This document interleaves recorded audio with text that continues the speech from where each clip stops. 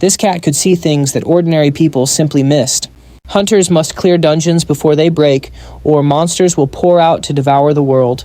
Claude's level isn't very high. Still, he tackles the hardest dungeons to get stronger and protect everyone. He's determined to reach the top. His current team isn't exactly top tier, but they should be fine for this dungeon. Inside the subway, Claude felt something was off.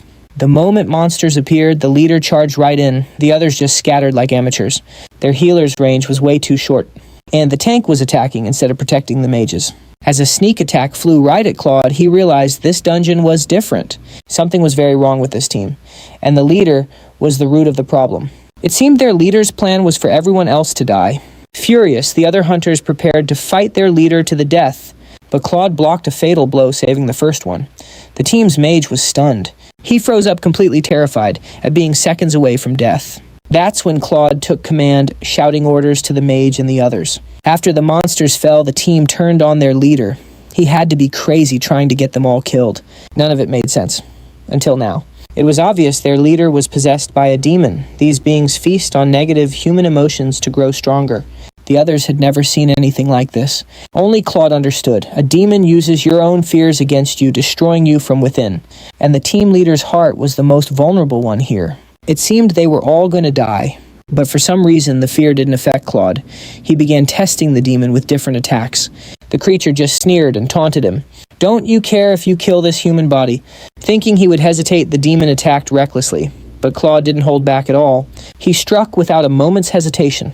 For the first time, the demon itself felt fear. No human should be this cold-blooded.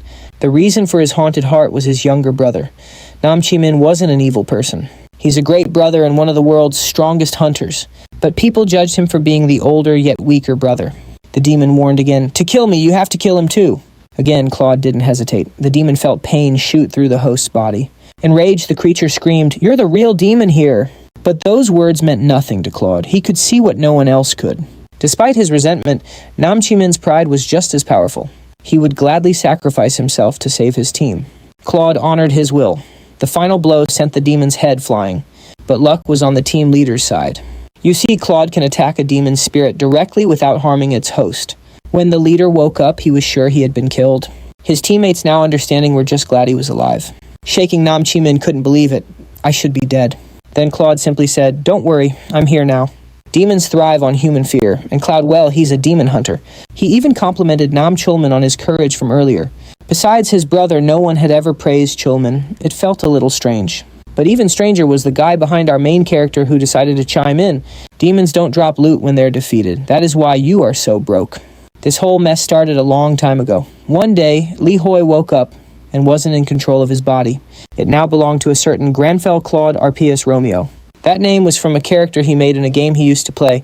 A while back, there was a hit VR game. It was amazing, like being inside an anime. You could be a total powerhouse like Sun Jin Woo, but then the unthinkable happened. The real world started to fuse with that legendary game world Arcana. People who played the game inherited the same powers as their in-game avatars. With these new skills, they were finally able to fight the monsters and dungeons that began appearing all over Earth. Too bad for Li Hoi, he was poor and barely played, so his character was low level, and that wasn't his only issue. Claude's personality was just impossible to control. If a boss treated him poorly, he'd snap right back with the same energy. Time passed. As the world grew more dangerous, powerful players became celebrities. But he was weak and stuck with a terrible class from the game, a demon hunter. It was hands down the worst class for leveling up. Its only perk was being super effective against demons. But in the game, demons were extremely rare. Back in the present, Chulman arrived home safe and sound. Nam Chulman pulls up an online article for his brother, Nam Taman. His brother says he can't believe it, remarking that even a guild leader recruiting from a post like that seems pretty foolish. But Nam Chulman claims that he's the very person described in the article. The revelation stuns Nam Taman so much, he spills his hot coffee all over the table. Still at home, Nam Taman continues talking, with his brother asking if he truly wants to quit being a player to become Jian's analyst. Taeman can't believe it since his brother was always against the idea but suddenly changed his tune. Chulman, however, insists that he's being completely serious. Seeing the doubt, Taeman asks if he's being tricked, but Chulman just reaffirms his choice. He says he finally realized his own limits and true purpose, choosing to follow his own path instead of living in his famous brother's shadow. Now intrigued, Nam Taeman expresses an interest. in meeting the person who could change Chulman's mind so completely. Taman notes that this person not only beat a demon, but also wasn't affected by the abnormality status, which implies incredible mental strength. He recalls his brother mentioning the player used a dagger, not magic, making it tough to figure out their class. On top of that, with that much skill, Taman can't figure out why a player that strong entered that specific rupture. Chulman admits the tale sounds unbelievable, but asks for his brother's trust. To Chulman's utter shock, Nam Taman says he believes the story since his brother was the one who saw everything.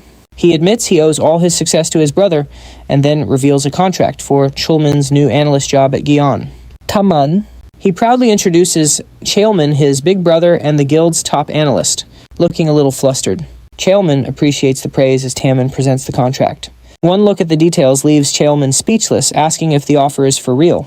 Meanwhile, our guy, Lee Hoyeol, just realized he gained 20 levels from that one demon fight. But his new inner persona, Granfell, couldn't care less about it. Hoyeol, on the other hand, is ecstatic, only thinking about spending his stat points. He takes a quick shower, planning to crash and sort everything else out tomorrow. However, Granfell's personality kicks in, horrified by the messy state of the house. Believing that a clean space equals a clear mind, he instantly starts a massive cleaning spree. Afterward, he makes a meal and is surprised by how healthy it tastes. Hoyeol realizes this is just how Granfell operates. He's all about strict routines and serious self-discipline. It clicks that the traits he gave the character, plus his class and level, are now affecting his real life. The old Hoyeol would have just ordered takeout. But thanks to Granfell, his new habits are a lot more disciplined. He also considers that Granfell is anything but untalented. In fact, the character has a serious knack for magic, able to copy most spells just by seeing them once. He's also smart and healthy. Running through the list of his character's perks, Hoyeol figures if these abilities are real now, he's in for a great time. Ready to test his theory, he grabs his phone and sees a long text from Chulman, having no clue what it's about. He ignores it for now. His priority is testing his new skills, but where to begin? He decides to try copying a spell and start searching online for ideas. Elsewhere, the Nam brothers can't believe Hoyeol just rejected their proposal. Chulman suggests he might have gotten an offer from another guild. However, Taman argues that as Korea's top guild, their offer was unbeatable, a house, a car, all fees paid, and a 95% cut. He can't imagine any other guild topping that deal.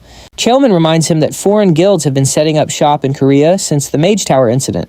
He adds that with all the top guilds in the capital, the offer could be from anywhere. Furious, Taman declares he won't let another guild snatch him up. He refuses to believe someone outbid them. He prepares to leave, asking his brother for Hoyeol's description. He's so determined to get him on their side that he wants every last detail to convince the player to join their guild. Chulman thinks for a second, describing Hoyeol as someone not very flashy, but who carries himself like a noble from a fantasy story dressed in elegant clothes. Back with Hoyeol, he's still researching enchantments. A little while later, he figures out the basics of magic. As long as he has mana, he can use it. Model. Lee Hoy chalks up his quick learning to his character Granfell being a genius. Now sure that he can use magic, he feels it's time to assign his skill points. Unsure of Granfell's full potential, he thinks a flexible build is the smartest play. So he adds 2 points to stamina and agility and 7 points to mana. While doing this, Lee Hoy has a sudden flashback. It's the sad backstory he created for Granfell, but he wonders why he's remembering it now. Shaking it off, he decides to drop 1 point into the luck stat. He figures Granfell will need it since he's got a tough road ahead. With that single point, his character's luck stat almost doubled. He even jokes that he might find a coin on the street tomorrow. However, when he awakens, he gets a real shock. Instead of a coin, he received a legendary class quest. After Arcana became reality, quests grew scarce since there aren't many NPCs to give them out. Normal quests are already a rare sight, but our main character landed a class quest. At first, it just seemed like a standard quest for a demon hunter. But then he realizes this is no ordinary mission. He remembers a news report about the #1 ranked player, Guyver the Paladin. Guyver had just started his very own class quest. This kind of quest is given to only one person per class, making it a massive newsworthy event. It's said that a player who completes one can join the ranks of the absolute best. Logically, our level 67 hero thinks it's impossible for him to get one. This brings him to one single conclusion after doing some digging. He is the only demon hunter left in the world, which explains everything perfectly. The protagonist knows the demon hunter's main outpost is in a place called Ashen. The location sounds impressive, but the reality is just plain sad. To even get there, you have to climb 1,000 meters up a dangerous path. The quests are nothing but a series of meaningless, tough chores, and the facilities are seriously lacking to say the least. Players don't even get meals because to reach the dining hall, you have to scale the mountain while an NPC yells at you the whole time. Our hero thinks it's completely normal that everyone quit this class, but his character argues that this training strengthens the mind against demons. Hearing this, he decides to push past old failures and check out the quest. The moment he does, he sees it's a counterattack prologue. Over in the capital, the Korean branch of the Anti-Arcana Union is hard at work. It's an organization built to minimize damage and chaos in the world. They hired every single developer who originally worked on the game Arcana. Whenever updates appear in the real world, their team collects and analyzes all the information for the players. One employee asks a coworker if another Rupture update is coming this week. He complains that he doesn't want to work late again and hopes for a break. He notes that a guy named Reynold is in charge of updating the site. And as soon as he posts something, the real world transforms. Instantly, his colleague warns him a new update just hit, shocking them both. The entire operations team lets out a collective groan, knowing they have to work even harder now. This wasn't just any patch note. A demon was coming with a rupture called the Count's Fortress. New monsters were listed as threats, and the Count was the dungeon's final boss. The threat level was estimated to be 430, a score way above the rank, one player who was at level 403. The staff concluded this update was basically impossible to clear, not even with every top player or a whole guild combined. They thought about getting help, but remembered the NPCs their only act if their own tower is threatened. This fact only made the team feel more hopeless. A rupture this big could destroy the area, letting monsters loose in the real world. One employee even said the whole update was completely unthinkable, saying it would shatter the game's balance and only a miracle could fix it. Meanwhile, back with our main character, his system told him to train his body for the mission, giving him a list of exercises. But he wasn't feeling any stronger and wondered if he'd changed at all since Axan. His whole body trembled as he pushed through the intense workout. He could barely make a proper sandwich, a true tragedy for a foodie like him. So even though he was collapsing on the inside, his character's persona did its best to stay optimistic. He felt a sense of accomplishment, knowing that his character, Granfel's pride, kept him from quitting. He finally cleared the mission, figuring he'd earned a good long rest. But the next day, it was back to training. The system offered no breaks. The routine got even harder, and a week later, the pace was still brutal. The moment he finished one training quest, another one would pop up. He managed to clear the daily task every single day, thanks to the powerful influence of his character, Granfell. But he started to wonder how long this grind would last before he saw a reward. He even began to suspect the only reward was just going to be a healthier body. But then, his system pinged. He had cleared the weekly challenge, earning 2 vigor and 2 dexterity. Permanent stat points are an incredibly rare reward. Stat boosting items are usually super expensive. Our guy was ecstatic to get 4 attribute points without even leveling up because of this amazing prize. He decided that maybe this kind of repetitive quest wasn't so terrible after all. Just then, he caught the news about that crazy new update everyone was discussing. The news said that most guilds had announced they were backing out of the new raid because it was simply too dangerous. The update, Territory of the Count's Family, had a new monster named Count Ascura. He was a level 430 vampire demon, the highest level boss ever recorded, meaning the raid's difficulty would be off the charts. Due to this, the Korean branch of the UAA announced they had no comment at this time. Our protagonist wondered if anyone in the world could actually defeat such a monster. Many were calling this the strongest raid boss in the game's history, which was making people panic, especially after hearing that even the top guilds refused to challenge it. Our hero knows demons are every player's biggest headache. With each fight, they grow stronger, bringing nasty status effects. The rule of thumb is you need at least 10 levels over a demon to win, making this foe seem impossible. It would be unthinkable, but he just got a new quest. He's been tasked to fight the most dangerous vampire ever seen, a mission that has even the top warriors running scared. Fear grips our hero, who must face a theoretically unbeatable enemy. Normally, our protagonist Lee Hoy would be panicking, but his heart is oddly calm thanks to his character Granfell, as the mighty Granfell. He declares some inferior race is wasting his time and must be punished. Inside, however, Lee Hoy is screaming, "Bad idea." A little while later, our hero studies the case and learns Count Ascura is in Russia. To reach him, he realizes he must visit the Mage Tower and its magic portal, which can teleport anyone anywhere. That's why foreign guilds are here. Our hero thinks about hailing a taxi, but his alter ego takes over, refusing to wait another second. Instead of a warm jacket, he grabs some packs of tea before leaving. An absolute essential, he thinks. Outside, the Mage Tower press have gathered, hoping to see famous players using the portal for the raid. One journalist expects more than just a single player to arrive, but his assistant notes the transport isn't that simple. It drains a ton of mana. Then he spots several players approaching.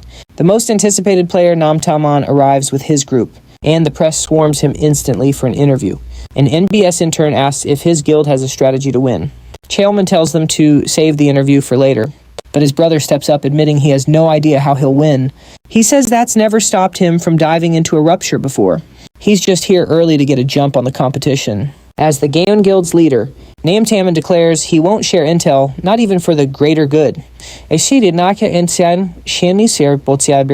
He argues if they really cared about world peace, they'd fight in ruptures more often instead of just watching. Just then a cameraman spots the Shining Guild approaching. Their guildmaster Lox is level 399 ranked second overall, a real contender. An ally suggests they avoid the crowd and their leader agrees. The ally spots Gaon Guild, thinking their leader sounds pretty arrogant. However, Lox notes they're just on edge since every guild is here for the portals. He adds Gaon Guild is failing, so their leader is likely betting it all.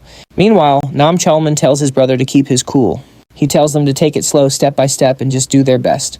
His brother switches topics, asking if he tried to reach his contact again. Nam Chaelman says he did, but the system update messed up his plans. His brother figures if the contact is that powerful, he'll show up for the raid. Meanwhile, our hero decides to just take the bus to the tower. During the ride, he watches videos on magic trying to figure it all out. He realizes there are 3 basic steps to activating magic. First, sensing the mana, then influencing it, and finally making it real. Giving it a try, our main character successfully summons a flame in his hand. But since he's on a public bus, he ends up freaking out everyone around him. The driver shouts at him not to use dangerous skills on the bus. The protagonist quickly apologizes, completely shocked he could perform the magic on his first try. He learned the skill from a video, which is a relief. But when he checks his system, he notices the skill hasn't registered, and new skills normally pop up right away. He then starts to wonder if this could be some kind of system bug. After arriving inside the Grand Mage Tower, a place he'd only ever seen, from the outside he sees a portal.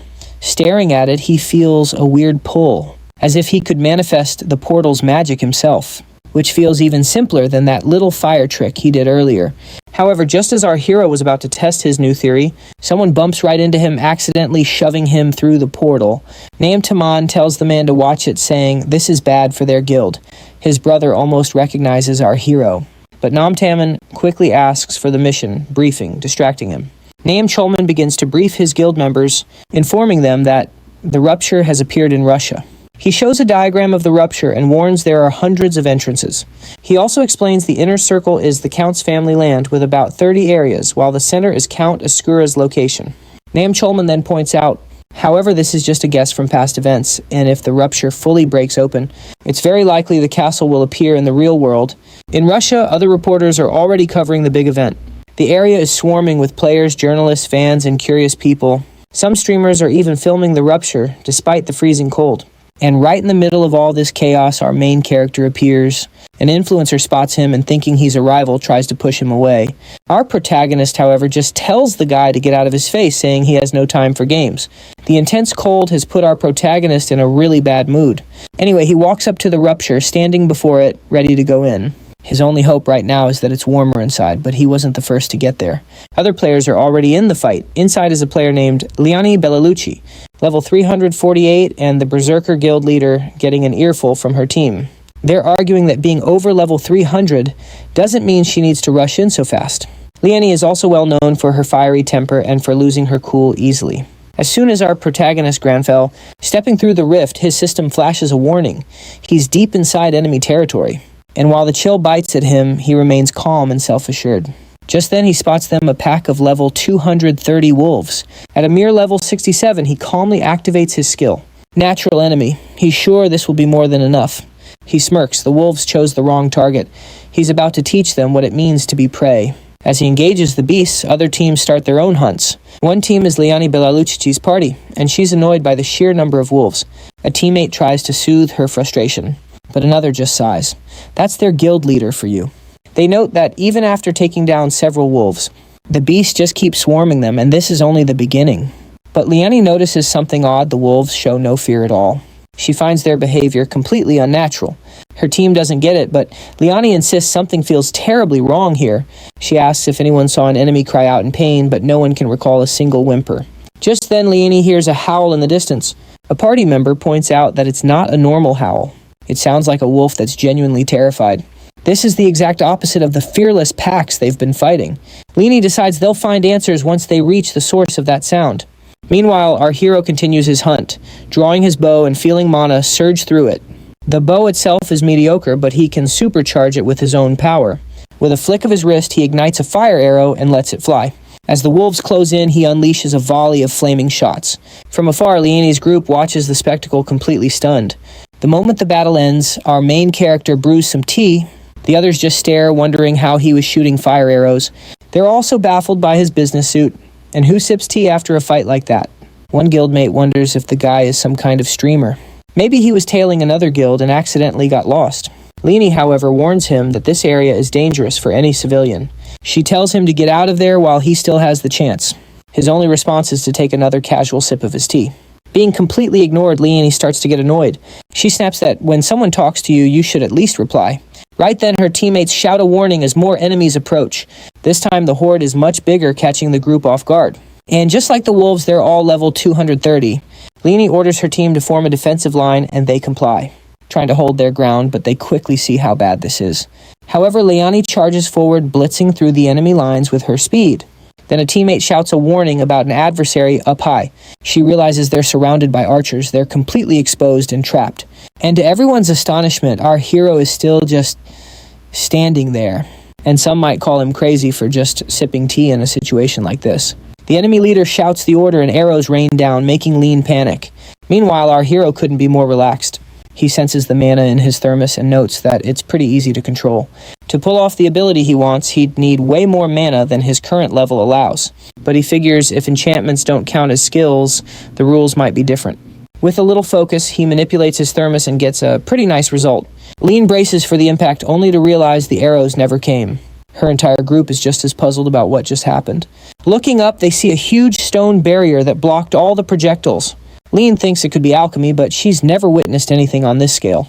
A technique like this should be incredibly difficult to pull off. Just then, the protagonist walks over explaining that it wasn't a skill. He casually reveals that he's just using pure, unrefined magic. A protective wall popping up so perfectly leaves the whole group speechless. Honestly, even the main character seems a bit impressed with himself. He hadn't really had a chance to test his abilities before now, but there's no time to think about it as the enemies press their attack. They're now closing in on the ground, attempting to surround the heroes. This tells our protagonist it's time for him to get involved too. The guild leader tells her team to prepare for battle and asks the protagonist for help. She reminds him that they're all in serious danger here. Granfell readies himself, and to Liani Bellucci's surprise, he summons a bow. During the fight, one of the heroes gets hit and his friend shouts for a healer. But in that moment, he leaves himself completely open to an attack. Before the blow can land, something flies in to save him. He sees the attack was blocked by a single arrow shot by the protagonist. Stunned, Liani Bellucci tries to make sense of his impossible skills. Her amazement grows as Granfell shows off a new trick with every single shot. This time he fires off a flaming arrow straight into the closest enemy. Lean finally realizes one man is using mage, alchemist, and archer skills. This just makes her more confused, wondering who in the world is standing with them. Before long, the heroes manage to take down the last of the enemies. A guild member reports to his leader that the coast is now clear. She praises her team's good work, but her mind is clearly distracted. Liani Bellucci can't understand why he's soloing a rift this difficult. He's wearing the wrong gear and dodging all of her questions. From what she can tell, he hasn't even broken a sweat. And though she would hate to say it, she knows they'd all be dead without him. She figures he must be a ranker, though she's never heard of anyone with his skill set. She even starts to think he's pretty good looking. But after his chilly attitude from before, she decides not to thank him. Liani Bellucci stares a bit too long and he catches her eye, making her blush. She quickly tries her best to play it off casually, but she gets really flustered when he just keeps staring right back at her. Maybe he'll offer her a little of his tea. If he did, she definitely wouldn't say no. But to her surprise, he walks right over to her. He says he knows she's staring, but he isn't sharing. And with that, Liani Bellucci's hopes were officially dashed. Meanwhile, a Korean news crew's drones survey the rupture. The world is watching since this is the highest level boss ever. He isn't the only one. The world's press is covering it all. They're reporting hundreds of ruptures around the main zone that players must clear before moving on to the next phase. That's correct, since the boss's fortress is the final stage. Top guilds like Shining and Gaon are already making their way in. And the big question is, which of them will reach the end first? The first guild to clear this rupture will achieve global fame, and their accomplishment will become legendary, fueling massive hype. Inside a TV director's booth, an employee brings some coffee. He complains it's too dark, but the director says he likes it. He asks if any new footage has come in from the rupture. His employee reports all teams are halfway with Shining in the lead. The director says he wants to be the first one to interview the warriors the moment they get out. In the middle of their chat, something startles them. An assistant sprints past the reporters, leaving them baffled. The director himself yells that the first clear has just happened and orders all the reporters to follow that assistant. Everyone is stunned, but the director admits there's no solid info yet, which is exactly why he needs them to get there immediately. The assistant who ran ahead arrives and calls the director. His boss asks which guild managed to clear the area. The assistant says it wasn't a guild they expected, it was the Berserkers. The director finds that odd. The Berserkers are ranked 32nd, but the assistant confirms it, saying he even filmed the leader leaving, and he's already sent the video over.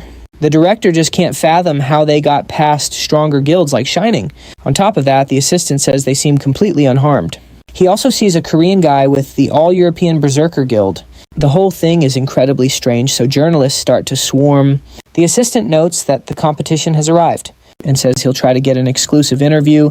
He approaches the main character, asking about what went on inside and about his ties to the Berserker Guild. However, Granfell simply tells the man to get lost. He adds that his patience is about to snap, stunning the assistant. The other reporters mob the Berserker Guild, trying to talk to the leader. She, however, calmly states she has no comment. Her team might be loving the media frenzy, but Liani Belalucci was in no mood for interviews. The press pushed forward, calling it a huge moment for her guild. But Liani could only think about the main character, the one who actually led the charge, not her. She scanned the area for him, but he had already vanished.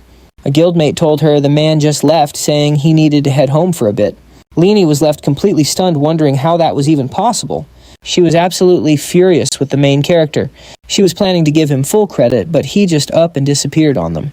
She knew interviews could make or break a guild's reputation and couldn't imagine why he'd leave. In the chaos, reporters spotted a blue portal where the Jian Guild finally emerged. They were the ones who were supposed to have cleared this gate. The journalists immediately swarmed the new arrivals for a comment. Their leader, Nam Taman, saw the Berserker Guild and looked confused by their presence.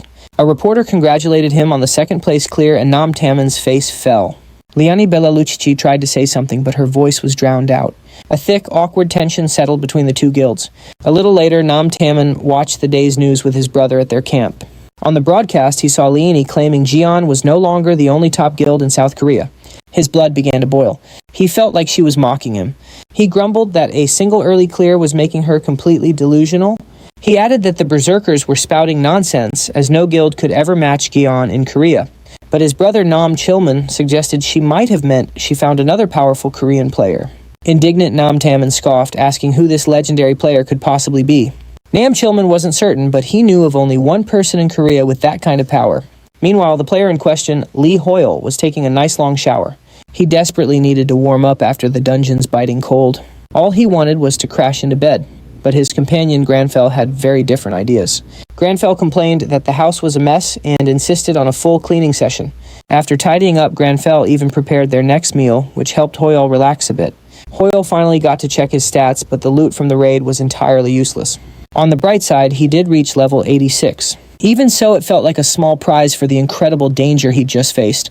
He figured out that magic was more mana efficient than skills, which let him cast more often.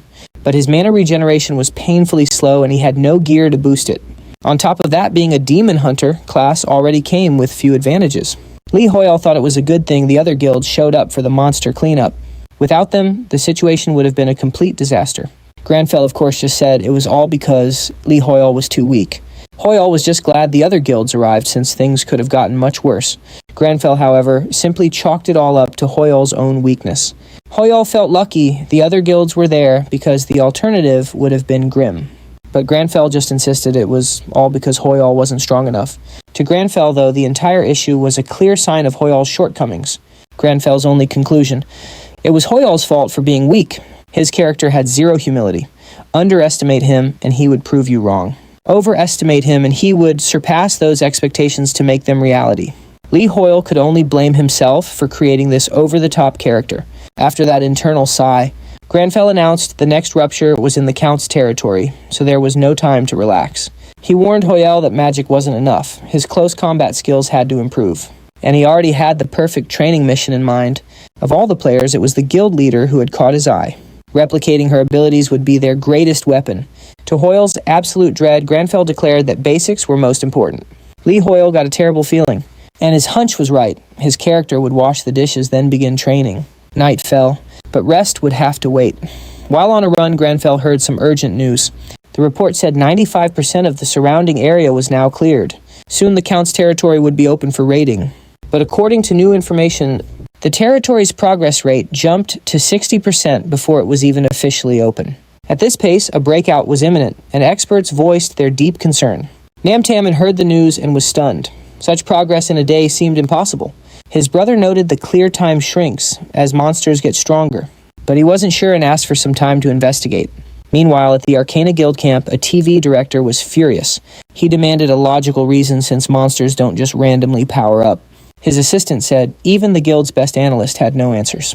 The director realized that if the breach happened, they were all doomed. Once the monsters escaped, every civilian and player nearby would be annihilated. Word of the rapid progress spread, fueling widespread panic. The protagonist knew this had never happened before, so it made sense that everyone was so lost. Since this was secret info from the game, Axon, he knew he had to hurry. He recalled that a vampire shares its authority through its blood. Count Askra had shared his power with the monsters on his lands. When they were slain, that authority returned to its original master. The Count was now funneling that power to the monsters inside his domain, making them stronger and raising the progress rate. And then a horrible thought struck him. If he cleared the Count's territory, the fortress could erupt instantly. This would happen the very moment it opened. Granfell declared Count Dura unworthy of his station. He felt a true aristocrat never reclaims what has been given. For that, he would pass judgment on this foe who shamed the nobility. Hoyeol agreed, but urged his character to get some sleep first. But Granfell simply said he could sleep when he was dead. 5 hours remained until the Count's territory would erupt. Standing before the rupture, an influencer named Park Gang starts his stream. He warns everyone that, with destruction rising, an outbreak is about to happen. Luckily, several top guilds are on standby to handle it. Then he drops a little-known fact on his viewers. While most areas have 200 ruptures, the Count's domain only has 30. With so few ruptures, guilds are forced to team up and share one. But loot and experience get split based on who does the most work. So you gotta watch which guilds team up since it could get messy. Just then, Nam Chilman shows up and his brother asked for the scoop. Chilman confirms that with so few ruptures, competition is a sure thing. His brother isn't worried, saying they'll be just fine, as long as they don't run into the legendary Shining Guild. But Chilman has good news: the Shining Guild headed north. That means they'll likely face the unified Underheaven Guild. He adds Berserker is with Second Son and Bohemian, and everyone's wary after the first cleanse. As they're chatting, someone approaches and Namtaman tenses up instantly. It's his rivals from Japan, the infamous Inazuma Guild. Their leader, Hagi Kazuma, acts surprised to see the Gaon Guild, especially about to enter the very same rupture. Namtaman fires back, reminding them they refuse to open a Korean branch. He figures they must have just gotten off their plane. Kazuma mocks him, saying flying to Russia beats opening a branch in Korea. That's all it takes for Namtaman to get ready to fight. And that's exactly what Hagi Kazuma was hoping for. The two are about to throw down Which Delights, the snooping influencer. And he's not alone. Everyone there wants to see this fight happen. Instantly, influencers and press swarm in to record the showdown. But Nam Chilman quickly tries to de-escalate the situation. He reminds him the rupture's progress is way more important than pride. But all Nam Taman can see is Red thinking only of the rankings. After all, the Inazuma Guild is ranked 4th, and his own Gaian Guild is about to slip to 5th. Plus, Hagi Kazuma is ranked 6th while he's stuck at 11th, and that's before you even factor in the national rivalry. With so much on the line, even Chilman agrees not to back down. The two brothers are now fired up to take down the Inazuma Guild. Soon the press is buzzing Inazuma, and Gaon have entered the same rift. Their famous rivalry always draws a crowd with fans watching the ranks closely. Up in the northernmost rift, you've got the top 2 guilds. That's Shining at number 1 and Unified Underheaven at number 2. Down south, the Berserker Guild holds the 30th rank. They're with Second Son at 7th and the Bohemian Guild at 3rd. Meanwhile, global destruction is at 80% causing worldwide panic. And right as all this is going down, our main character quietly enters the rift in the Count's territory. His last raid was a brutal reminder that an empty mana bar is bad news. He needed a way to stretch his mana supply during combat. His fix was designated magic, using alchemy to transform things at will. For his first try, he turned some rocks into a handy cup and table. The catch, more complex stuff cost way more mana, which explains why this new trick isn't exactly combat ready. But while he was mulling it over, our main character had a breakthrough. While he was thinking, monsters began to swarm him. He guessed the Count sent them, and honestly, he found their attempt pretty lame. He blasts them with magic, telling them to go back to being dust. That's when it hit him. Returning items to their original form costs almost 0 mana. He dubbed this new technique reverse magic. Meanwhile, deep in the Count's domain, Nam Tamon was picking a fight with the local monsters. The mobs tried to swarm him, but the guild leader didn't even blink. He wiped them out with ease, clearing the area in a flash. But Tamon noticed something weird. There were hardly any enemies. The whole situation felt off. This place should be crawling with monsters. A teammate ran up, reporting the Inazuma Guild was seeing the same thing. She added that they'd barely fought 10 enemies since arriving. And that was strange, since both guilds took different paths. Soon after, Hagi Kazuma strolls over, remarking how quiet the place was. Tamon shot back, asking why his rival was acting so friendly. Kazuma played innocent about the hate, but said it made him want to fight back. Just as things were about to get heated, Tamon got a call. His brother was nearly done with the dungeon analysis, but couldn't send a video. Tamon replied that he was in some kind of town square. Panicked, his brother yelled at him to get out of there right now. Tamon was confused at first, but then he spotted something on the horizon. The Count's level 350 knights had arrived. Instantly, the heroes knew they were in trouble with no way to escape. Tamon saw enemies everywhere, and his rival realized it too. Tamon knew knights were way more powerful on open ground like this, and because of that, he was completely out of options. Kazuma, however, said he hated it but suggested a temporary truce. With foes swarming them, they knew if they didn't team up, both guilds were done for. His brother's urgent call came through. The unified Underheaven Guild had also been ambushed by knights and took big hits. He yelled at him to fall back to a safer area, but Tamon was cornered with no escape. Just as all hope seemed lost, a blast of magic hit the enemy lines. The attack sent them flying away from the heroes. This sudden turn of events shocked even the guild leaders. A huge stone pillar shot up, blocking the cavalry. Tamon wondered who could have cast such a powerful shield. A lone warrior then appeared. Even from afar, Tamon knew who it was, but had no idea how our main character managed that move. While the heroes were still stunned, our main character appeared right before them. Meanwhile, a streamer admits he's late, but he's back on the Gaon Guild's trail. He's now following the tracks they left. His chat, however, warns him he's not alone. So he tells his viewers he'll track Inazuma instead. But an explosion's roar makes him investigate the sound instead. And that noise came from massive stone pillars. Our hero summoned across the entire battlefield. Everyone wonders who this newcomer is summoning the entire structure without a word. Hagi Kazuma knows that kind of power requires immense mana. He also sees the hero isn't in armor, but in a formal suit, making this mystery hero even more intriguing. Meanwhile, some foes slip past the pillars, but the structures slow their horses. Seeing this, Nam Tamon says they can thank him later. For now, it's time to fight. He sees their chance to win closing in on the disadvantaged enemies. Hagi Kazuma senses the shift and orders an attack, sparking a huge battle. The streamer just records it all, his jaw on the floor. He's stunned by the mysterious mage's grand entrance. From our hero's view, he's using reverse magic on his foes. But to the streamer, he's soloing the entire cavalry. The streamer is in disbelief. A sight this amazing is incredibly rare. Our hero draws a silver dagger, but wants to preserve its durability. He thinks about using mana to transform it, then change it back, but he's not sure it'll work. He recalls when he changed a stone into a cup. It gained the durability of a simple cup, and when reversed, it regained its original toughness. In theory, the same logic applies to his dagger, so our hero turns it into a spike for a quick test strike. After the hit, he reverts the dagger and sees it worked exactly as he planned. He figures this will be super useful from now on. When the fight is over, Nam Tamon is deep in thought. He's finally facing the warrior his brother praised so highly. After seeing that power firsthand, Tamon is now even more set on recruiting him for his guild, especially since his rival guild leader saw it all too. He just can't think of a better offer than his first one. While he's thinking, the Wii TV streamer runs up to our hero, hoping for an exclusive interview like so many others. He may be first, but our hero is quickly mobbed by other warriors, who all praise his skills, not even sure if he's Korean or Japanese. Not wanting to lose out, Nam Tamon pushes his way closer. Reaching our hero, he quickly introduces himself, saying he's already heard of his deeds. He also mentions sending a previous message to join his guild. Our hero, however, says the approach lacks formality and refuses to answer any questions. And his refusal is broadcast live to everyone. Word spreads fast that the mystery player declined interviews because they lacked formality. Meanwhile, the big headline is that the Shining Guild was the first to clear the Count's family territory. But back at their camp, the guild leader, Lox, doesn't look too thrilled. He's rewatching the protagonist's fight, asking his teammates for their take. His teammate Camilla just says she's an archer. Demeter adds there's no point asking what they obviously don't know. This just fuels Lox's curiosity. Camilla admits the guy is impressive. She concludes he'll either join their guild or become a serious problem.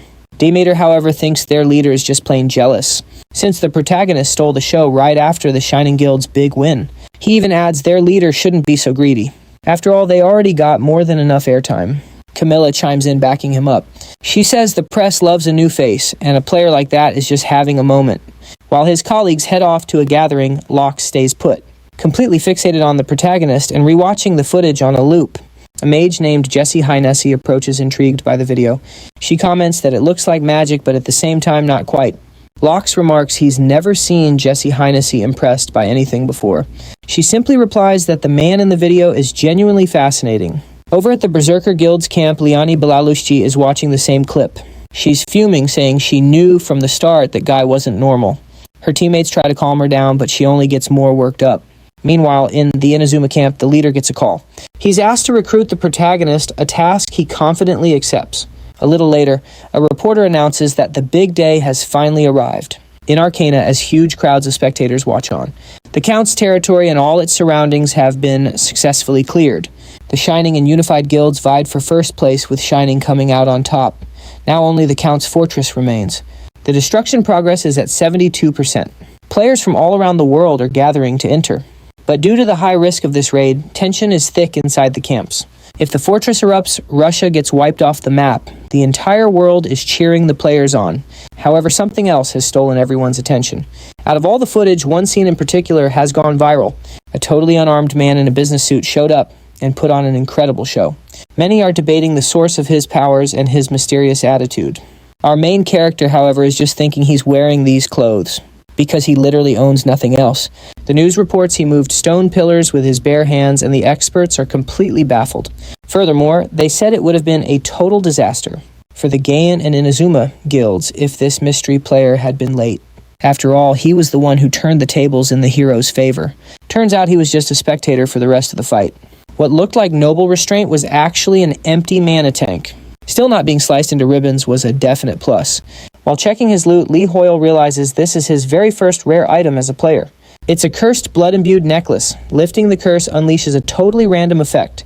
And that rarity is exactly why most players crave one. But Hoyeol has a different plan for this cursed item.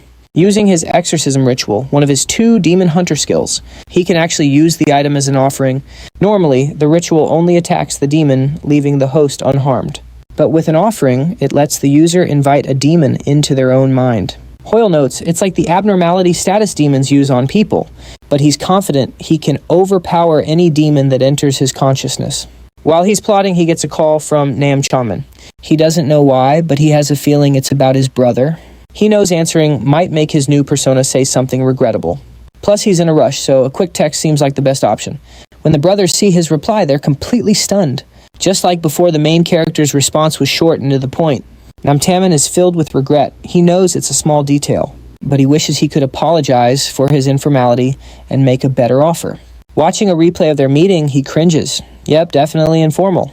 From the main character's expression, they assume he was absolutely livid. Well, nothing to be done now since his calls are just being ignored. So he decides to get back to the main objective. The destruction rate has hit 83%. He figures they can relax for another 10 minutes before diving in. But just then, a tremor rocks the room and Nam Taman yells, "What's going on?" Suddenly, urgent breaking news flashes across the television. The Count's family fortress has suddenly erupted. The breach collapsed early and Russia is now in a state of evacuation. Huge casualties are reported near the camps as the Russian borders are sealed. To top it all off, the fortress itself is materializing in the real world. And right in the middle of this chaos, our main character arrives. It isn't long before people in the crowd recognize him from TV. Seeing him walk in all alone, they all think he's completely nuts. But for our hero, none of that matters. He steps into the fortress and is greeted by a massive statue. The main character scoffs, questioning if this can even be called a fortress. Granfell remarks that it's a bit much for such a low-tier vampire. Meanwhile, Lee Hoy thinks the Claudy family mansion was 10 times bigger. Suddenly, the previously lifeless statue begins to move. He realizes the enemy overheard him and readies himself for a fight. Outside, the other hunters can't believe their eyes. He's facing a monster over 10 meters tall. They think there's no way he can win alone. Some of them even think about just turning tail and bolting, but our main character just keeps his eyes locked on the statue. With one quick gesture, he shatters the enemy before it can even react. All the players outside the fortress are completely shocked. They just saw him take down that monster in a single strike. Nearby, the Hine Guild hears a crash from the Count's fortress. They recognize that sound. It's just like from his battle video. Jessie bolts toward the noise, ignoring her team's strategy and her guildmates' warnings. For Granfell, it was just another rock he'd smashed in his long life. He's sure a simple statue isn't going to stand in his way. Right after, he senses someone else is getting closer. With the Door Guardian defeated, the other players feel brave enough to advance. Our hero has no idea why everyone else suddenly got a burst of courage. But regardless, a new system mission pops up to defeat the vampire. Without a second thought, Granfell strides right into the fortress. Lee Hoyeol frantically tries to stop his character from being so reckless. He warns that the Count is way stronger, but Granfell doesn't even listen. Inside, he finds a banquet hall and notices something very strange. Every single wall is just plastered with portraits of the Count himself. A moment later, the Gion Guild makes its way into the fortress. Right away, their leader Nam Taman feels that something is off. His teammates are confused about what's going on, but he stays composed. He says he feels smothered, like he's been watched since entering the hall. His brother hears this and recognizes the feeling of a demon's casting. He figures it out the portraits are actually demons in disguise. Hearing this, Nam Taman orders them to burn every painting, and he finally feels better. Nam Taman's brother noticed the first players in were already falling back. Now he gets it. A castle like this would definitely be loaded with traps. The statues and portraits are probably causing status abnormalities. That must be why the Hine Guild didn't use the main entrance. Nam Taman admits to himself that he wasn't careful enough. As a barbarian, he's especially vulnerable to these kinds of effects. Things could get a lot worse from here. Now back to our hero. When he saw those same portraits, he immediately wrote them off as garbage. He even jokes that you'd need a stomach of steel to eat in here. He thinks the statues are even worse and feels sorry for the poor stones. And his critique doesn't just stop at the decor either. He says the whole castle is a mess with hallways leading nowhere, a sign of terrible planning. After walking around a bit, he finally finds a large staircase. He figures he must finally be heading in the right direction now. Between the layout and the awful smell, he's sure this is the fortress's center. If he's right, then behind that door is the infamous Count Asura. Our hero notices that it's gotten unusually quiet all of a sudden. He figures the other players probably haven't made it this far yet. But defying his expectations, Jessie Hinai appears saying she finally found him. Model. She says his magic was so incredible she just had to meet him herself. Lee Hoyeol is shocked to see her floating, but Granfell remains as cold as ever. Jessie admits her curiosity just got the better of her. She explains she replayed his video again and again but couldn't solve the secret to his power. So now she demands to know the truth. Meanwhile, our hero is thinking about how he's carefully saving his mana. While this girl wastes it so freely, he finds it incredibly impolite. So he grabs her shoulder, placing her gently on the ground. He tells her to show some manners, which is basic for someone asking for lessons.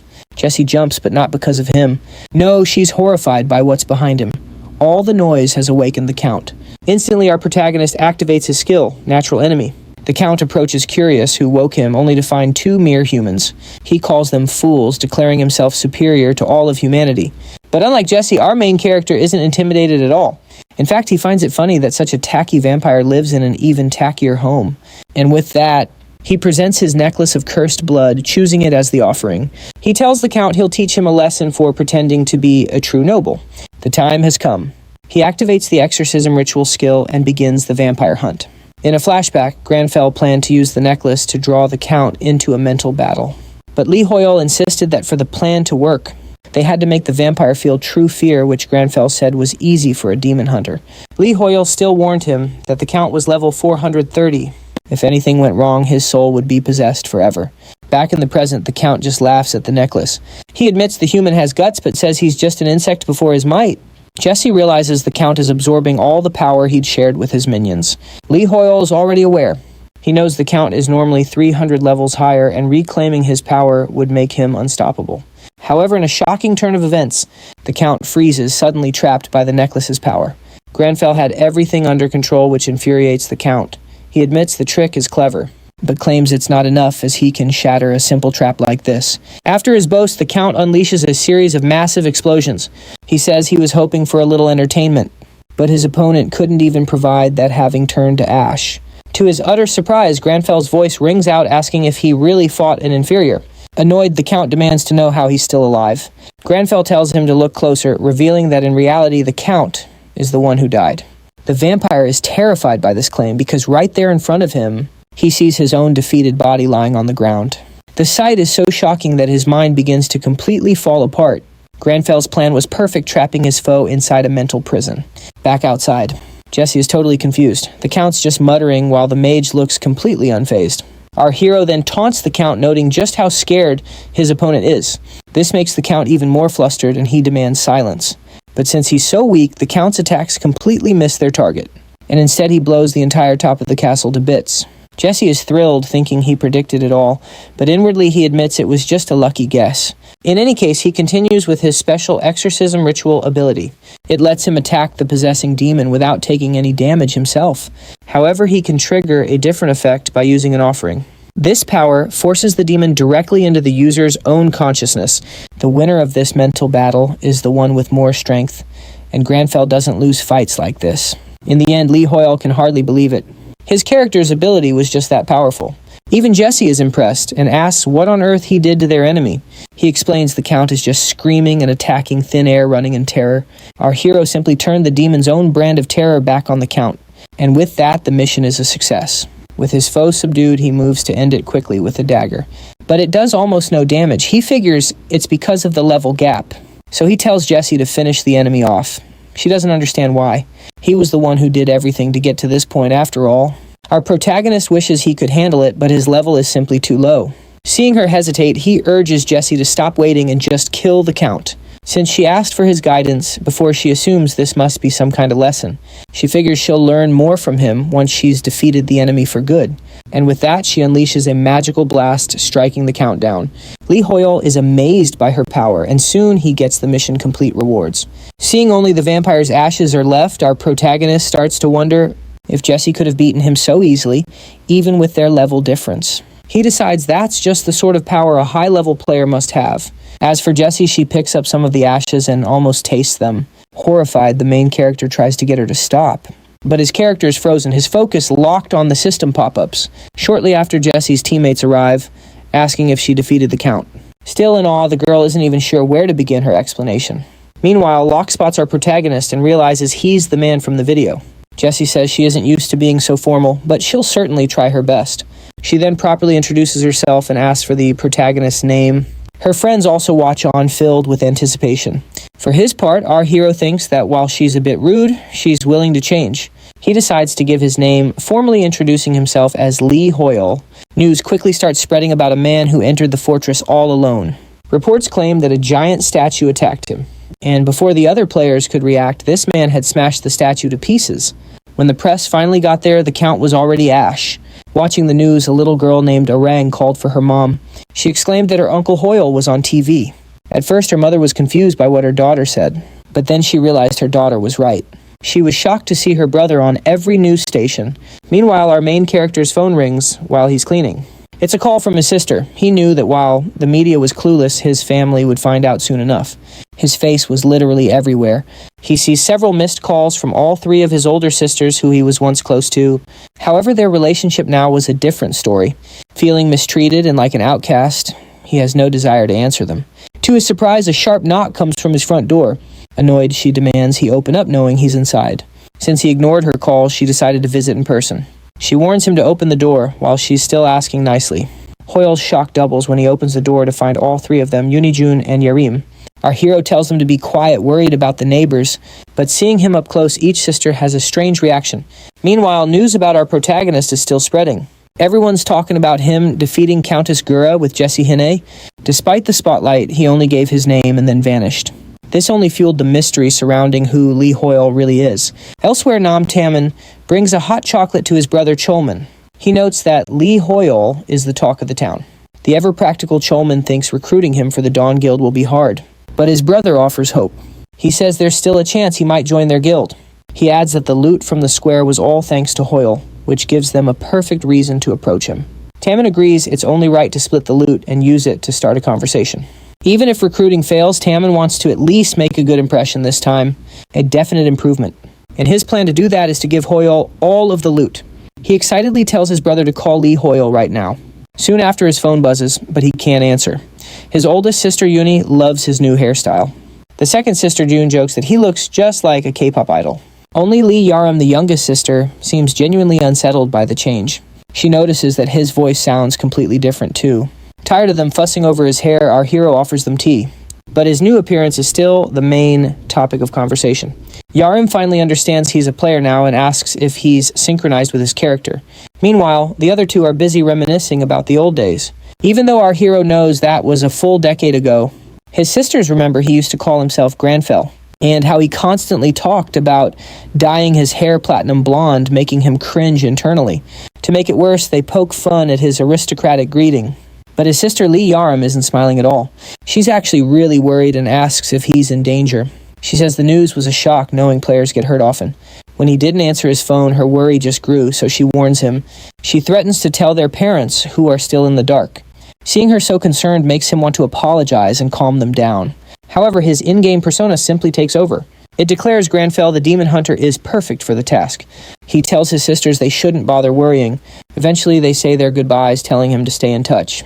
Yarim also advises her brother to save his cash, not just lend it. That's when Hoyeol realizes he's broke, except for the rupture reward. This is the main way players earn income from the game's developers.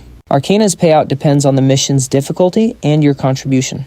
Rumor has it that the Cosmo company is actually bankrupt, and the CEO, Raymond Shaw, pays players from his own pocket. Full of excitement, he decides to check his bank account balance. Meanwhile, at the Shining Guild, Jessie is being grilled about Hoyeol. Her colleague Camilla insists they beat the count together, but Jessie plays dumb. Camilla says she should share intel instead of watching weird clips online. Annoyed, Jessie flares her aura and tells Camilla to back off. She insists she has more important things to do. Camilla gives up, but still wonders about those Korean etiquette videos. Right then, Jessie gets a notification for her Rupture Clear reward.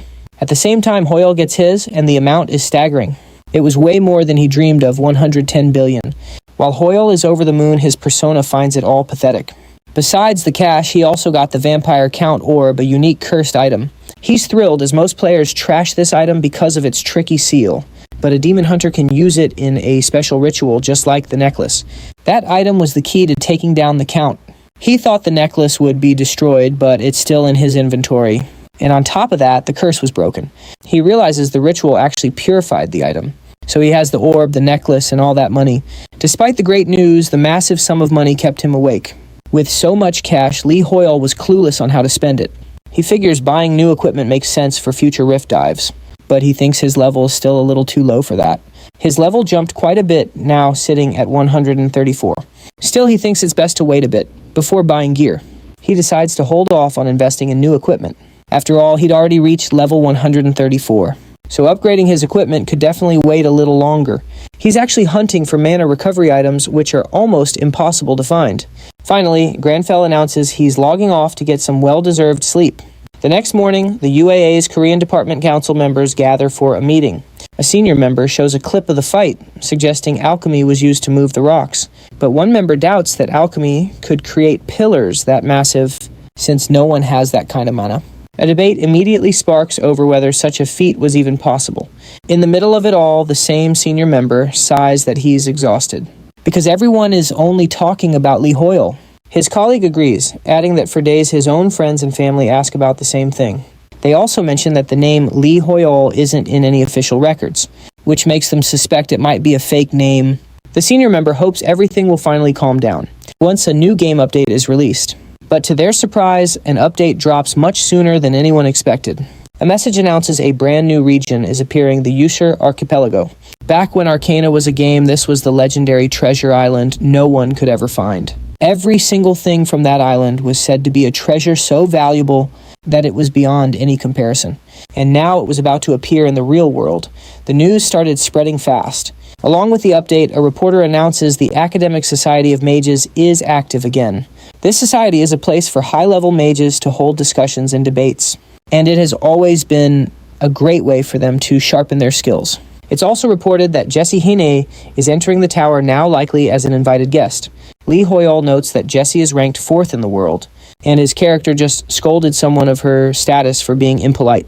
In response, Grenfell brings up a popular old saying, "The mage's tower has magic, not skills." Lee Hoyeol remembers that line from the tower's old description, back when Arcana was just a game. But now he thinks the society could actually be useful. However, Grenfell declares he's not leaving until the dishes are all done. Inside the mage's tower, a huge crowd has gathered for the meeting. Among them is Cleo, a tower-affiliated mage excited to see so many of her peers. She's eager to hear what kind of new research will be presented this time. On top of that, the head mage Morello is going to speak to everyone. Lost in thought, Cleo is almost bumped by another mage, but only he stumbles. She was protected by a magic barrier and immediately calls the guy an idiot. However, a voice nearby tells Cleo not to call people idiots. This person explains the barrier is the Tower Master's magic, cast specifically for this gathering. Jesse adds that it's a magic you can't even see without an invitation. The moment Cleo sees Jesse, her attitude completely changes, and she quickly apologizes, saying she was totally in the wrong. But Jesse tells her she doesn't need to apologize. Instead, she instructs Cleo model. She announces she's the guide responsible for leading all guests to the Crystal Hall. Cleo reports that Jesse is the last to arrive, as everyone else on the list is present.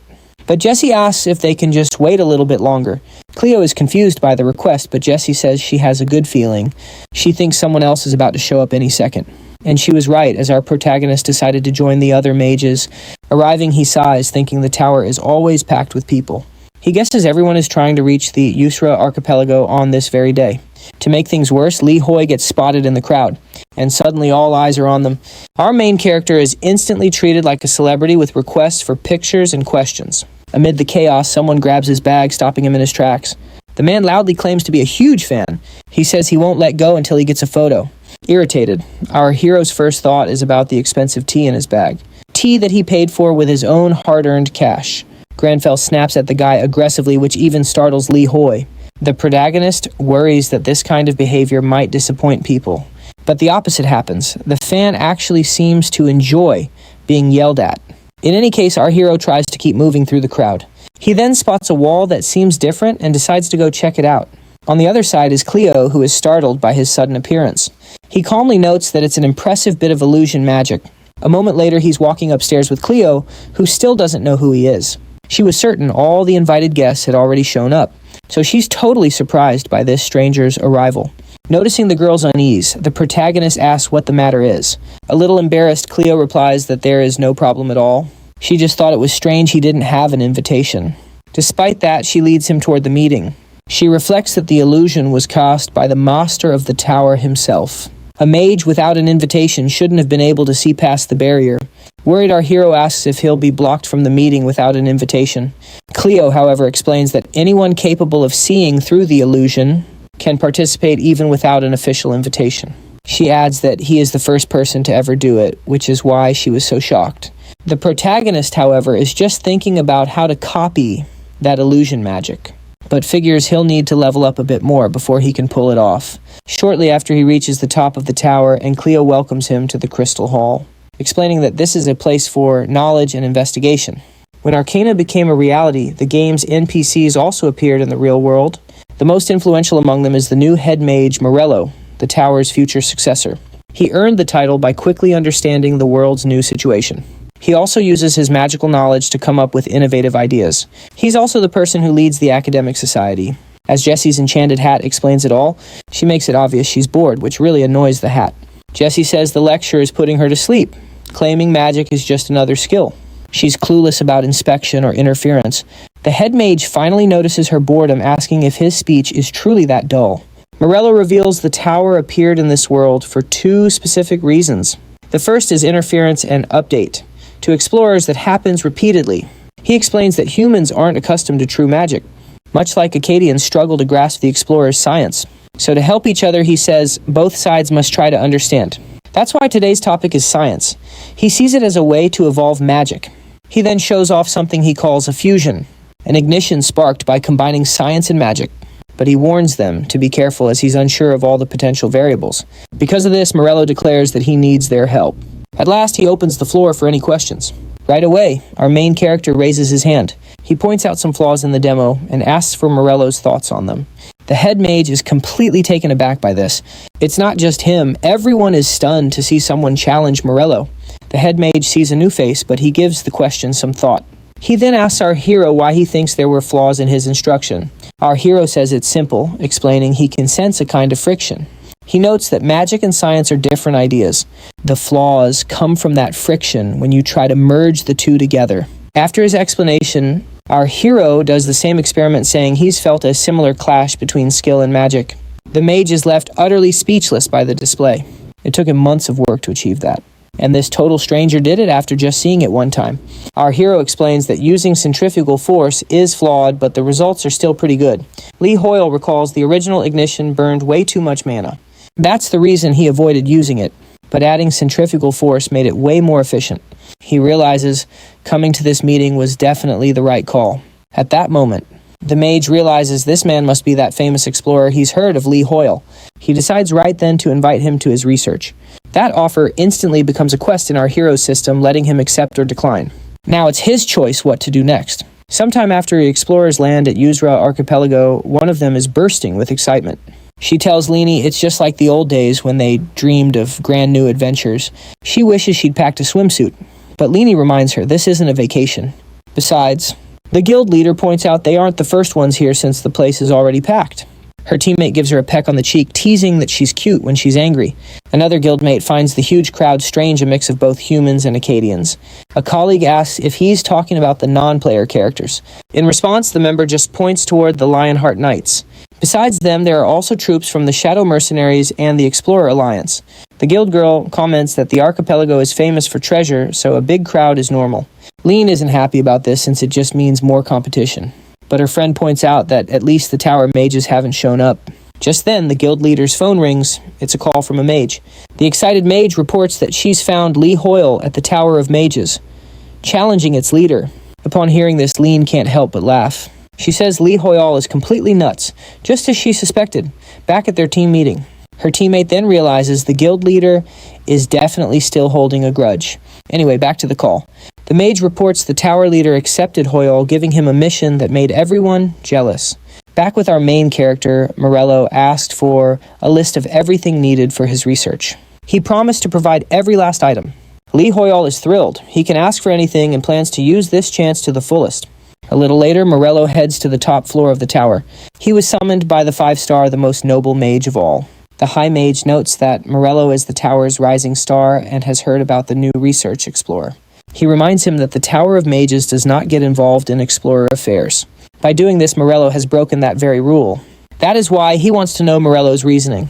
Morello explains that the explorer Lee Hoyeol has perfectly grasped the concept of magic. He says Hoyeol has bridged the gap between magic and science. Help from a person like that simply cannot be passed up. The High Mage tells Morello their duty is to judge for themselves and take responsibility. He trusts the young man understands the weight of his actions. He claims to respect Morello's judgment on the matter, but Morello must remember to take full responsibility for his choice. After their discussion, Morello is dismissed, clearly annoyed by the High Mage's attitude. He feels they have no clue what's actually happening outside, and he wonders how much longer the Tower Master plans to remain silent. Just then, Cleo happily approaches Morello, telling him she's getting the items Lee Hoyeol wanted.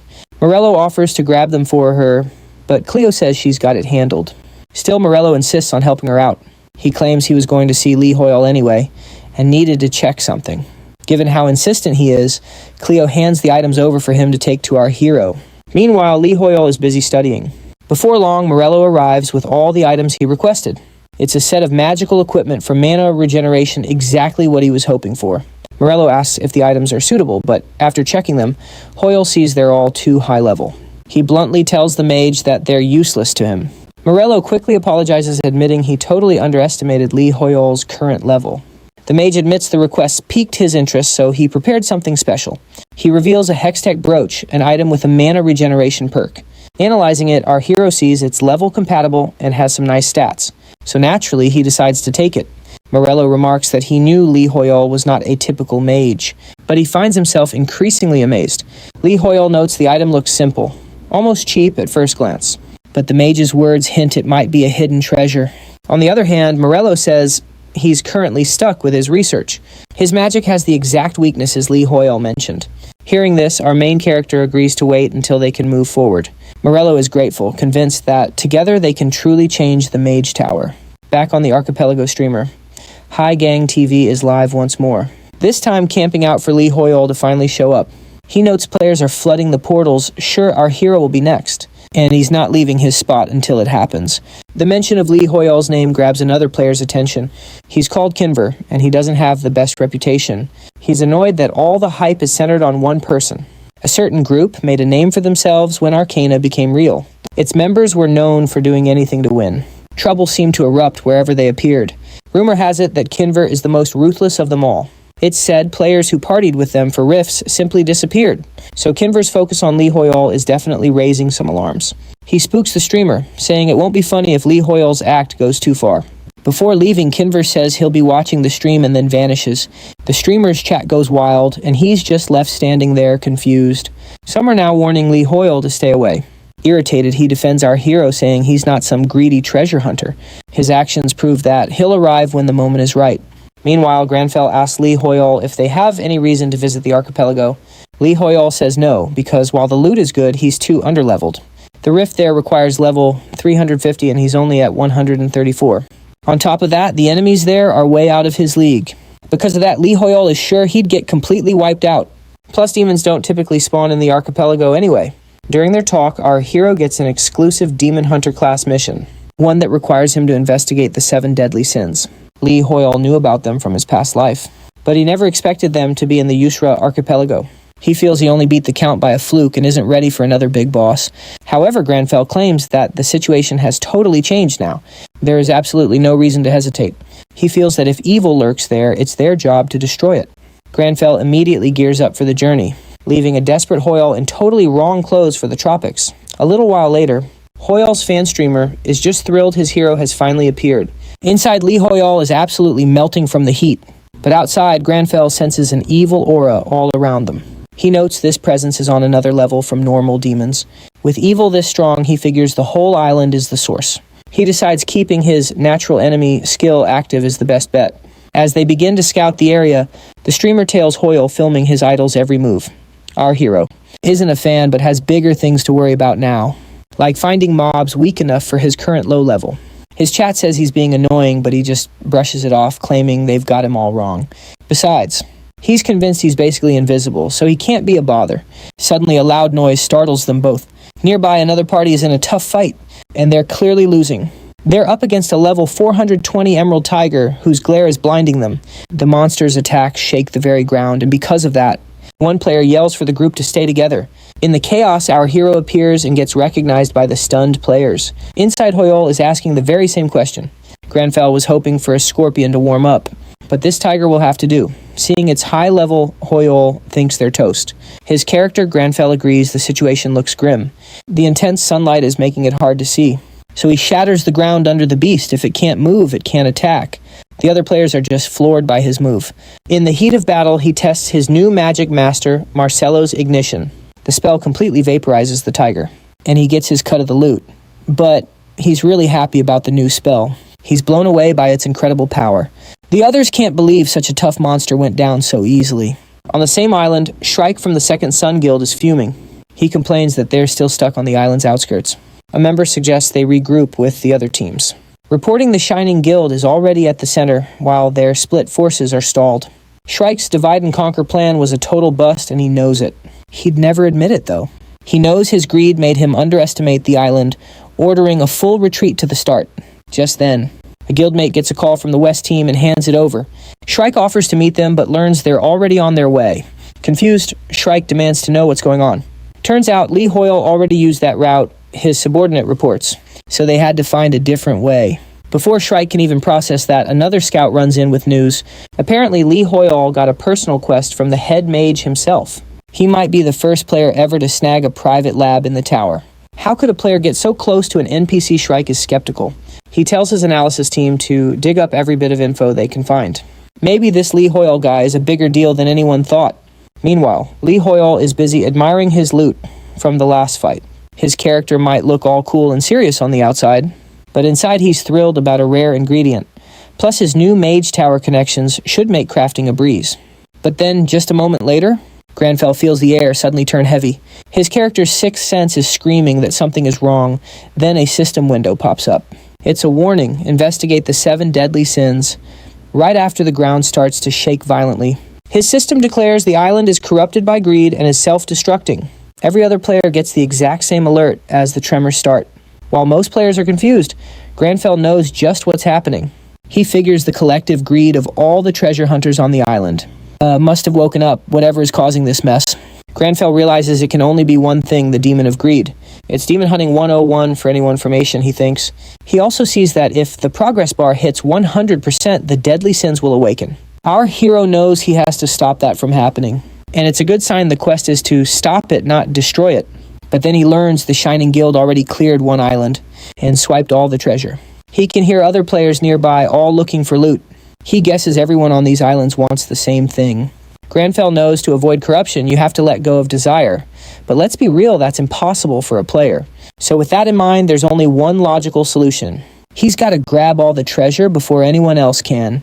Over on the second island, the Shining Guild is already working. Camilla points out the destruction meter. She says there are 10 islands and 1 bar filled up right after they got the first treasure. She figures it's basically a race against time to get the rest.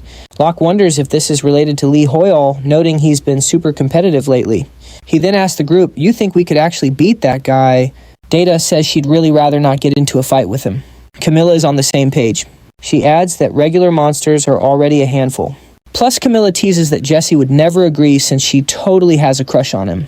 Locke has to admit they've got a point. He confesses he's just a little jealous and there's no reason to attack someone minding their business. But just as he says that, another bar on the destruction meter fills up. Deer mentions the unified Under Heaven Guild got the treasure, which makes things interesting. Worried he'll be left behind, Locke says they need to move on and fast. Back with our hero, Lee Hoyeol asks Granfell what he means by taking all the treasures. Granfell simply replies that greed is the cause of all destruction. Therefore, the only way to stop it is to take treasure from the greedy. Just then, he sees a group, and from their outfits realizes they're the Lionheart Knights.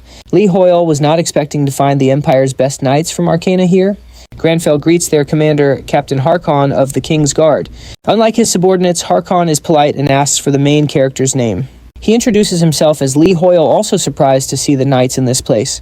For some reason, Harcon senses a totally different aura from Hoyeol than from other players. However, something else catches the captain's eye even more. It's the unique brooch Lee Hoyeol has pinned to his clothes. But before another word is spoken, a surprise attack nearly hits our protagonist. Confused by the sudden blast, one of the knights guesses it was a meteor. Seconds later, he realizes it's the island's owner, a level 450 giant golden fang turtle. The captain immediately orders his men to prepare for a fight. Seeing an attack coming, the captain shouts for everyone to scatter. The turtle's power is immense, and its strike kicks up a blinding cloud of dust. Its massive size makes it almost impossible for the knights to get close. Amid the chaos, the captain is horrified to see his right-hand man, Enoch, about to be crushed. In desperation, the captain yells for his ally to get out of there. But a moment later, the turtle stomps and the shockwave hits everyone around. Once the dust settles, the captain sees that our hero has protected his friend. Lee Hoyeol made a wall from thin air, leaving the knights completely stunned. But he tells them there's no time to talk while the monster is still standing. The turtle readies another attack, so the captain orders the squires to form a defense. Meanwhile, our hero knows he needs to conserve his mana so he doesn't run dry. Then Harcon of the King's Guard gets his attention. He offers his thanks for the help and makes a solemn promise. If Hoyeol fights alongside them to the end, the Lionheart Knights will vow to repay the favor. They will swear to never forget what happened on this day. This was exactly the kind of help he needed, so Hoyeol accepts without a second thought. He knows that by working together, they have a much better chance to win. Off in the distance, a streamer and fanboy is recording it all, thrilled with the exclusive content. His chat warns him about the danger, but he tells them he's at a safe distance. Well, he's keeping a safe distance from the monster at least. Back in the fight, the Lionheart leader orders his knights to charge with honor. As the army engages the beast, our protagonist analyzes the whole situation.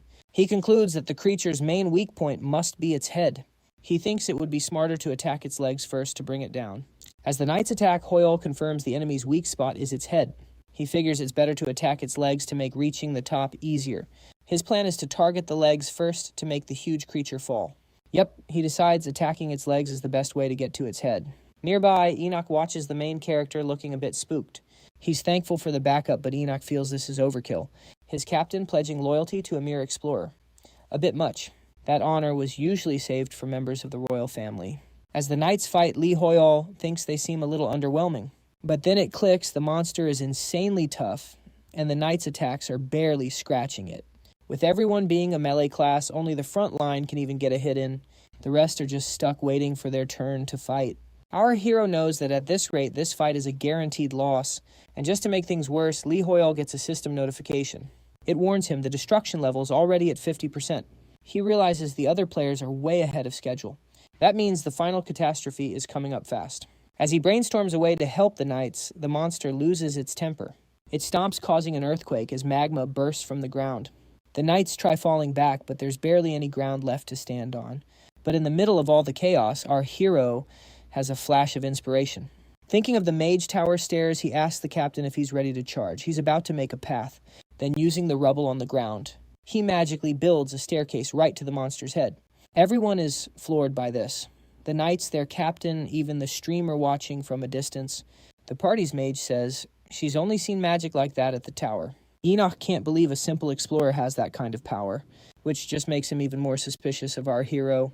The Lionheart's captain shouts that the way is clear. They have to move now and make this chance count. Focusing on its weak spot, the knights start landing some serious damage. Right in the middle of the fight, our hero gets another system alert. It says, Captain Harkon's Royal Guard and the other knights have given up their contribution rewards for beating the giant turtle. So our main character gets all the credit, but he has no idea why they would do something like that. Once the dust settles, Captain Harkon approaches our hero. He explains the brooch he's wearing was a royal gift to the Mage Tower ages ago. Harkon says that Lee Hoyeol's quick thinking saved a lot of lives, and for that, they are forever in his debt. What's more, the knights will fight for the brooch's owner anytime he calls. Just after their talk, a glowing orb of energy materializes. Lee Hoyeol knows it's the island's treasure, but he's not sure if he should take it. He's worried it'll just make him greedy, but if he leaves it, another player will snag it. He sees the destruction level is already past the halfway mark, and Lee Hoyeol figures he needs a little more time to think. But his character Granfell has other plans. He snatches the item, completely ignoring Lee Hoyeol. To Granfell, treasure is just stuff. As the heir to a famous family, he's already seen the heights of wealth, so greed is a foreign concept to him. Granfell is confident he has the perfect way to save the island from destruction. He simply takes the treasure completely unmotivated by greed. Witnessing this, Lee Hoyeol reflects on his own desires, wondering if that kind of mindset is even possible. Meanwhile, watching from the shadows, the main character is being spied on by his rival Kinver, who notices his meeting with the Lionheart Knights. Kinver smirks, thinking Lee Hoyeol can have his fun, but a reckoning is coming. In that very moment, one of Kinver's victims struggles to his feet, vowing the Shrike of Second Sun will get him. But those are his last words. Kinver cuts him down, adding another player to his long list. Kinver figures this brutal display will be enough to scare off any other challengers. The streamer, who's a huge fan of our hero, gets super excited, seeing him take the treasure without the greed meter even flinching. However, after checking out the item, Lee Hoyeol is pretty disappointed. Even though it's an epic tier treasure, it's just a broken crown and he was hoping for more. He's starting to think this is all some big joke. Just then, a system window pops up. The Lionheart Knights have joined his party. The Knight Captain Harkon King's Guard formally declares he will follow Lee Hoyeol from this day forward, keeping his promise. Lee Hoyeol, who didn't think he was serious, now gets that the captain and his troops are his allies for real. Harkon admits he doesn't know our hero's grand plan, but he pledges to be his sword and shield throughout the archipelago.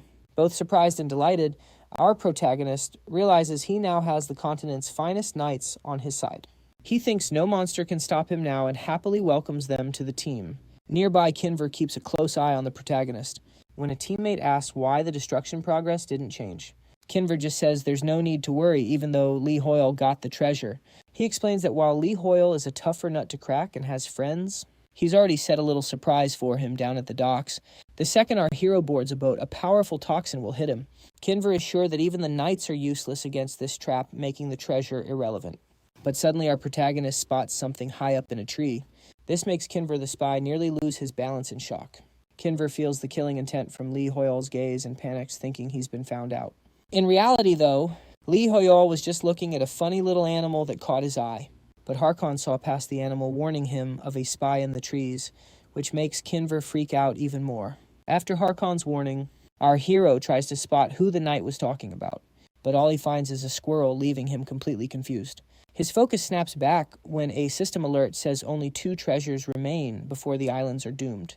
Since he took an item without raising the greed level, he deduces there's only 1 treasure left for anyone else to grab. His new priority is to get that last item before the others, though he doubts the destruction rate will actually hit its max. Harkon King's guard promises to do whatever our hero asks. Kinver, however, is so stunned he can't even use his radio. He's convinced Harkon's true plan was to capture him, but Lee Hoyeol decides to let it go. Not sure if it was out of pity or just caution.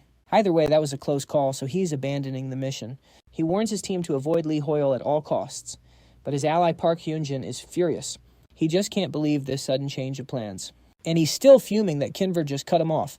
He's livid after borrowing money for that poison all for nothing. When one of his men tries to calm him down, Park Hyunjin snaps that it's easy for them to talk since they didn't pay for it. Despite his teammates trying to hold him back, he accuses them of being way too calm and suspects they conspired with Kinver. Ignoring them, he demands to know how much they were paid behind his back. All the shouting from Park Hyunjin scares some nearby birds into flight, and that sudden noise catches our hero's attention. The captain asks him if something's wrong, but Lee Hoyeol isn't quite sure himself. Just then, a danger alert pops up much stronger than the last one. His demon hunter senses are practically screaming at him now. Meanwhile, Park Hyunjin starts attacking his own teammates. One guy comments that Park was always nuts about money, but never this bad. Park Hyunjin just screams that they took a bribe to betray him with Kinver. And of course, that obsessed streamer is hiding nearby, broadcasting it all live.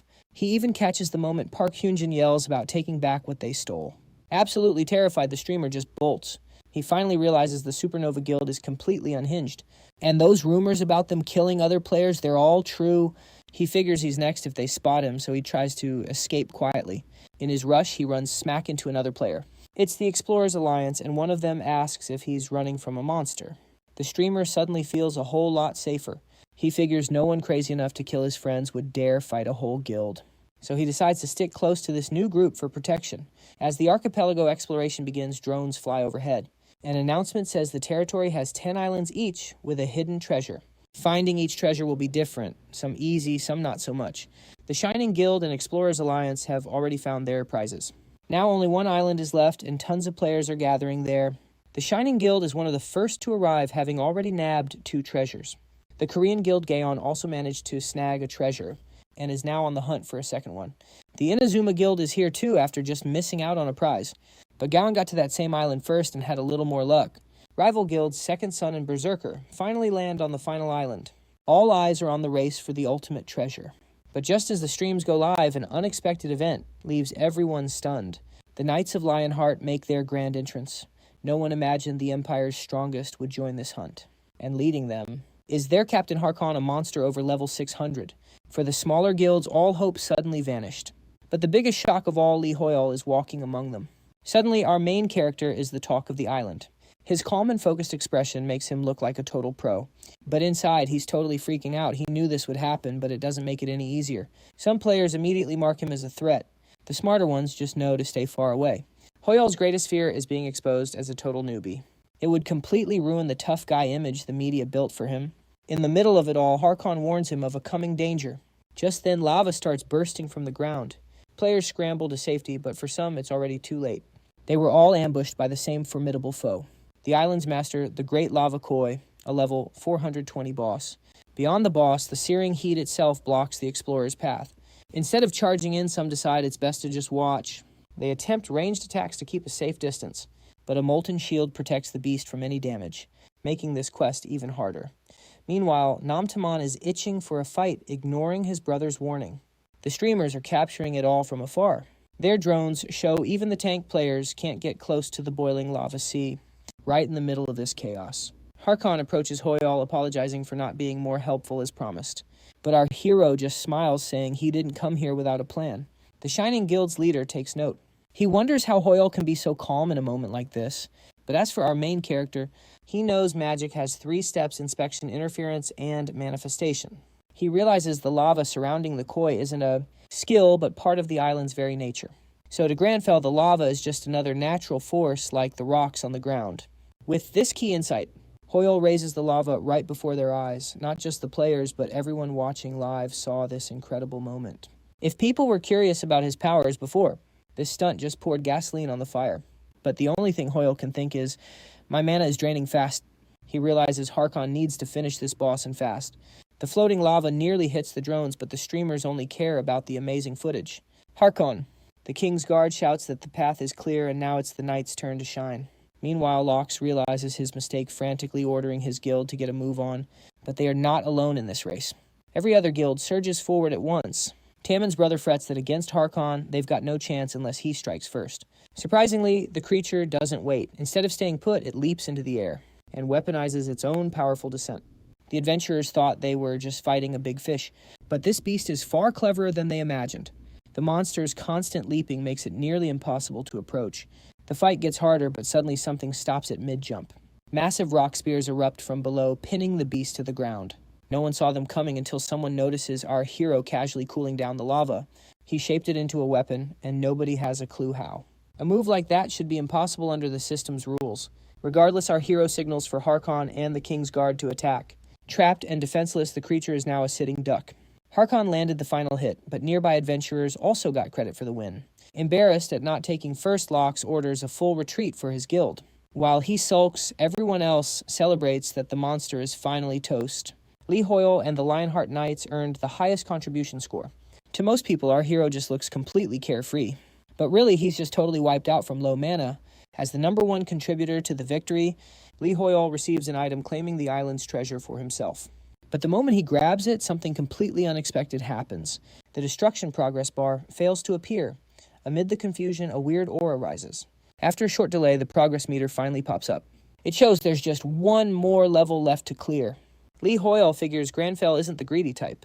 So this treasure shouldn't have affected the progress rate at all. Yet he confirms that's what happened. A greedy hand has stolen another treasure. Meanwhile, back at the Explorers Alliance Guild, some members lie defeated by Park Hyun-jun, who also snagged their treasure. The guild leader is fuming, but an ally tries to calm him down. Staring at the loot, Park Hyun-jun feels strange. His head pounds and he feels totally out of it. The archdemon of greed has possessed him, and he's no longer in control. This was only possible because of his own powerful avarice. Now he's just a demon's toy. His own desires made his mind an easy target. The demon claims it simply helped Park Hyun-jun get what he wanted. And now in return, it's the demon's turn to take its prize. Seeing this go down, someone tries to step in. It's that streamer obsessed with our hero, and he's visibly terrified. Then he sees a Lionheart warrior has arrived to help, which means Hoyeol has to be close by. Meanwhile, our hero catches a demonic scent from far off and immediately heads toward his target. Super excited, the streamer says he's been waiting for this and announces his live stream is back on. But the Lionheart warrior reports that the monster is somehow still kicking. He asks Hoyeol for the official command to charge. And just like that, a brand new quest pops up for Hoyeol. His system warns him the evil on the Yusra Islands is powering up. It tells him he's the one who has to deal with it. Plus, the bad guys still have the stolen treasure. The system says the item is being tainted by pure greed. Our main character's job is to prevent its full corruption. If he fails, the brewing destruction will wipe everything out. As things get chaotic, the other explorers start to panic. The real foe appears way stronger than anything they've fought before. Its attack unleashes even more violent earthquakes. It expands to a colossal size, nearly covering the entire island chain. Drones up high are filming the entire scene. The streamers see the islands merging as something rises from the very center. From the fused islands, a golden castle appears, stunning everyone. Even Harkon's own guard is totally amazed by the sight. Hoyeol is baffled, having never seen this before. He wonders if this could be another of the archipelago's hidden treasures. But his system pings him this is the Castle of Greed. It's the personal lair of one of the 7 deadly sins. The castle's sinister aura makes Hoyeol feel he shouldn't step any closer. Harkon's guard senses the coming danger, ordering his troops to get ready. A moment later, a warrior yells a warning about undead clawing from the ground. A golden castle, and now zombies. The streamers are absolutely thrilled. This is amazing content for all their viewers. But one gets a message, and warns them it's too soon to celebrate. Back at UAA headquarters, the staff is in total chaos. Sunbae's friend thinks they must act now or everyone is done for. But all they can really do is push a new update to the players. Seeing the update, our hero is floored by the enemy's insane level. It's a challenge even for the powerful Lionheart Guild warriors. He begins to think this whole mission is completely impossible. The weakest mobs are level 500, and the boss is 650. The Lionheart captain holds his troops in formation, planning a slow retreat while guarding Hoyeol. But our hero steps up asking if Harkon's promise to be his sword and shield still stands. Harkon says the enemy is a deadly sin, asking if Hoyeol still really wants to fight this. Our hero confirms, saying demons have to be stopped and they have no other choice. Seeing his resolve, Harkon notes that there's no fear in Lee Hoyeol's eyes. Though on the inside, our main character is totally freaking out. Inspired, the captain rallies his knights, declaring they will honor their oath. Their mission helped Lee Hoyeol get to the enemy's doorstep. From a distance, streamers and viewers watch in awe as undead swarm the path to the castle. Back at UAA headquarters, the main character orders the Lion Heart Knights to advance. The staff can't believe it. Someone is actually trying to reach the castle against their warnings. Defying all expectations, player Lee Hoyeol and the Lion Heart Knights charge the enemy. And this is all happening live broadcast on international media and online streams. Meanwhile, the UAA tries to lock down the castle and warn everyone else away. As he advances, our hero notices his knights are performing better than he expected. Then again, they are considered the best on the entire continent. He focuses on regenerating his mana, hoping he'll be able to help in the battle. Some explorers think about joining, but then remember they almost died to the lava fish. They figure it would be the same story against even stronger monsters. For them, the mission is a lost cause, and Lee Hoyle's defeat is only a matter of time.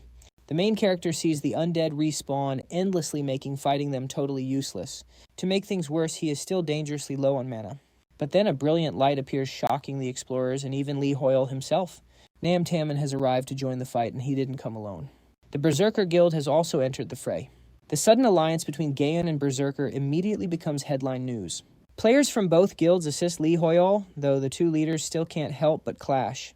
Lee Hoyle is stunned by the sudden help, but his character just approaches the leaders. He simply tells them that their help is needed. Lee Hoyle is internally freaking out over this directness, finding it incredibly rude. Leonie Bellalucci says that while she owes him, she would have liked a little more kindness. Tamon's brother says this is his big chance to impress Lee Hoyle. From Hoyle's point of view, however, he only sees two very nervous guild leaders. In the middle of this chat, the fallen undead begin to rise once more. The Lion Heart warriors immediately leap back into the fight. Tamon tells his clerics to bless their allies for the divine protection they'll need. Our hero quickly tells Lean that the Lion Heart Knights need that kind of blessing too. He adds that while he has no tea to give, he certainly does need her help. In the heat of the fight, more backup shows up. The Saints of Jian announce they will provide full support so Lee Hoyle can fight freely.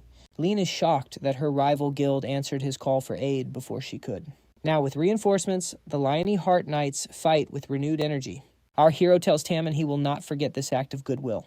Tamon replies he will find whatever Lee Hoyle needs, even divine protection. However, the main character just scoffs, saying he doesn't believe in foolish deities. Lee Hoyle is furious again, as his character's tongue is proving sharper than ever. Harkon overhears the comment and becomes completely distracted. A voice suddenly rings in his head as he sees a divine figure mistaking it for his majesty. But in reality, the thing approaching him is the enemy. Trying to resist its influence, Harkon warns that the palace gates are dangerous. He screams at them all to get back. A voice suddenly rings in his head as he sees a divine figure mistaking it for his majesty. But in reality, the thing approaching him is the enemy, fighting it. Harkon warns that the gates are a trap and tells everyone to fall back. Harkon's mind flashes back to his vow to the Emperor. Before the throne, he'd reported the demon general's location and offered to lead the charge himself. But his majesty had seemed utterly defeated. He feared his army would be decimated, with thousands of soldiers falling to the demons. On top of that, the investigating mage tower had already been reduced to rubble. Even worse, the people of his nation were vanishing without a trace. The emperor confessed that he questioned his god every single night, asking if this devastation was truly the divine will. But he received only silence in return. He feared even God had abandoned them and asked Harkon if he felt the same. Harkon disagreed, insisting the demons were simply blocking the path to God. With renewed conviction, he again swore to defeat the general and reopen that divine path for everyone. To his shock, the emperor confessed he no longer believed in any god. Instead, his majesty placed all his faith in Harkon's will to triumph over evil. Back on the battlefield, the brutal clash rages on. Snapping back to reality, the captain orders his soldiers to advance. For their emperor, his majesty was counting on them. It doesn't take long for Harkon to spot his true target, the demon general. He charges, but the demon just grins, sneering that it's far too late now. Harkon realizes he won't make it in time. Not only that, but his men are struck down by an unseen force. The captain is helpless, overwhelmed by the crushing feeling of failure. Suddenly, everyone on the battlefield is teleported into the city center. Harkon looks around, utterly disoriented and confused by the sudden shift. The city folk around them seem oddly unfazed by all the chaos. But for Harkon, this is a whole new kind of nightmare. Still, one thought consumes him: he must return to his majesty. Just then, he sees the emperor's silhouette standing right before him. Harkon explains he's been wandering all over searching for His Majesty, never realizing the Emperor was right here the entire time. He begs for forgiveness and renews his vow to destroy all of the Emperor's enemies. But what Harkon doesn't understand is that he's trapped in an illusion manipulated by his sworn enemy. Even his allies in the King's Guard can tell something is terribly wrong with their captain. Li Hoi, however, has already pieced it all together. He just wishes it wasn't Harkon. This looks like a mind domination status abnormality, which can be far trickier to handle than a simple possession. While the main character is analyzing the situation, Harkon lunges at him only to be blocked by Nam Tamon, who's thrilled to have helped out. The main character, however, just gives him an icy glare, completely crushing his hopeful spirit. Despite his coldness, Li Hoi knows that without Tamon, he would have been a goner at that very moment. He was so thrown off, he completely lost sight of Harkon. Elsewhere, Enoch pleads with his captain, but Harkon is lost in the illusion, deaf to any reason. In his eyes, his allies are just demons trying to corrupt him. Jessica also tries to reason with their captain, but he just ignores their pleas and attacks again. This has our protagonist worried, and he warns everyone to be careful. Still, Harkon attacks, nearly hitting them, and everyone feels the danger. On top of that, Harkon seems even stronger under this control. The demonic energy has clearly made him stronger. He's blindly using that power against his own team, unable to see the truth. With no other option, the others are forced to defend themselves. But they're not up against some ordinary warrior. Harkon's attack shatters the ground, throwing everyone off balance. Lean loses her footing while Jessica gets trapped by debris as her friends rush to help. Even Nam Tamon takes a hit, which makes his brother frantic. Tamon says he's fine, but he's actually in much bigger trouble. Spectators realize the danger as Li Hoi stepped up, stopping the rampage with one hand gesture. Our hero was honestly just trying not to get hit. But amazingly, that simple gesture actually made Harkon stop. Through his confusion, Harkon glares at Li Hoi, asking why he's so clean amid all the demonic filth. Our guy has no clue what Harkon sees and just assumes his demon hunter class has a passive effect. Harkon demands he reveal his identity, or he'll kill him on the spot. Li Hoi knows he should say something cool, but his character is mute, which is super inconvenient. He'd love to talk, but he just can't get Granfell to cooperate. Faced with silence, Harkon declares it doesn't matter and that he'll defeat him anyway. But instead of speaking, our hero simply holds out his hand. Harkon is confused, wondering if this is some kind of enemy trick. But through the haze, he spots the brooch our hero is wearing, and it's like a switch flips. That brooch, after all, is the symbol of their bond and oath of loyalty. Suddenly, Harkon has no more doubts. He knows the man before him is Li Hoi. The main character sees the change and breathes a huge sigh of relief that he's back. Just then, a system alert pops up saying his exorcism proficiency has granted a new function. But while he's distracted by the system, something closes in. Harkon desperately tries to warn him of the danger. The same dark force that took his captain now targets the protagonist. Inside his mind, Li Hoi finally sees the enemy. He realizes he's in his own mindscape, facing one of the 7 deadly sins. The demon in turn claims it was only protecting its own kingdom. It describes a land of plenty filled with shining jewels. It adds that the people all loved each other and were happy. Harkon desperately tries to warn him of the danger. The same dark force that took his captain now targets the protagonist. Inside his mind, Li Hoi finally sees the enemy. He realizes he's in his own mindscape, facing one of the 7 deadly sins. The demon in turn claims it was only protecting its own kingdom. It paints a picture of a bountiful land where people loved each other and everyone lived happily. The tale began when a mysterious man washed up on the shore. The kind locals nursed him to health and even sent him home. But their kindness was repaid with an invasion led by that very man. The peaceful folk were no match as invaders destroyed everything. Their king offered his jewels, pleading for his people's safety. But the greedy man didn't just want a portion. He demanded it all. This greed drove the king mad, creating this demon. And so the demon claims everything is his, the island, the sea, and the sky.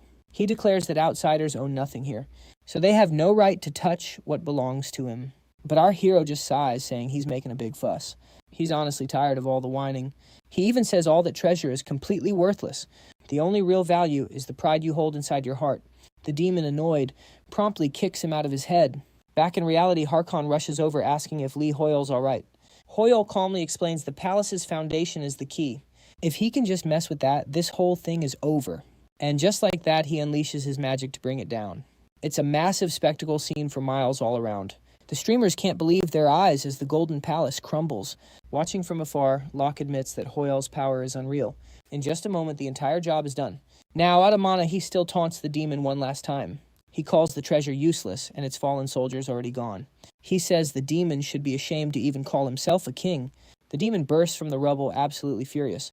He's enraged that his palace and his pride are both shattered. He screams, asking if our main character is even human. Bent on revenge, the demon turns on Hoyeol's friends. But unlike Hoyeol, they can't handle that kind of power. A system window warns that the deadly sin greed is watching him. The demon vows to make them his new undead army to replace his old one. But Lee Hoyeol just says, that's quite enough. And like that, the mind control shatters. Nobody understands how. Even the demon is stunned. No one has ever broken his mental hold. The demon demands to know how Hoyeol broke free from his power. He roars that he is greed, one of the 7 deadly sins. Hoyeol calmly replies, you're not greed or any deadly sin. A system alert appears. He's chosen the vampire sphere for absorption. And with that, his exorcism skill finally activates. Its passive effect shields all nearby allies from bad conditions. Its active effect pulls the target demon straight into his mind. Hoyeol, holding the sphere, calmly tells the last king of Yusra to wake up.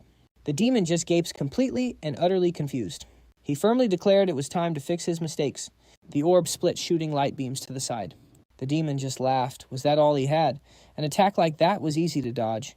The last king of the Yusra kingdom. Hakuna calmly raised a hand, saying this was enough. His palace was already gone. Bathed in light, the demon glared at Hakuna, accusing him of betrayal. Before he could finish, his body was torn apart. Wum watched the broadcast, completely surprised. Everyone stared at their screens in total amazement. The reporter touched his earpiece, then joyfully announced, our hero did it. Lee Hoyeol really never gives up. Who is this? A man emerged from the sin's remains as Hakuna knelt before our hero. He blankly looked at his hand, asking where this place was. But Hakuna just died with that sin. How is this even possible? He asked Romeo if he was the one who truly fought against greed. Romeo calmly scrolled his pop-ups, not even hearing the king. Reading all of this would probably take an entire year. A hidden quest alert. Only 9 seconds remaining. Romeo was stunned. A quest with a time limit. A hidden quest. This was definitely a good thing. The hidden quest for the kingdom had just appeared.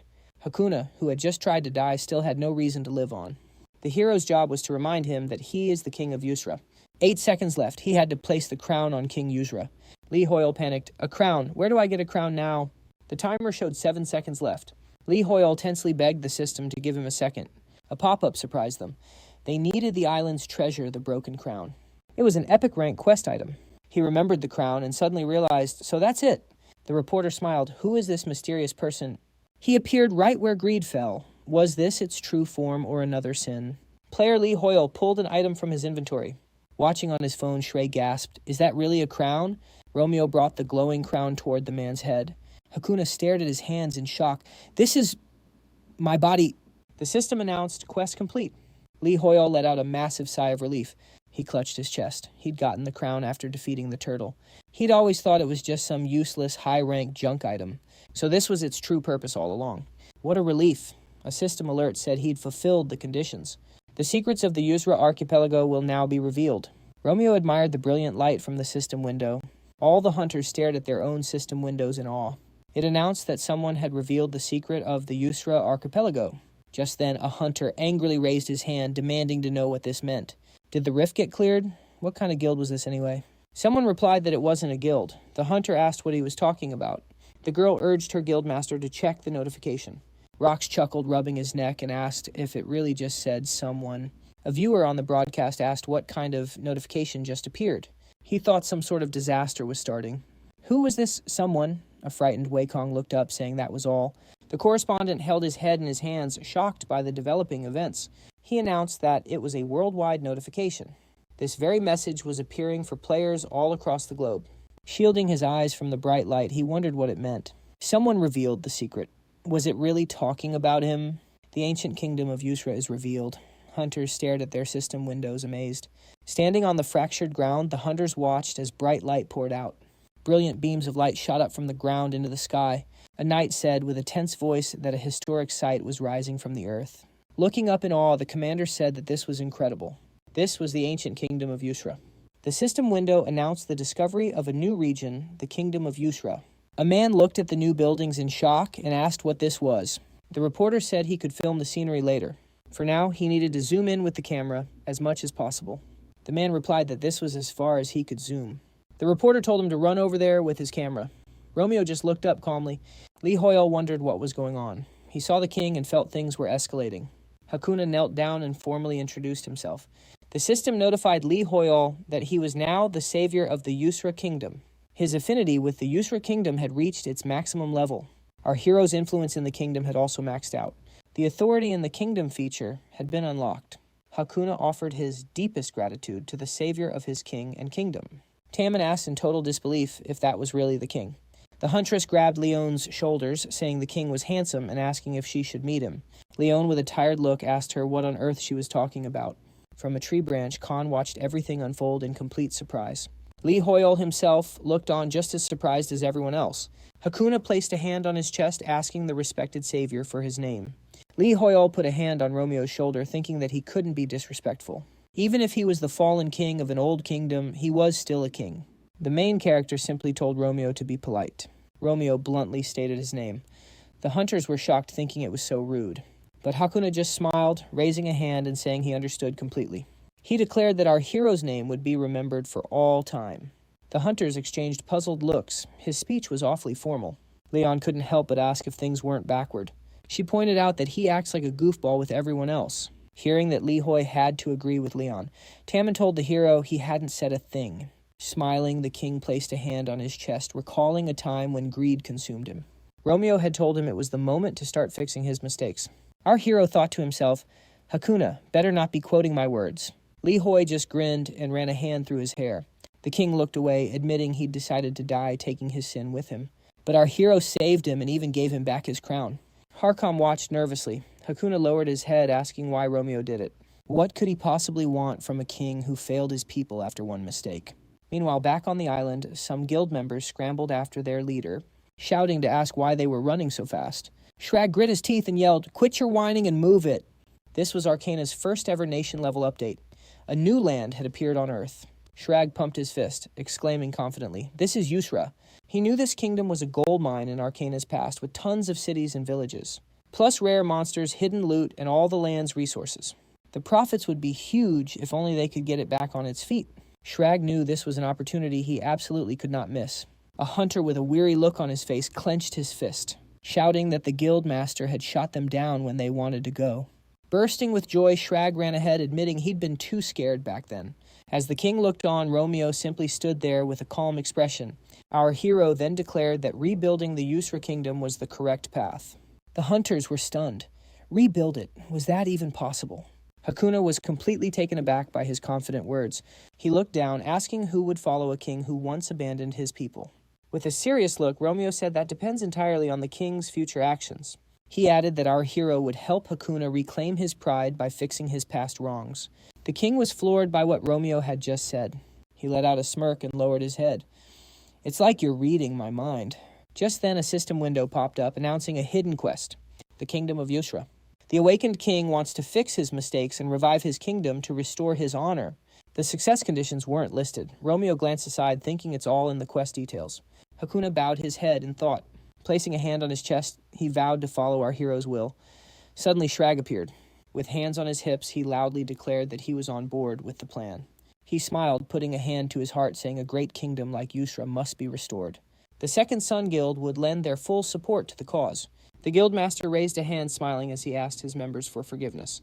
They all wondered if Shrag was just trying to cash in on this. The guy had some nerve. Shrag clapped Tammin's shoulder and looked toward our hero. With a smile, he raised a hand, calling out that it had to be Lee Hoy. The guildmaster had certainly heard the rumors. Shrag realized this hero was running the whole show. He had to make an impression. Grinning, he quickly grabbed Romeo's hand, declaring it a pleasure to meet him. He claimed everyone at the Second Sun Guild were huge fans. The other hunters watched, completely surprised. Shrag beamed as the hero turned to him, but then tensed up, feeling the awkward vibe. Maybe the guildmaster had made a mistake. Hakan loudly demanded to know where his manners were. Tammin smirked to himself, realizing Shrag had just been publicly snubbed. The guildmaster looked nervously at Romeo, laughing it off and admitting he was too forward. But why would Shrag grab the hero's left hand? Romeo gritted his teeth, thinking he was about to pass out. He could barely keep his eyes open. He'd definitely overused his mana.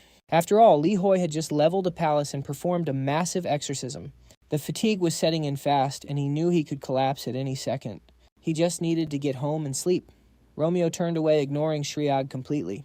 He faced Hakan, the king of Yusra, stating he had a proposition. Everyone stared, bewildered by the turn of events. Later at the Berserk Guild headquarters, news broke that Jan and Berserk would partner to restore Yusra. Hakan, meanwhile, remained in the Yusra kingdom.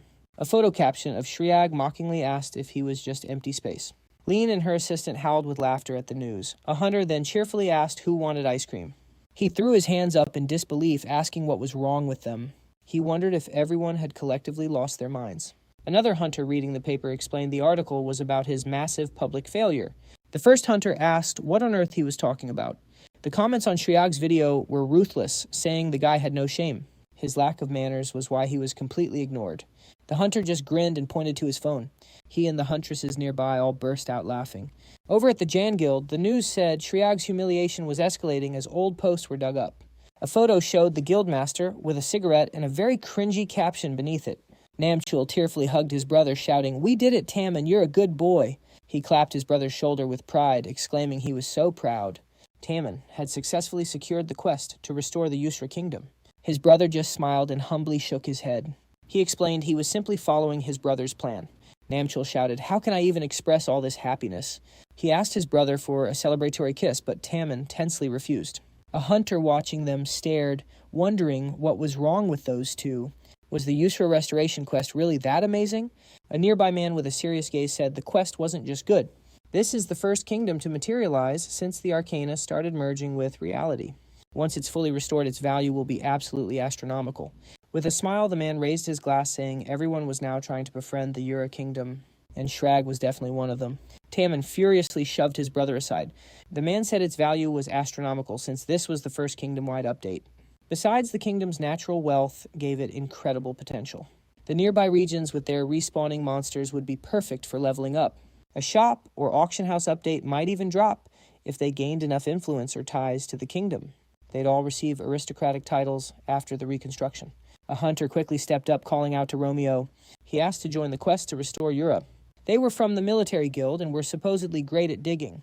Furious, the hunters clenched their fists, demanding to know where the main character went. The hunter felt certain Romeo had come this way. Energy crackled around a fissure. Romeo calmly shattered the wall and raised a hand. Romeo looked drained, feeling completely and utterly exhausted. At this rate, he thought he would never get home through this mess. He wondered if maybe he should just head to the magician's tower. The main character sighed, resting his hand on the broken wall and glancing away. He blinked, surprised by the blonde hair floating right in front of him. It was Jessie hovering in the air above Romeo with a cheerful hello. She cupped her cheeks happily, saying she had been waiting for him forever. Startled, Romeo's jaw dropped. He thought he was seeing a ghost. Jessie then tipped her hat, bowed, and politely asked how he'd been. With a stern look, Romeo raised a hand. "That was very polite," he said grimly.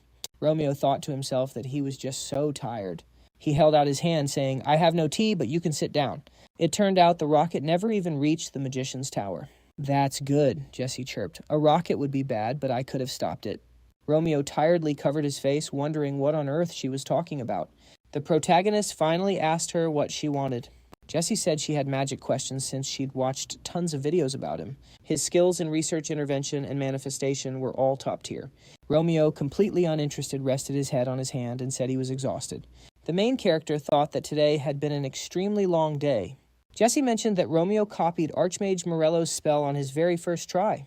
Not really listening, Romeo thought he had way too much to sort out. Jessie added that her own teacher called the main character more than a genius. Romeo's mind was focused on the deadly sin of greed. He had brought up original sin, but it hadn't reacted to his exorcism skill. A demon of that caliber should have recognized a demon hunter. There was just no other possible way. Smiling, Jessie aimed a finger gun at him, asking if the power he used was magic. She looked at him with hopeful eyes. "Romeo," she asked. The main character simply closed his eyes and crossed his arms in silence. Jessie looked at him surprised, but Romeo gave absolutely no reaction. She opened her mouth, her finger pointing forward. Jessie stood on the table, reaching for his face. She gently touched his closed eyelid. Romeo's eyes snapped open. He stared surprised at the empty chair and the note. Our hero wondered if that was all just a dream. He couldn't tell which part had been the dream. The paper said Jessie would be back next time. Romeo realized he must have been so tired he'd fallen asleep right in front of her. Looking at the note, our hero felt a bit embarrassed for his lack of manners. Suddenly, his attention was drawn to a new system window.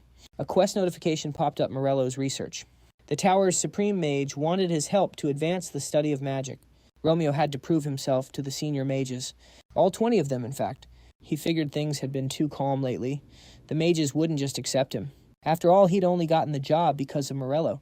Romeo knew some kind of test was coming. Li Hoi yawned and stretched tiredly. Why did it have to be today? He was just so sleepy. Romeo rubbed his tired eyes. Looking at the door, he permitted the mage to come in. Morello peeked in a book in hand. He announced it was him. The man explained he was eager to see Li Hoi about something important.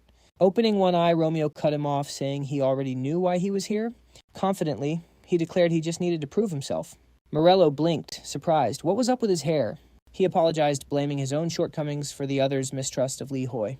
Romeo walked over, fixed his jacket, and said it wasn't the supreme mage who was lacking. What Li Hoi was really lacking, he thought, was sleep. Morello just looked at him, confused, and apologized again. Romeo confidently told Morello to lead the way. He declared that if they didn't believe in him, he'd make them. The system window updated, convinced the senior mages. It was Belaleish's challenge. The mages wanted to greet the new researcher. Romeo had to attend their conference. Meanwhile, the senior mages were seated around a table. Belaleish, senior mage of healing, smiled, smugly resting her chin on her hand. She thought it was a shame Li Hoi would never prove his qualifications. A third-tier sealing magic, cast by 3 senior mages, blocked the way. Our hero wouldn't even find the room, let alone be able to enter it. Just then, our hero shoved the door open with an annoyed look. Belaleish's jaw dropped as she stared at him. The other mages thought impossible. Did he just break a third-tier seal so easily? Belaleish, completely baffled, asked him how. They thought even Morello Magic Theory's creator couldn't have done that. Romeo snapped furiously that someone must have messed with the door. Belia raised a tense hand, wondering what this immense power was. The main character approached them, stating he'd come a long way. He figured they wanted a meeting since they were wasting his time with these games. Romeo quickly aimed his hands at the senior mage. He then asked if they were ready to take responsibility for this mess. Leaning on the bench, he gave Belia a look with a dangerous aura. As she screamed, his wide red eyes were locked right on her. Li Hoyeol looked exhausted, thinking he'd nearly dozed off on his feet. This was getting old. He just wanted to get home and sleep. Any longer, and this whole situation would become a joke. Straightening his tie, Romeo asked that this be the last time. Belia stared in disbelief. A small game, she fumed internally. Did he just call a spell that she couldn't even undo? A small game? A mage put a hand to his head, exclaiming he just remembered something. He was certain this was the same researcher Claire had mentioned, the one who crashed the magicians' conference without an invitation. Another mage loudly asked if that was really true. The first mage shouted that now he saw why Marcello recommended him. The senior magician glanced away, clearly taken aback. A drop of sweat ran down her face as she processed it. So this was the researcher who saw through the Tower Master's illusion. Later, under the tower's night sky, a tired Romeo sat up to check the system window. It told him that 3 out of 20 senior mages now recognized him. He figured the number went up because of his little display. Only 3. That was a lot less than he had expected. Li Hoyeol let out a huge yawn, covering his mouth with his hand. Romeo pressed his lips together, fighting back his own yawn. Still, he mused, they were senior mages at the top of their fields. So it wasn't a bad result for just opening a single door. The main character placed a hand on the table, adjusting his tie again. Besides, he was a demon hunter, not a mage. He wasn't in any rush. The tired Romeo decided he'd sleep, then submit the loot from Isera and learn magic basics. Hearing his name called, the main character looked over in surprise. A magic parchment loudly called for Li Hoyeol to look here. Surprised, Li Hoyeol looked at the strange floating object. He wondered what in the world this thing could be. The magic parchment flew closer, announcing that it was Marcello. This item, a magic parchment, was a communication tool for mages.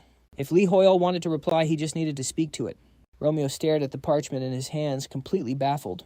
On the parchment, Marcello's face broke into a wide smile. The main character glared, stepping closer to ask what he wanted. Marcello replied that there was no need to get quite so close. Annoyed, the main character just tossed the parchment in the trash. Marcello zipped right back up to Romeo's face, saying he actually came to apologize. So he got the rundown on the Crystal Hall incident. A senior mage pulled a rude prank, and now Marcello was apologizing for it. A supreme mage is someone who has reached the pinnacle of magic, regardless of their particular school. And senior mages constantly test them, making them prove they deserve the title. Romeo stroked his chin, thinking it sounded just like a petty schoolyard turf war. He figured this must be totally exhausting for Marcello. The mage confirmed this kind of thing happened all the time. Romeo was being hazed because Marcello hadn't proven himself enough, and for that he was terribly sorry. Romeo glanced away, thinking that from the senior mage's perspective, it must look like a big boss took a shady transfer student under his wing, but Romeo simply said there was no reason for the mage to apologize. Nobles, after all, have to constantly prove they are worthy of their names. He was completely used to these kinds of tests. Marcello sounded downcast, worried that Romeo was being underestimated because of him. Romeo's eyes widened just a little at his words. He thought to himself that underestimate was the wrong word to use in front of him. A confident smile spread across Romeo's face, which took Marcello by surprise. Romeo just said that if people look down on him, he'll simply prove them wrong. He briefly covered his face in his hands, thinking, I'm about to say something so incredibly shameless. With a grin, Romeo closed his eyes and added that if people overestimate him, then he'll just have to live up to their grand expectations. The talking parchment chimed in, saying if anyone doubted him, he should just keep leveling up his skills and leadership. Marcello then admitted that he had been impolite too. He should have come to talk in person instead of using the parchment. Romeo crossed his arms, looked at the scroll, and said it was really okay.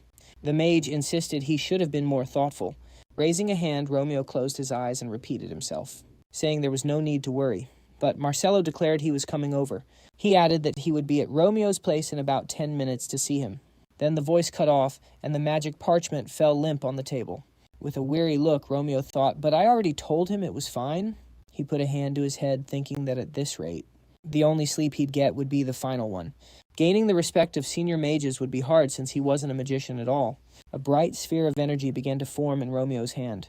He calmly watched the orb float, thinking that he was only level 266. All senior mages were over level 600, so to them Romeo was just a total newbie. But he wasn't about to let a little thing like that get in his way. Romeo raised a finger, deciding he just needed to do a little research. He had to show everyone who underestimated him that they were dead wrong, and turn all the wild rumors into reality. Romeo used interference, instantly turning the simple spheres into blazing fireballs.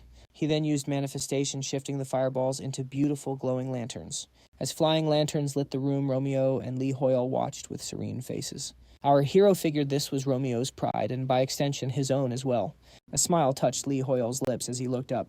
He put his hands on his hips and spoke bluntly. Leaning on a bookcase, he thought this credo was pointless. Just simple light magic had drained all his mana. And light magic is supposed to be the simplest of all spells. Outside, Marcello turned and asked if Lee Hoyeol was in the room. He then opened the door, announcing his entry. Romeo calmly folded his hands, giving him permission to enter. Meanwhile, at a construction site in Usra Namch, couldn't believe his eyes. It felt like the entire world had gone mad. Everyone online was claiming Lee Hoyeol didn't actually kill the mortal sin. With an unreadable look, Tammin wondered why no one trusted our hero. Marcello, stunned, looked up but remained silent. Romeo gave him a sharp look, wondering why the magician was staring. He was positive his face gave nothing away, so he asked what was wrong. Marcello asked if Lee Hoyeol had just used magic in the office. Lee Hoyeol covered his face. It was just light magic. Did the room actually smell like smoke? Our hero admitted he was just practicing some basic magic. He added that he wouldn't burn the office down, so there was no need to worry. Amazed, Marcello looked up, saying that wasn't his concern at all. How could basic magic leave behind such a spectacular trace?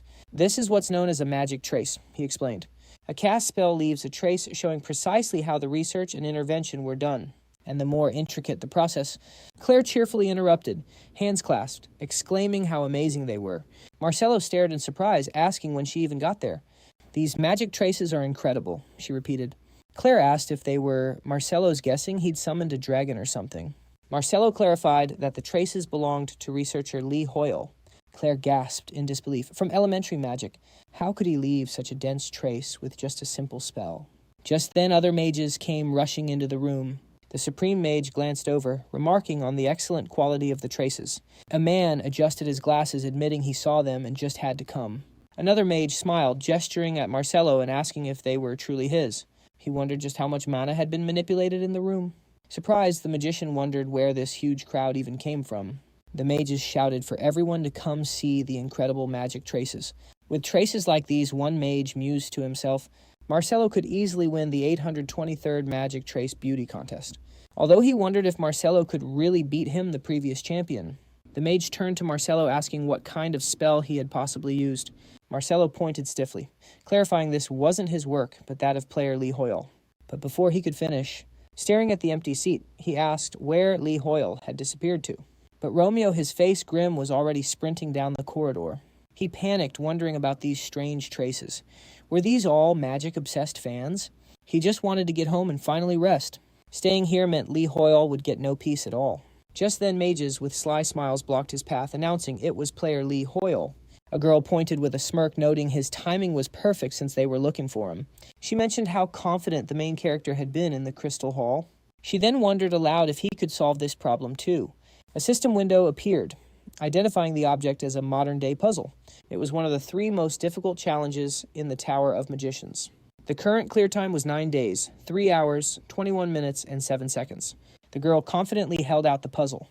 She explained it gets harder the more mana Lee Hoyeol pours into it. She boasted that even Marcelo would take over 10 days to solve it. Without a glance, Romeo simply snapped his fingers, casting conversion magic. The system window instantly updated with a new record. Lee Hoyeol had solved it in 1 second.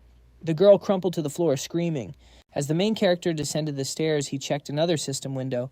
It showed that 7 out of 20 senior magicians were now convinced. Romeo thought to himself that it took less time than he'd anticipated. People with phones suddenly started shouting that he was there. A reporter with a mic asked if Lee Hoyeol truly defeated the mortal sin alone. People were saying the main character did nothing and just stole someone else's credit. They demanded he comment on the rumors that had surfaced about him. Lee Hoyeol internally panicked, grabbing Romeo's shoulders. "What other rumors?" The main character replied with a firm look that they were being very rude. He stated he wasn't obligated to answer anyone with such poor manners. Another magician rushed toward Romeo, yelling that he'd found him. The magician said they had questions regarding his magical trace. They asked if the spell he used was just basic light magic. An old man offered his hand, asking if he'd like some red tea in his lab. He'd studied magic his whole life, but had never witnessed such a spell. Lee Hoyeol stared at them all and let out a terrified internal scream. The reporters shouted that Arcana had actually defeated the mortal sin. They asked if it was true. They had argued over the achievement. Lee Hoyeol looked at the pressing crowd, screaming inside his head. Everyone chanted his name. Seeing hands reach for him, he thought, "I'm trapped." He frantically wondered what he should do and how he could escape. He gritted his teeth, but then something else caught his eye. Lee Hoyeol noticed a strange flow of energy and wondered what it was. Had the flow of mana in the area suddenly changed? A man with a phone smirked, yelling at him to stop dodging and just answer. "That's it, I'm done!" Romeo thought, shoving his foot into the mana in the wall. The man just watched, completely shocked at what was happening. Everyone stared at the wall, wondering if he'd actually vanished. Where in the world was Lee Hoyeol? Bailey, a book in hand, looked up in shock as the main character materialized before her. She snapped the book shut, impressed. The moment she'd opened the path, he'd jumped right in. Just as you'd expect from someone who saw through the Tower Master's illusions, Lee Hoyeol placed his hands on Romeo's shoulders. He then realized she was the woman from the Crystal Hall. Was she seriously trying to claim she'd given him a hand? Romeo stated seriously that the wall's mana had been tampered with. It felt just like the Tower Master's illusion magic. Hoyeol agreed someone had meddled with the mana, and they'd need to investigate to fix it. Balia covered her mouth, her shoulders shaking as she burst out laughing. Lee Hoyeol was confused. What was so funny? Was it something he had said? Thankful for her help, he explained the entire situation. The Supreme Mage advised if they underestimate you, prove them wrong. And if they overestimate you, live up to those high hopes. Belia smiled, wiping away a tear. "Is that so?" she asked. Lee Hoyeol scratched his head awkwardly. How did she know that?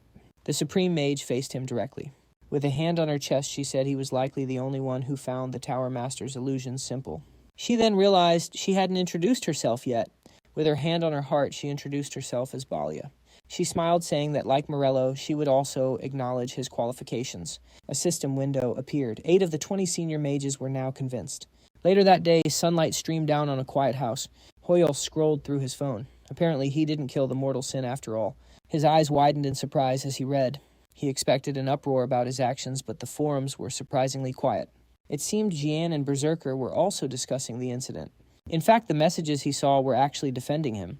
Well, I guess I can just ignore this, he thought. He sighed, looking up. Why was he even still awake? Meanwhile, Romeo was training his body by cleaning, taking out the trash and lifting weights. The main character mused that from constantly completing his class quests, his stamina was now 33 with agility at 35 thanks to bonuses. That put him 10 to 20 points ahead of other players his level. A huge difference for just repeating a quest. These class quests were awesome. Lee Hoyeol couldn't help but grin. It was definitely true.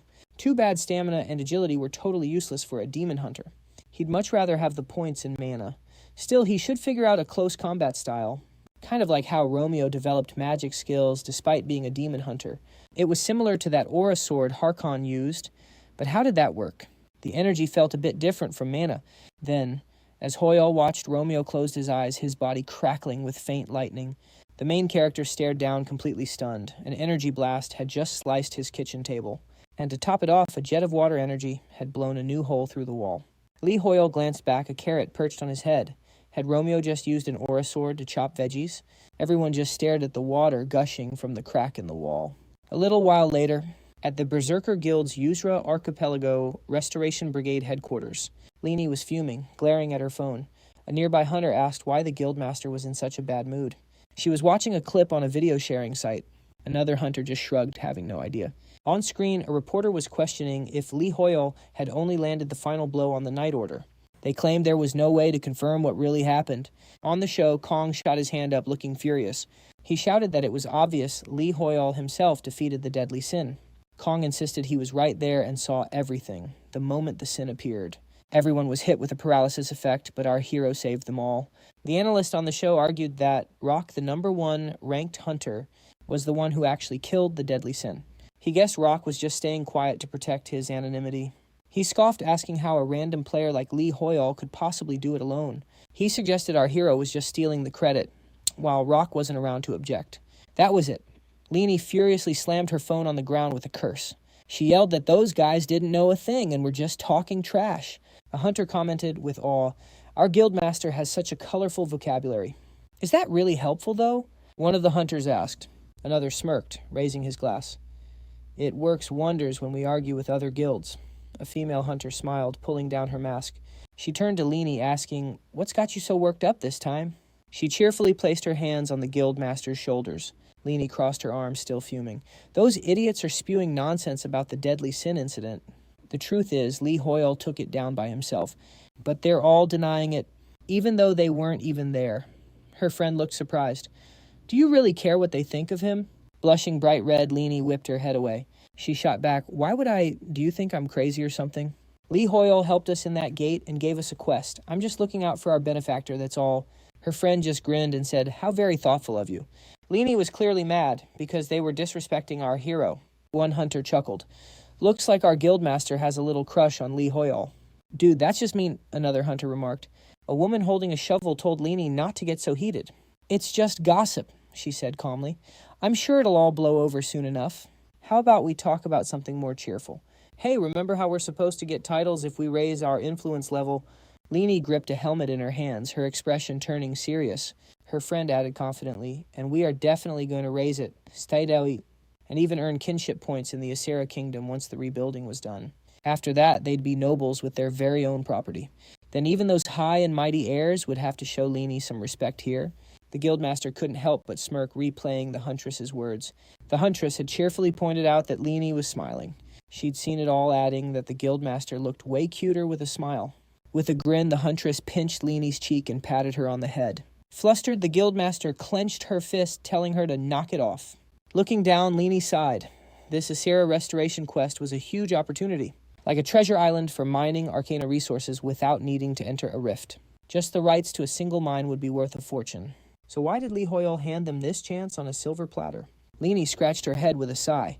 Now they were even deeper in his debt. She wondered when he was finally going to ask her out for that cup of tea.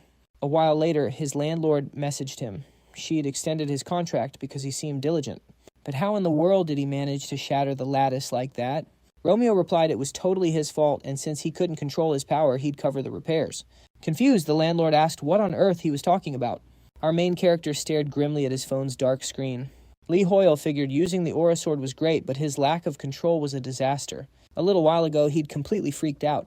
He wondered how he was supposed to shrink this thing down. He lay trembling in bed, realizing his health points were dropping fast. Using the aura sword had drained his health, knocking him out for 6 whole days. Now Romeo walked through a field lost in thought. His internet search just turned up a bunch of armchair experts, so he came here directly. But would Harkon even agree to teach him? A knight quickly raised a hand, ordering Romeo to halt right there. He declared that beyond this point was the territory of the Asera kingdom. It was under restoration and entry was for authorized personnel only. He asked if our hero had a pass. Romeo seriously replied that he didn't. Lee Hoyeol was impressed. Had they really set everything up this fast? With a stern look, the knight said that meant he couldn't pass. He apologized to Lee Hoyeol, but insisted that he would have to leave. Our hero wondered if this knight was an arcane who'd moved to the kingdom. The guy definitely seemed to take his job very seriously. Romeo clenched his fist, saying he was here to see Harkon. It was his only shot. The knight's eyes widened. Did he actually mean Sir Harkon? The knight let out a smug sigh, saying Sir Harkon was an important figure. He said there was no way he could allow someone like Romeo, who had no credentials, to meet the commander. Our hero thought this knight was getting on his nerves.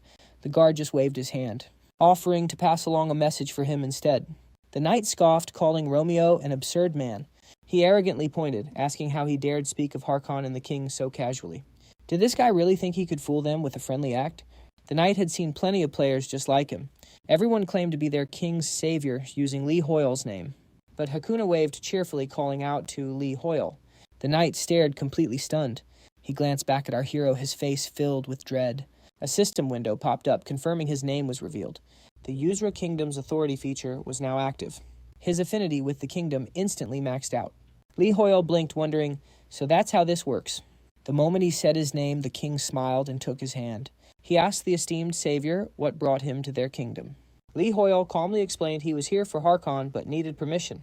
A confused Hakuna asked what he could possibly mean. With this kingdom's feature, Lee Hoyol had the same authority as the king. Why would a king ask for permission to enter his own kingdom? Lee Hoyol just calmly said that he understood now. He was just realizing it. This authority was way stronger than he'd imagined. Hakuna smiled, asking what business he had with Harkon. A little later, knights stood in formation on the sand. Yoshika declared their stances were absolutely terrible. She yelled at them to hold their swords straighter and higher. How could they defeat demons if they were this pathetic? Yoshika demanded they shout louder. Meanwhile, Harkon sat nearby with a cup and asked if he really wanted to master the Aura Sword. He had no idea what Lee Hoyol was thinking.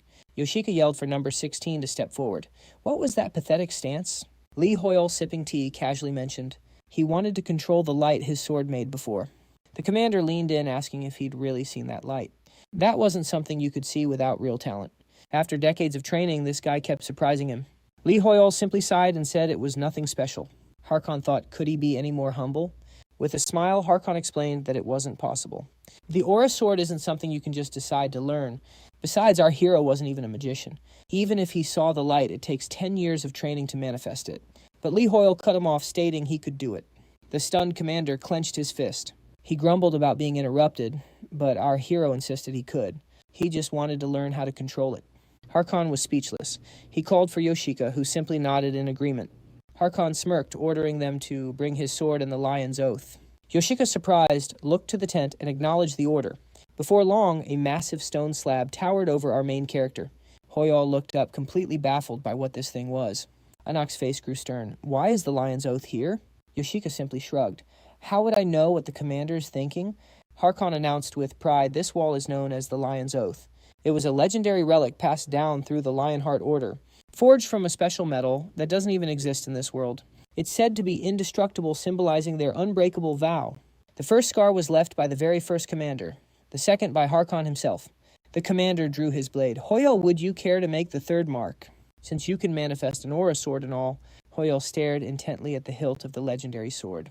Enoch shot his hand out nervously. Commander, hold on, he pleaded. He isn't even a member of the Lionheart Order.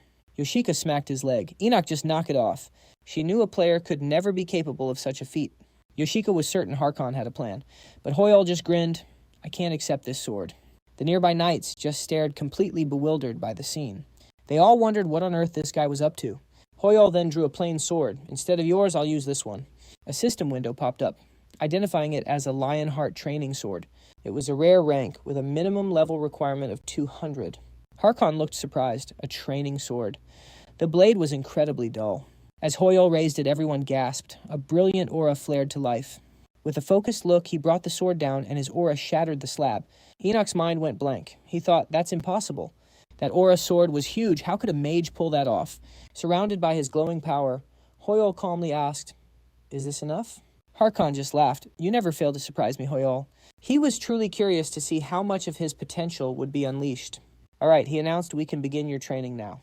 Seeing Hoyeol's shaking hands, the commander thought he must be trembling with excitement. Harkon stepped beside our hero and called out to Jessica and Enoch.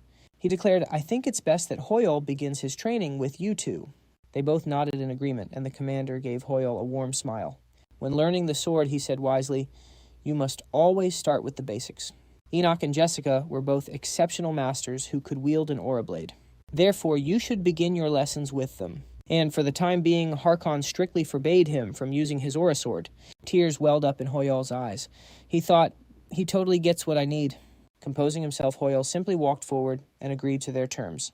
A little while later, our hero was standing in line with the other knights. Enoch glanced over, thinking it was pretty funny to see a mage learning swordsmanship, but still he had definitely earned the commander's favor. Refusing to take the commander's sword showed a deep sense of respect. Model. Fine. Enoch resolved to show the hero proper respect, though he clearly wasn't thrilled. Meanwhile, Jessica looked stern. She introduced herself as their new training instructor. Oh boy. Prepare for the brutal training of the Lionheart Knights, she announced. She ordered them to change into their training gear immediately. He may have an aura sword, but he's still a mage. She fumed internally. Without stamina, his aura would be useless in a real battle. She vowed to push this weak mage harder than anyone else. Romeo quickly got dressed, cinching his belt tight. A blush crept up Jessica's face as she pursed her lips. For a mage, he's surprisingly well built, she mumbled. Enoch eyed her. Careful not to choke on your words. Clearing her throat, she announced that training would begin.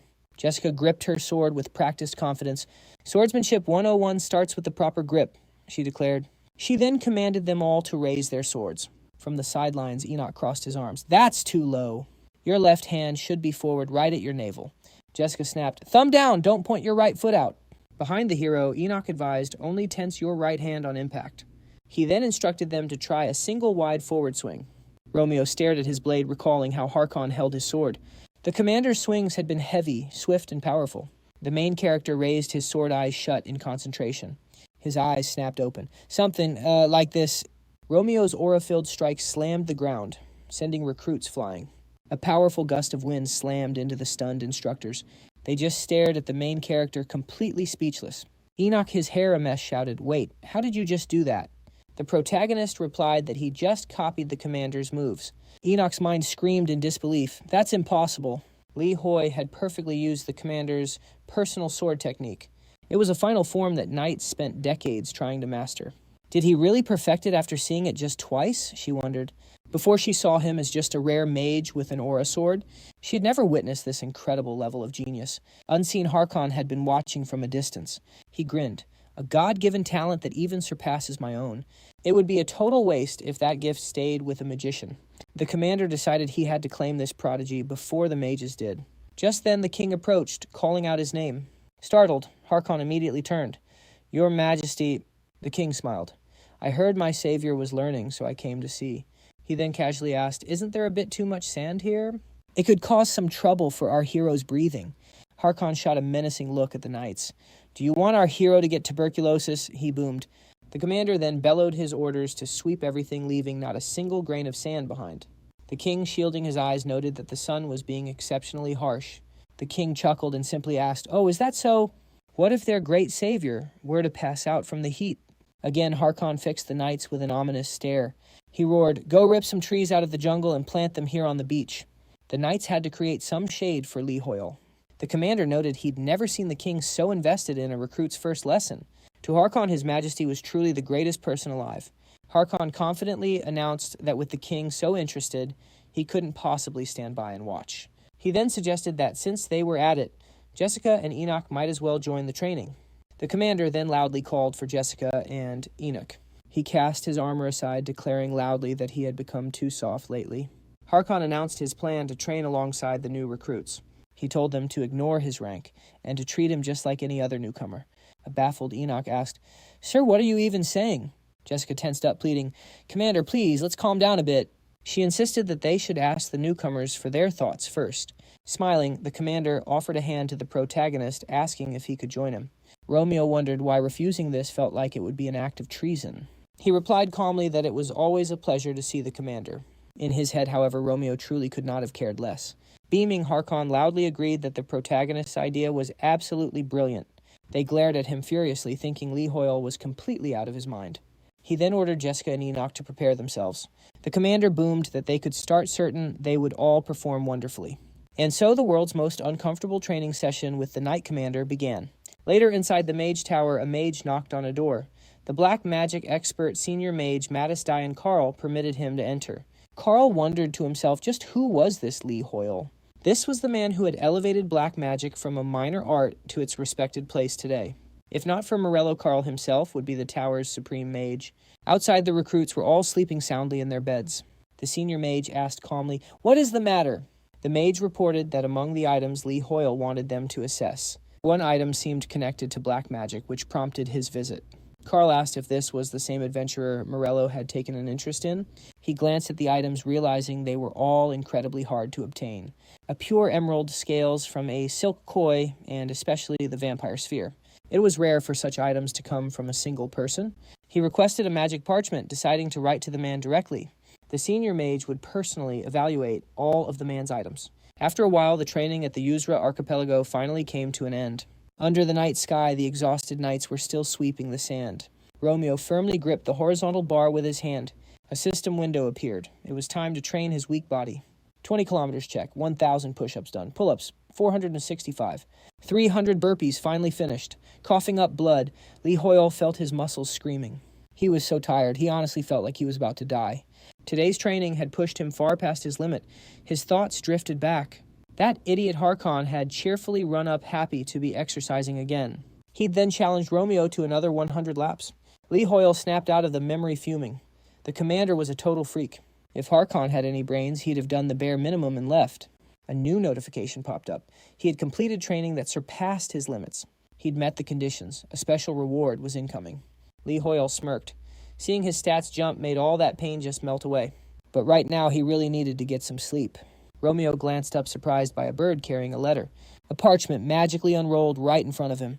It was from a mage named Carl, reporting on the item assessment he'd requested. Lee Hoyeol blinked. Oh right, he'd left those items with the mages. He put on a stern face and ordered report.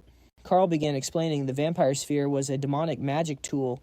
It was incredibly rare, so he asked to rent it for their research. Lee Hoyeol grinned. The minimum level was 400, so he couldn't use it yet anyway.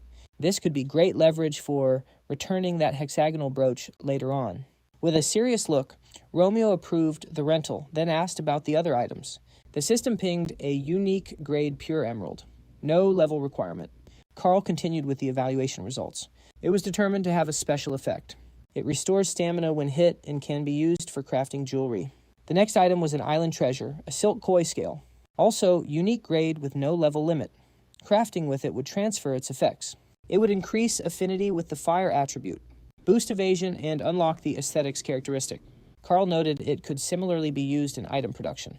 Romeo crossed his arms. Aesthetics. He'd never heard of that. What in the world was that statty? Lee Hoyeol smirked. Well, his curiosity was piqued, so he'd definitely use it. Romeo stated that the silk scales were not for rent. He then asked Carl to make a piece of jewelry and a scarf. The elder mage nodded, saying he understood. He warned that if they wanted custom items, the price would be quite high. Lee Hoyeol focused. It was time to unleash his office negotiation skills. The main character began his big speech about the contract. But Romeo placed a hand on the parchment and told Carl, "The price is irrelevant. I want to see the best possible result." Lee Hoyeol was screaming internally. That was the worst thing you could say when bargaining. Carl was stunned. Price doesn't matter. He just wants the best result. So this was the kind of person Lee Hoyeol was. Morello certainly had his reasons for choosing him. Carl smiled, convinced he understood everything perfectly. Lee Hoyeol was exhausted. This had to be the end of it. He could barely stay awake. He desperately needed to get some sleep. Already lying down, the protagonist managed a quick goodbye to the senior mage. Sitting in a chair, Carl called for him to wait, but he was already fast asleep. A message quickly materialized on the parchment. It respectfully stated that Carl was requesting a meeting. He would be waiting in the hanging gardens. Later dawn broke over the sleeping Usra archipelago. While the others slept, our main character was already running on the sand. The system window reminded him to train his weak body. The goal was 20 kilometers. Romeo was already at 17 kilometers. He finished 1,000 push-ups, 500 stretches, and 300 burpees. Lee Hoyeol sighed with confidence, thinking he was getting the hang of this quest. From a parchment carried by a bird, Carl's voice called out his name. The mage noted that Hoyeol hadn't responded since last night and that he was worried. He offered his apologies if the message he left had been upsetting. Romeo looked puzzled, asking what message he meant. He hadn't seen anything. Meanwhile, Carl was focusing fire energy into his hands. He reasoned that if Lee Hoyeol hadn't seen it, then everything was fine. In any case, the mage respectfully asked to meet at the Hanging Gardens tomorrow afternoon. Romeo calmly replied that it would be difficult. Carl asked if he had other plans, then suggested noon the day after tomorrow. The protagonist looked at the message and said that would also be difficult. The senior mage was taken aback. It seemed like a curse. Lee Hoyeol was very busy. Carl then offered the morning in 3 days. Romeo calmly replied that would also be hard. At that moment, Carl understood everything. This was obviously a test from Lee Hoyeol. He was, after all, the #1 supporter of the Magic Tower's scientists. Carl assumed he was being tested on his etiquette as a senior magician. Romeo said indifferently that it was difficult for him at the moment. He needed to focus on honing his aura sword. He explained he couldn't spare any time for personal meetings. Carl looked drained. In that case, he asked when would the protagonist be free. The senior mage added that he would accommodate any date. Romeo casually replied that he was free in 2 days around 1 in the morning. Lee Hoyeol paused, remembering he was supposed to visit the Magic Tower for research that day. In any case, Romeo was just making it seem like he was doing him a favor. The bird shot upwards, leaving a puff of smoke in its wake. Carl's voice boomed cheerfully that he would see him then. Harkon watched with a smile, his arms crossed.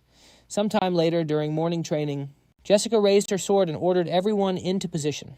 Enoch corrected a trainee, telling him to stand firm so his sword tip wouldn't waver. She ordered them to tense up and strike straight down. The main character asked in surprise what the commander was talking about. Harkon smiled, ready to say it all again. He'd taught him all he could. /A shocked, Hoyeol asked what that was supposed to mean. The commander raised a hand, confirming it was exactly as he'd stated. Our hero now needed to gain experience through actual combat. Hoyeol nervously asked, actual combat? He sighed. Fights, already /. He'd only started his training yesterday. A nervous Hoyeol asked if the commander was absolutely sure about this. Harkon just grinned. You don't realize your own potential, he said. He then asked Hoyeol to summon his aura sword one more time. Hoyeol had no clue what the commander was planning now. He steadied himself and raised his sword as requested. He just hoped he could control it. / messing up now meant instant exhaustion. Okay, time to focus. So what even was an aura sword? It wasn't like his usual skills or the magic he'd learned. This was a special ability anyone could learn no matter their class. He felt a different kind of energy inside him. / using it felt just like casting a spell. A bright light appeared, and Harkon watched confidently. Hoyeol stood calmly, his sword now wrapped in a steady aura. Hoyeol was amazed. / the aura sword really was a lot like magic. With his research and intervention skills, the aura became stable. The commander put a hand on his back. / a stable aura comes from discipline. And Hoyeol had been training solo this morning, even after yesterday. Of course he could control the aura sword with that kind of effort. Harkon squeezed his shoulder, thrilled. / I can't believe how pure your aura is. Lee Hoyeol was a natural-born swordmaster. The commander got right in his face, eyes blazing with intensity. / so what do you say? Will you walk the path of the sword with me to the very end?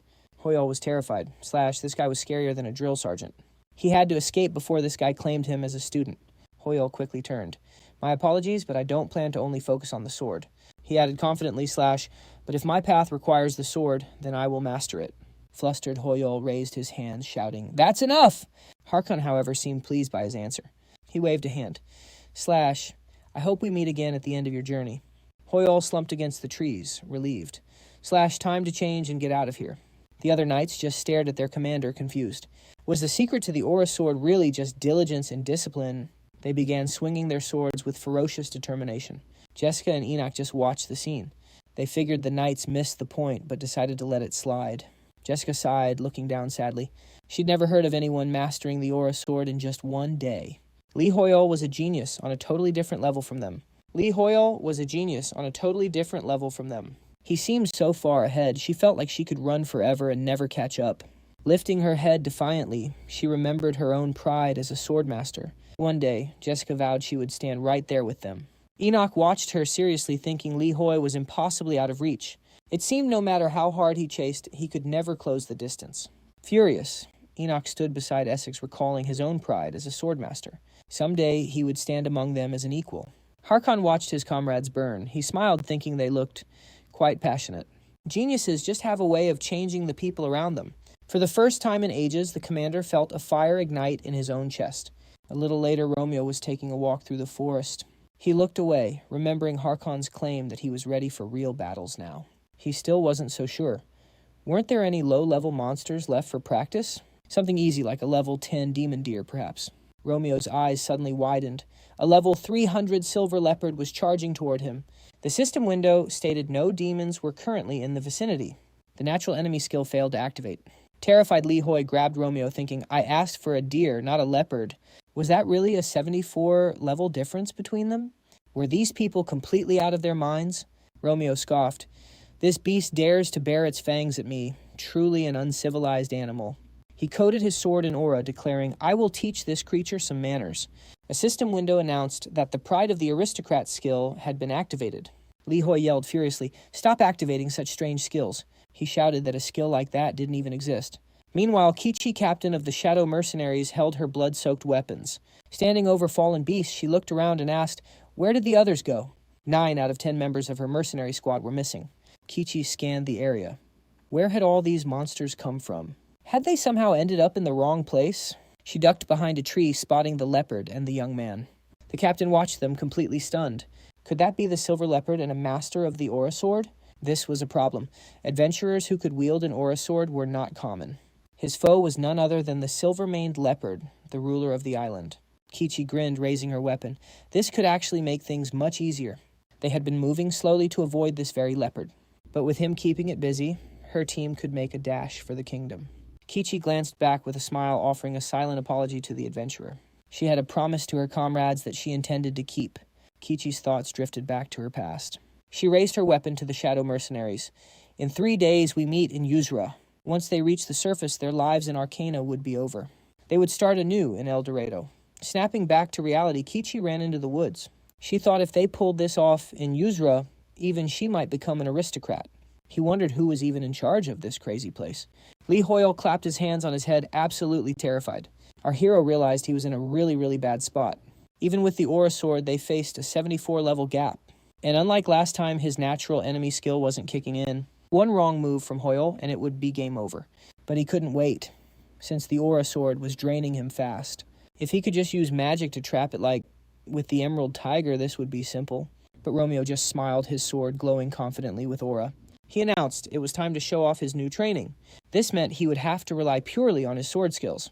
With tears welling up, Hoyeol wondered if this was the end. Would this even count as murder? The terrifying leopard leaped forward, claws ready to strike. Holding the glowing sword, Romeo thought this is the moment. Hoyeol grabbed Romeo's shoulders, utterly convinced they were done for. They were definitely dead, and he probably wouldn't even get insurance. In total panic, Hoyeol started apologizing to his family in his head. But then something unbelievable happened before his very eyes. In a flash, Romeo lunged forward, his blade slicing through the leopard. Hoyeol was stunned, wondering why the leopard seemed so slow. A 74 level difference, and it was over in one clean hit. Could this really be the power of the aura sword? Romeo, looking serious, just shook his head, saying this was barely a warm-up. Hoyeol sighed wearily, thinking they should put the sword away. Later, at the Hanging Gardens, a senior magician named Carl waited among the plants. He crossed his arms, thinking about the adventurer Marcelo had mentioned. He wanted to see for himself what kind of person this Hoyeol was. Just then, our hero made his grand entrance into the garden. He strode down the path confidently with a determined look.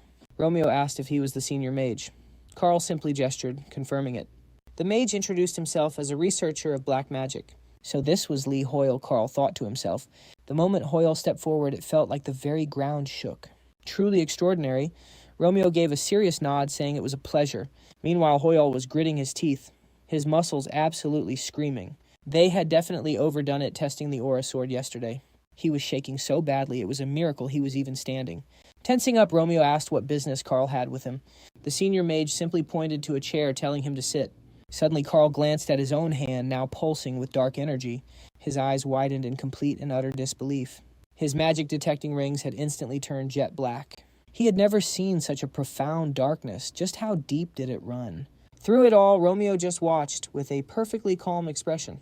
Li Hoi got nervous. Why was Carl staring at him so intensely? Maybe he should just offer him a seat. The senior mage was lost in a memory. Carl tripped hard, and the box of supplies he was holding went flying. The men smirked loudly, asking for his forgiveness. They stared down at the fallen senior mage. They said he should have been more careful. Carl hadn't spilled precious ingredients from the academy. One man added that he couldn't believe a senior mage was into such crude witchcraft. He laughed, saying if that was magic, his dog could do it. They were just spells for making useless trinkets. Later, while writing, Carl wondered if folk witchcraft was really so bad. Should a real scientist dismiss things without any proof? He decided he would show those arrogant people its true value. Later, Carl stood before the Great Hall of the Mages Association ready to present. Carl poured dark magic into a skeleton, announcing that, with the right mana, it could move like it was alive. This new magic could solve problems the current system couldn't. It just used a different kind of mana. A mage declared that this was completely pointless. What was the head mage thinking allowing this here? How dare he show such a vile thing to them? The mage said with disgust that the head mage had finally stooped to evil. Carl's hands glowed with dark mana as he yelled for them to stop being blind and see its potential. It was a problem their current magic couldn't solve. He claimed they might even solve the cosmic interference problem. A mage turned to the president, saying there was no need to hear more. They asked the president to make his decision. Even if they valued diversity, this was going too far. The president calmly asked the senior mage if he had decided on a name for this new school of magic. Surprised, Carl turned. He smiled and said he had. He announced that he would now call this black magic. After that, the other mages slowly began to accept it. But that moment of glory was short-lived. The senior mage gritted his teeth, thinking how he'd believed black magic could solve the cosmic interference. Several years went by, but Carl's research had stalled completely. Then, due to the interference, the Tower of Mages appeared on Earth. The senior mage stared up at the dark sky. He thought there had to be a way to stop it, but he couldn't do it alone. In the end, Carl was left with nothing but shame. The senior mage snapped back to the present. He couldn't imagine someone with so much talent for black magic existing outside Arcana. Carl was amazed, thinking that with this man, they could finally break the limits of his research. Meanwhile, Romeo sitting at the table.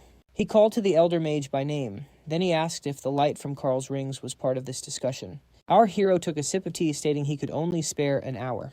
The tea was getting cold after all. Carl stared at the mana on his rings, shocked, and quickly asked for forgiveness. He explained the rings measure a person's affinity for black magic, in other words, their raw talent. But they had never glowed with such a deep dark hue before. A surprised Romeo looked over and asked what black magic was. He felt like he'd heard that phrase somewhere before. Carl clarified it was a unique magic that used a different form of mana. The elder mage raised his hand, forming a firebird from pure mana. He explained that normal magic influences a target's mana to cast a spell. Black magic, however, draws power from one's inner darkness. Carl then conjured a spider shrouded in dark energy. This dark mana, he said, is born in the caster's heart and shaped by their personal history. The deeper and darker their past, the more potent their black mana becomes. The elder mage respectfully turned his head away. Covering his mouth with his hand, he murmured how incredible it was. The main character's sensitivity to black magic was off the charts.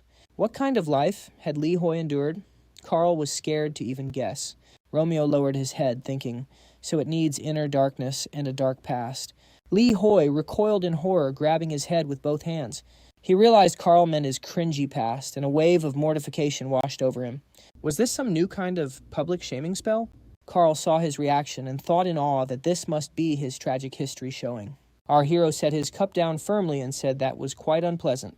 He crossed his legs, asking coolly if it was proper etiquette to pry into someone's past. On their very first meeting, no less, the elder mage clutched his chest in alarm. He begged for Romeo's forgiveness. He confessed that he had acted improperly towards Li Hoi. In his carelessness, Carl had deeply insulted him. The mage closed his eyes, saying he would report himself to his superiors for official discipline. Romeo tensed up, realizing this was going way too far.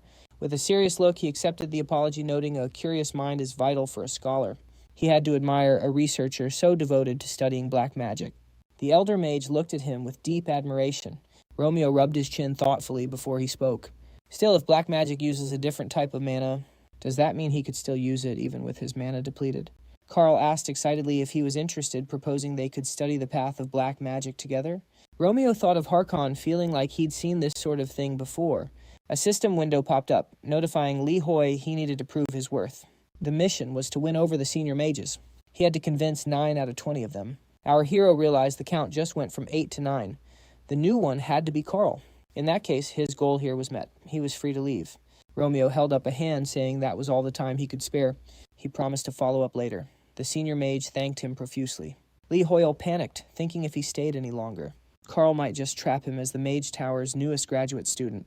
Later, back in his new office at the Mage Tower, Romeo was already deep in a book, chin resting thoughtfully on his hand.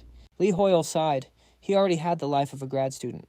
But Romeo was a total workaholic for hitting the books immediately. Suddenly, a mana-infused parchment caught Romeo's eye. It was from Marcello welcoming him to the Mage Tower. Bia also sent congrats and invited him to lunch. And Maya sent a note saying it was a pleasure to meet him. Then a system window popped up. Senior Mage Persuasion complete. Lee Hoyeol pumped his fist excitedly, wondering if everyone followed Carl's lead and accepted him. Looks like Carl really carried a lot of weight around here. Another notification reward processing. Affinity with the Mage Tower is soaring. His influence within the tower was skyrocketing. A new function has been activated. A huge grin spread across Lee Hoyle's face. With his affinity and influence in the tower climbing so fast, did this mean the Ysera Kingdom was practically his now? But Romeo just tossed the notes calmly, stating nothing had changed. Lee Hoyle fumed. Seriously, can't he just enjoy the win? Hoyle's eyes went wide at the system window, a new function. Romeo seriously reached out a finger to the window. Hoyle blinked in surprise. What was this? Moments later, a news report announced Arcana's first real-world appearance. A massive amount of capital was flooding into the Ysera Kingdom. The Giant and Berserk guilds were investing heavily in the nation. The reporter turned to an expert for his take on the situation. The expert called it a wise, forward-thinking decision. And honestly, this wasn't some far-off prediction. The Jane Guild had already jumped from 5th to 3rd rank. Meanwhile, Tammin and his brother stared intently at their monitor. Tammin turned to his brother. What do you make of this? Namcha's hands hovered on the keyboard. I'm just thinking of how to repay Hoyeol. His brother's gaze was heavy, knowing that their guild's meteoric rise was all thanks to the protagonist. Without him, Namcha might not even be here today. After all, it was Hoyeol who connected them with the Ysera Kingdom. They truly owed him everything they had achieved. Tammin's fist tightened with resolve. We'll ace this Ysera restoration quest he gave us. He turned to his brother, surprised by the lack of reaction. The rankings updated, showing the Jane Guild had jumped from 5th to 3rd. This was a huge accomplishment that called for a celebration. But unfortunately, they weren't on good terms with the Mythology Guild. An alliance would have been the smart move right now. Tammin glared at the screen. What is this? What is Mythology Guild playing at? Are they spouting nonsense again? Namchao calmly noted mythology was just being childish as always. But this time, they had even roped in members of the National Assembly.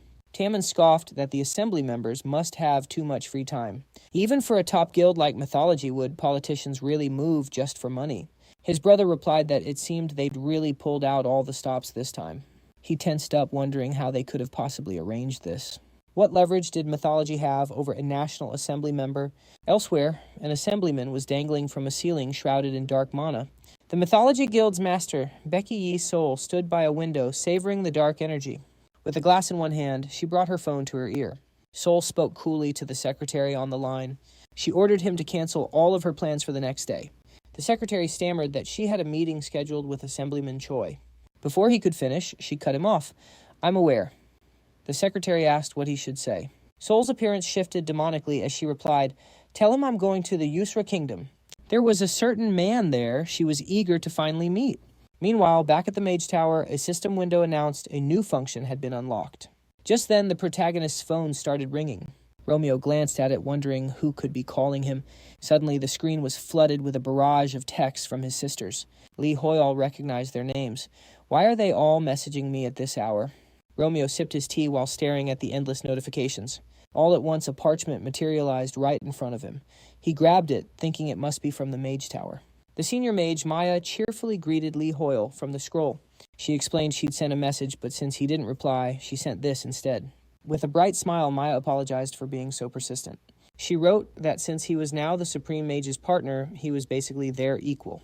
And with that, she had prepared the gift she'd promised him. But another scroll from Vanroom suddenly appeared, loudly greeting Lee Hoyeol and cutting her off. He introduced himself, saying he'd prepared a little welcome gift for him.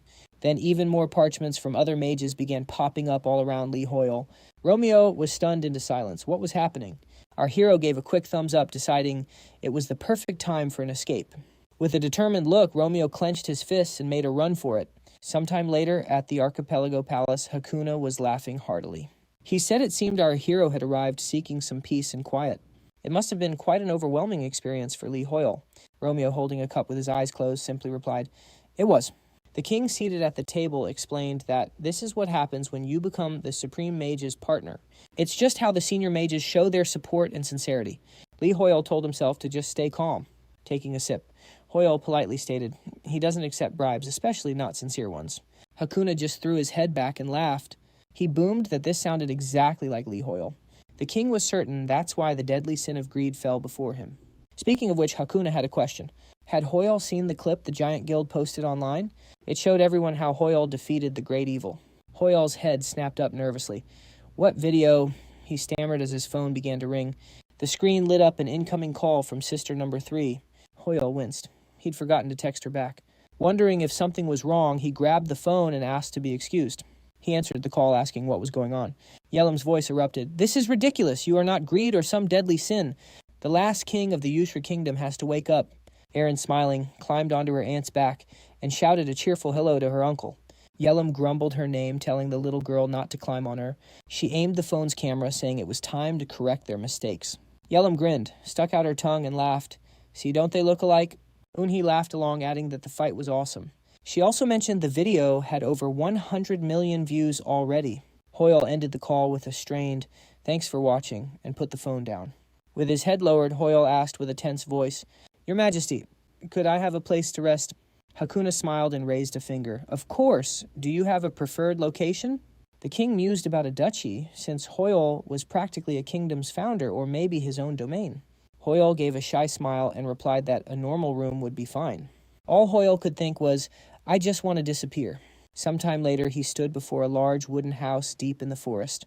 Hoyeol quickly let himself inside. He hung his jacket and loosened his tie as some tags fell out. Sinking onto the sofa, he stared at his phone. Hoyeol thought to himself how mortified he was. How did that video get so many views, and who let the Giant Guild film and post it? He briefly considered suing them for filming without his consent. But what was this feeling? Something felt wrong and familiar. A mask suddenly on his face, Hoyeol quickly opened the window. "Oh, it's just dust," he said, scratching his head. He realized he hadn't cleaned since arriving.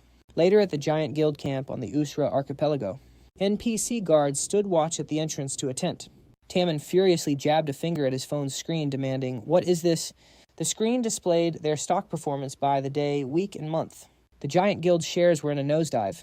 Tammin threw his hands up, shouting, "What on earth is happening to our stock?" Namchol, sitting by a computer, let out a sigh. He said it was the Mythology Guild spreading weird rumors, again making his brother demand to know what he meant. Why do these weirdos keep trying to frame us? The second the assembly backs them, they start messing everything up. Mythology is pure garbage. Tammin demanded his brother send him links to those articles. Namchal covered his mouth with his hand, saying, he figured Mythology wants to split the Usra restoration quest before the rewards drop again. His brother wondered how the Mythology Guild suddenly got so powerful. Tammin asked, did the Jane Guild get liquidated and merge with Mythology or something? What kind of ridiculous headline is this? Why is the headline so crazy when the article itself claims that the Jane Guildmaster? Tammin is head over heels for Guildmaster Sol and begging for her hand in marriage. Just then, the NPC guard at the tent raised a hand, telling her to stop and asking what her business was. Tammin grumbled that he could write nonsense like that too. He pointed a finger angrily and declared, Guildmaster Tammin despises Sol. And the reason, because the Mythology Guildmaster has a hairy mole on her back. Instantly, Sol appeared beside him with a smile, asking if that was really true. Tammin and his brother stared at her, completely shocked. The Guildmaster calmly inquired where he had heard such a thing. She tucked her hair back, noting that Tammin knew things about her that she didn't. It seems Guildmaster Tammin is very interested in her indeed. Tammin furiously rolled up his sleeve and demanded to know what was going on. He snapped that their own guild members were supposed to be on guard outside. Namchal clenched his teeth, asking if something had actually happened. He threw back the tent flap and saw the NPCs lying on the ground. Namchal turned to Sol with a dark look, saying she knew the penalty for attacking their members. The Mythology Guildmaster put a hand to her cheek in mock surprise, and asked if there had truly been an attack. She insisted she had nothing to do with it. Sol's expression shifted as she said they simply fell asleep. Dark mana drifted toward Namchal. He was scared, wondering about this familiar, awful feeling. Namchal realized she was the one who shot the Mythology Guild up to 41st place. Before her, the guild was small and totally insignificant. Sol just watched the scene with a calm, knowing smile. Furious, Tammin pointed his finger at her and shouted her name. He yelled, "What are you trying to pull? Don't you think you've crossed every line?" Namchal trembled, remembering Sol now had the National Assembly's support. He couldn't understand how she'd managed to do it. Was this actually mind control magic that shouldn't work on players? So how was this possible? He tried to warn his brother, but his body was frozen. Sol smirked, telling him it was useless to fight it. Namchal thought in terror that this felt just like when that demon possessed him. Nearby, Romeo was standing next to the unconscious NPCs. He lowered his mask with a sigh. Tammin and Sol looked over in surprise. Standing at the tent's entrance, our hero announced that he had just finished cleaning. But it didn't feel fresh at all, and he absolutely couldn't stand it. Romeo strode toward the guildmasters. Sue murmured in awe, "So that's him." The protagonist confidently let his mana flow, declaring, "I'm the demon here." He quickly held up his phone, showing a video of Romeo saying this was enough. It was time to set things right. With a firm look, he stated that Tammin, the one who loved posting humiliating videos of others, was the real demon. A bewildered guildmaster Tammin threw his hands up, staring at him. With a panicked look, he asked, "Is that actually a video?" Sue grinned, slyly resting her chin on her hand and telling them to just watch. She mused that she wanted more info from Tammin, but the hero himself showed up. Sue smiled, thinking about how people call Lee Hoyeol the light of Yusra. Seeing him in person, though, he didn't seem all that impressive. She wondered if this man truly defeated a mortal sin all by himself. The mythology guildmaster asked, "Aren't you Lee Hoyeol?" Sue figured the mortal sin must not have been a big deal after all. With a bright smile, she held out her hand to introduce herself. The guildmaster got closer, adjusted his tie, and asked if he had not heard of her. Sue thought his ignorance was disappointing but useful. She said she was interested in Lee Hoyeol. She figured taking over Yusra would be much simpler than she had ever imagined. Romeo immediately slapped her hand away from him. Sue's eyes widened, genuinely shocked by his action. He placed a hand on his hip with a stern face, telling Tammin this was just absurd. He added that Guildmaster Jae-hyun needed to explain himself. Namchul, adjusting his glasses, quickly agreed, saying false rumors about Lee Hoyeol were spreading. Articles were published saying he gave special favors only to his affiliated guilds. They just couldn't sit back and let these malicious rumors get out of hand. So that was the reason they decided to upload the video. Namchul apologized, saying he just wanted to clear up any misunderstandings. But he admitted that maybe he hadn't thought it all the way through. Romeo crossed his arms sternly and listened to the explanation. Namchul added that those weren't official articles from Mythology or the National Assembly. Sue smirked, covering her mouth slightly as she turned back to Lee Hoyeol. She ominously brushed her hair from her face and asked how he could treat her this way. She thought it was pretty rude. How was the guildmaster supposed to take this? With a serious look, Romeo said that Sue understood the situation perfectly. He stated clearly that he was talking to the Jane Guild and asked who taught her it was polite to interrupt someone's conversation. With a terrifying glare, Sue let her dark mana flare up around her. She retorted that technically, Lee Hoyeol was the one who interrupted her talk with the guild. She thought to herself that he was not as simple as he appeared. But it wasn't scary. To a succubus like her, humans were merely prey. Even Lee Hoyeol would not be able to resist her powerful charms. Sue reached for his face, her dark mana swirling, and asked if he didn't agree. A system window popped up announcing the natural enemy skill was now activating. Combat skills would receive a huge boost in the fight against the demon. Staring into her eyes, Romeo realized natural enemy meant that she was a demon. Sol's hand hovered over his head, pulsing with dark mana. He knew this had gone way too far. Just then, a nearby NPC suddenly started yelling. He sprinted to the tent, shouting, "It's the giant tent, gotta film all of this." He then asked, "Are you folks from the Giant Guild?" The streamer rushed in, camera rolling, yelling, "This is amazing. Sol is here too." They were now standing right before the Jane Guild's tent. A viewer typed, "Is the main character actually there?" That viewer donated 50,001, writing, "It really is Lee Hoyeol." The streamer roared, 50,001. "Thank you." A wise, startled Sol demanded, "What is this?" Namchul smirked, pushing up his glasses. "Looks like we finally made it," he chuckled. She shot back angrily, "What are you talking about?" With a sinister grin, Namchul just flipped her off and asked, "Did you think you're the only one who can play the media?" He added, "This is a whole different ballgame now. Don't you know the real media these days is video streaming?" The other streamers grinned wickedly, phones out and recording. They all shouted, "Is that really Sol, Lee Hoyeol, and Jane? Am I dreaming?" The view count was absolutely exploding. Viewers spammed the chat asking what happened. Donations poured in nonstop. One streamer pointed his camera right at Sol. He asked why she targeted the Giant Guild but ignored Berserk. Then he added, "Are you trying to get with Lee Hoyeol too?" The hero was confused by all this. Romeo just watched in disgust. Sol shielded her face. "We can't talk properly with all this commotion." He turned to face her, his expression serious. He tried to recall what she had just whispered to him. Sol smiled, touching his shoulder. "Can we talk elsewhere?" But he flatly refused. His blunt refusal left everyone completely stunned. Soul looked like she wanted to object, but she covered her mouth. He sighed sternly. I don't have time for people who don't make appointments. If you want to talk, learn some manners and come back. A streamer laughed. Did she just get totally rejected? Now that's what I call premium content. Soon a news report flashed. Soul has 1.5 million subscribers. She's the #1 business icon in South Korea. She's the heir to the Mythology Corporation and master of its guild. With 60 million followers, she's the biggest celebrity of our time. Anything she wears, drinks, or touches sells out in minutes. She's the reason Mythology's slogan became Mythology out of stock. At this point, Soul herself is a myth. Everyone adores her. Everyone wants a piece of her. So why is this happening? A comment popped up. Who'd win in a fight, Soul or Lee Hoyeol? Her expression was baffled. Why didn't her charm work on him? Soul muttered to herself that she would never forgive him. How dare he humiliate me, she thought. I am definitely going to kill him. With her phone in hand, Soul calmly told the demoness to please stop. She glanced in the mirror where her eyes were glowing red. But the demoness snapped back, reminding Soul she was the one who begged for help. Was she really going to play the boss of this body all of a sudden? The demoness remembered how Soul had pleaded for a way out of her misery. In the past, she'd simply asked a desperate soul if she even wanted to live, but now things were different. The demoness pointed out Soul had wanted revenge on everyone who'd wronged her. Soul had promised to do anything, and the demoness simply delivered on that promise.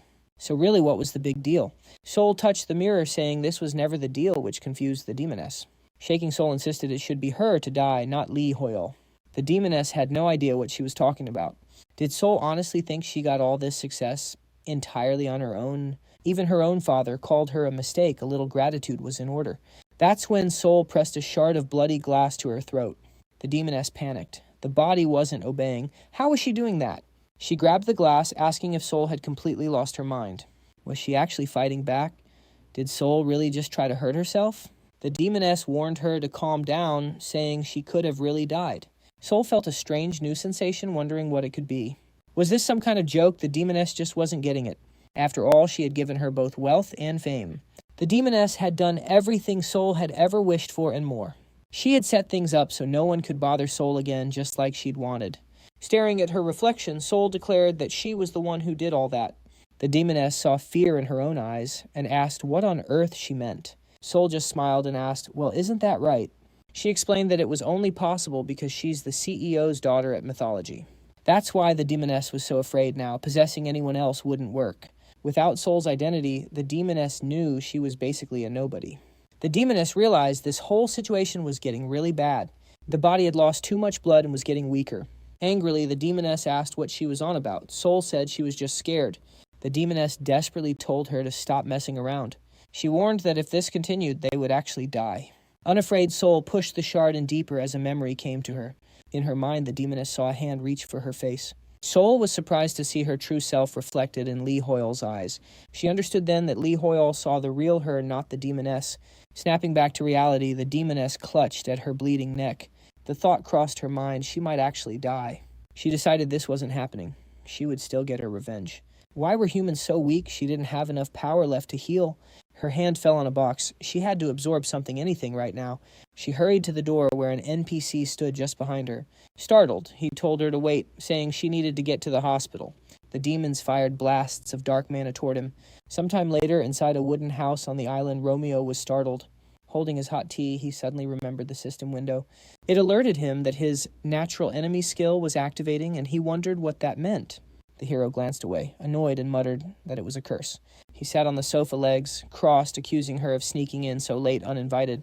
Some things never change, he thought. Still has no manners. Romeo set his cup down and told the demoness to come on in. Our hero smirked, saying she wasn't who he expected, but he'd still be a good host. Romeo smirked, crossing his arms and standing tall as he waited for the demoness. After his invitation, the door remained completely shut.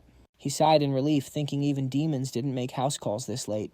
A smile played on her lips as she leaned against the window, arms crossed. She commented that Lee Hoyle was more perceptive than she had expected. A sudden chill ran down his spine. He gritted his teeth, trembling slightly. Romeo glared at her. Do you normally sneak in through windows? Where are your manners? Entering the room, she recalled him asking her to work on her etiquette. Dark mana swirled around her sinister smile. My apologies, she chirped. I must have completely forgotten about that. The protagonist realized he could no longer see Soul's silhouette at all. He wondered what could have happened. Was she really sealed away? Looking up, Romeo stated that he couldn't see Sol anywhere. The demoness covered her mouth with a wicked smile and asked what he meant. "But I'm right here," she said sweetly, "unless you mean that dead girl." Romeo was stunned by her words. The demoness simply stated that Sol was dead. She explained that the girl had foolishly tried to stab herself. It seems Sol died from the shock, and now the demoness couldn't sense her either. The demoness scoffed. "What did you expect from that idiot? Did she really think that would work on me?" Fear crept over Lee Hoyeol's face. Could Sol truly be gone? He thought it wasn't possible. The demoness then asked if he'd like to hear something interesting. She stepped next to Romeo with a smile, slowly raising her hand. "You see," she said, "Sol died because of you." She continued her strange tale about how he was the only one who ever saw her.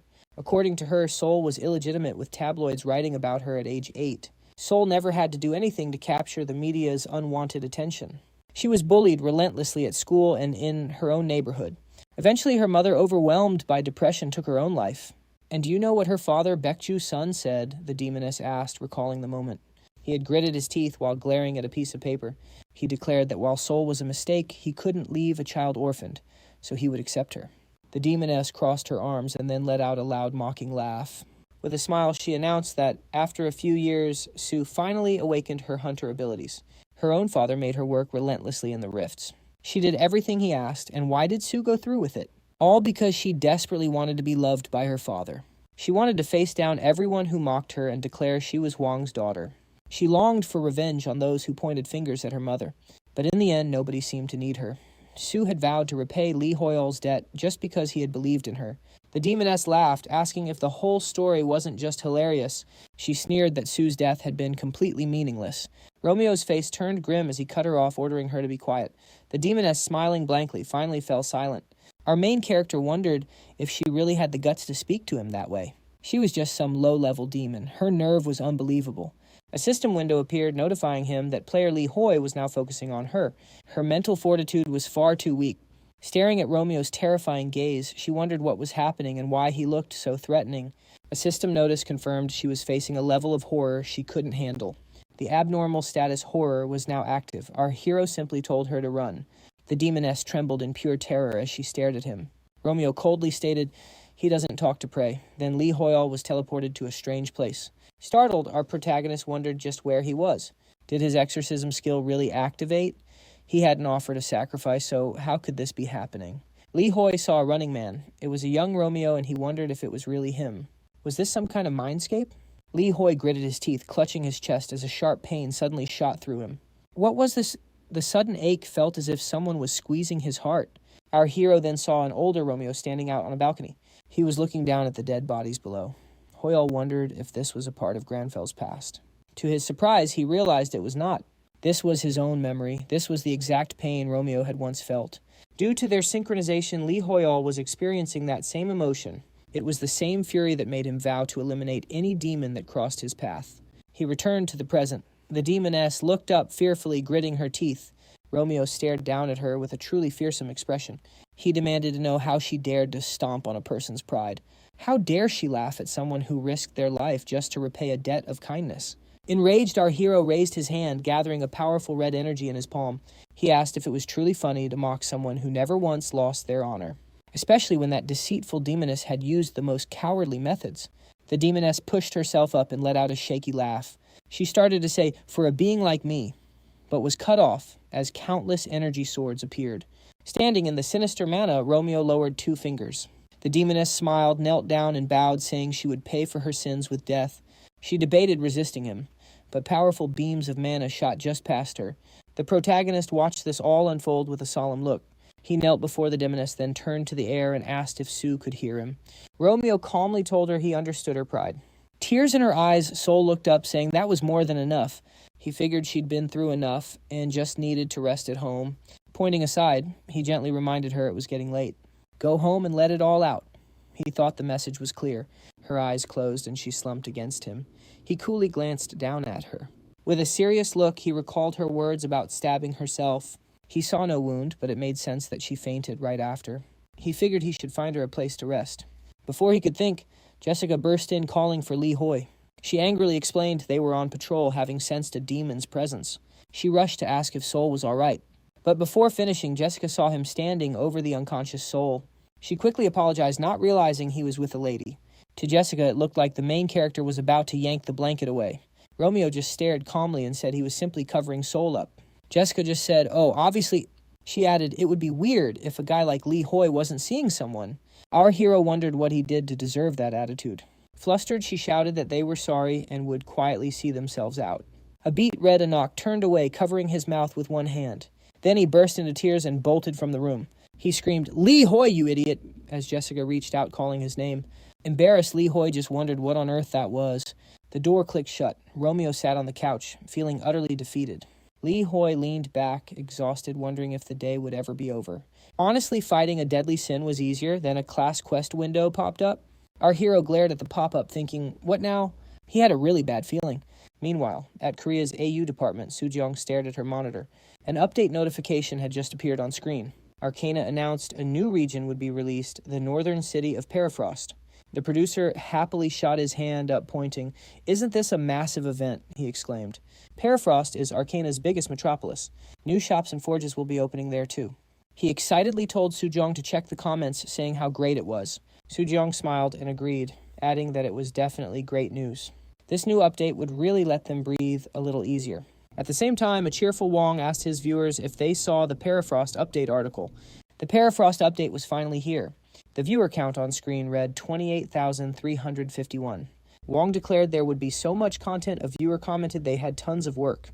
Another chatter wrote, "This is the true start of humanity's comeback." The smiling correspondent raised a hand and spoke into his mic. This is Arcana Today with a surprise broadcast. They'd brought news of the update opening the northern city Perifrost. Everyone was thrilled about the new patch. Maybe this was humanity's big counterattack. Lee Hoyeol stared at the system window, his eyes wide with surprise. It announced the sudden appearance of the Demon King. A class quest to defeat the Demon King had just appeared, so it was real. He clenched his fist. The final hunter was destined to dethrone the king. Our main character had to explore the northern Perifrost region. Lee Hoyeol wondered, is this Perifrost, is the Demon King really in the city center? He couldn't believe the city's actual ruler was the Demon King. What a rare event. Looking at his phone, our hero announced he had to warn everyone. He told Romeo to post a comment on the Arcana page or another forum. Lee Hoyeol shouted at him to hurry up and get on it. Romeo just smiled, sipping his drink while holding his phone. He mentioned the Demon King reminded him of someone named Ixion.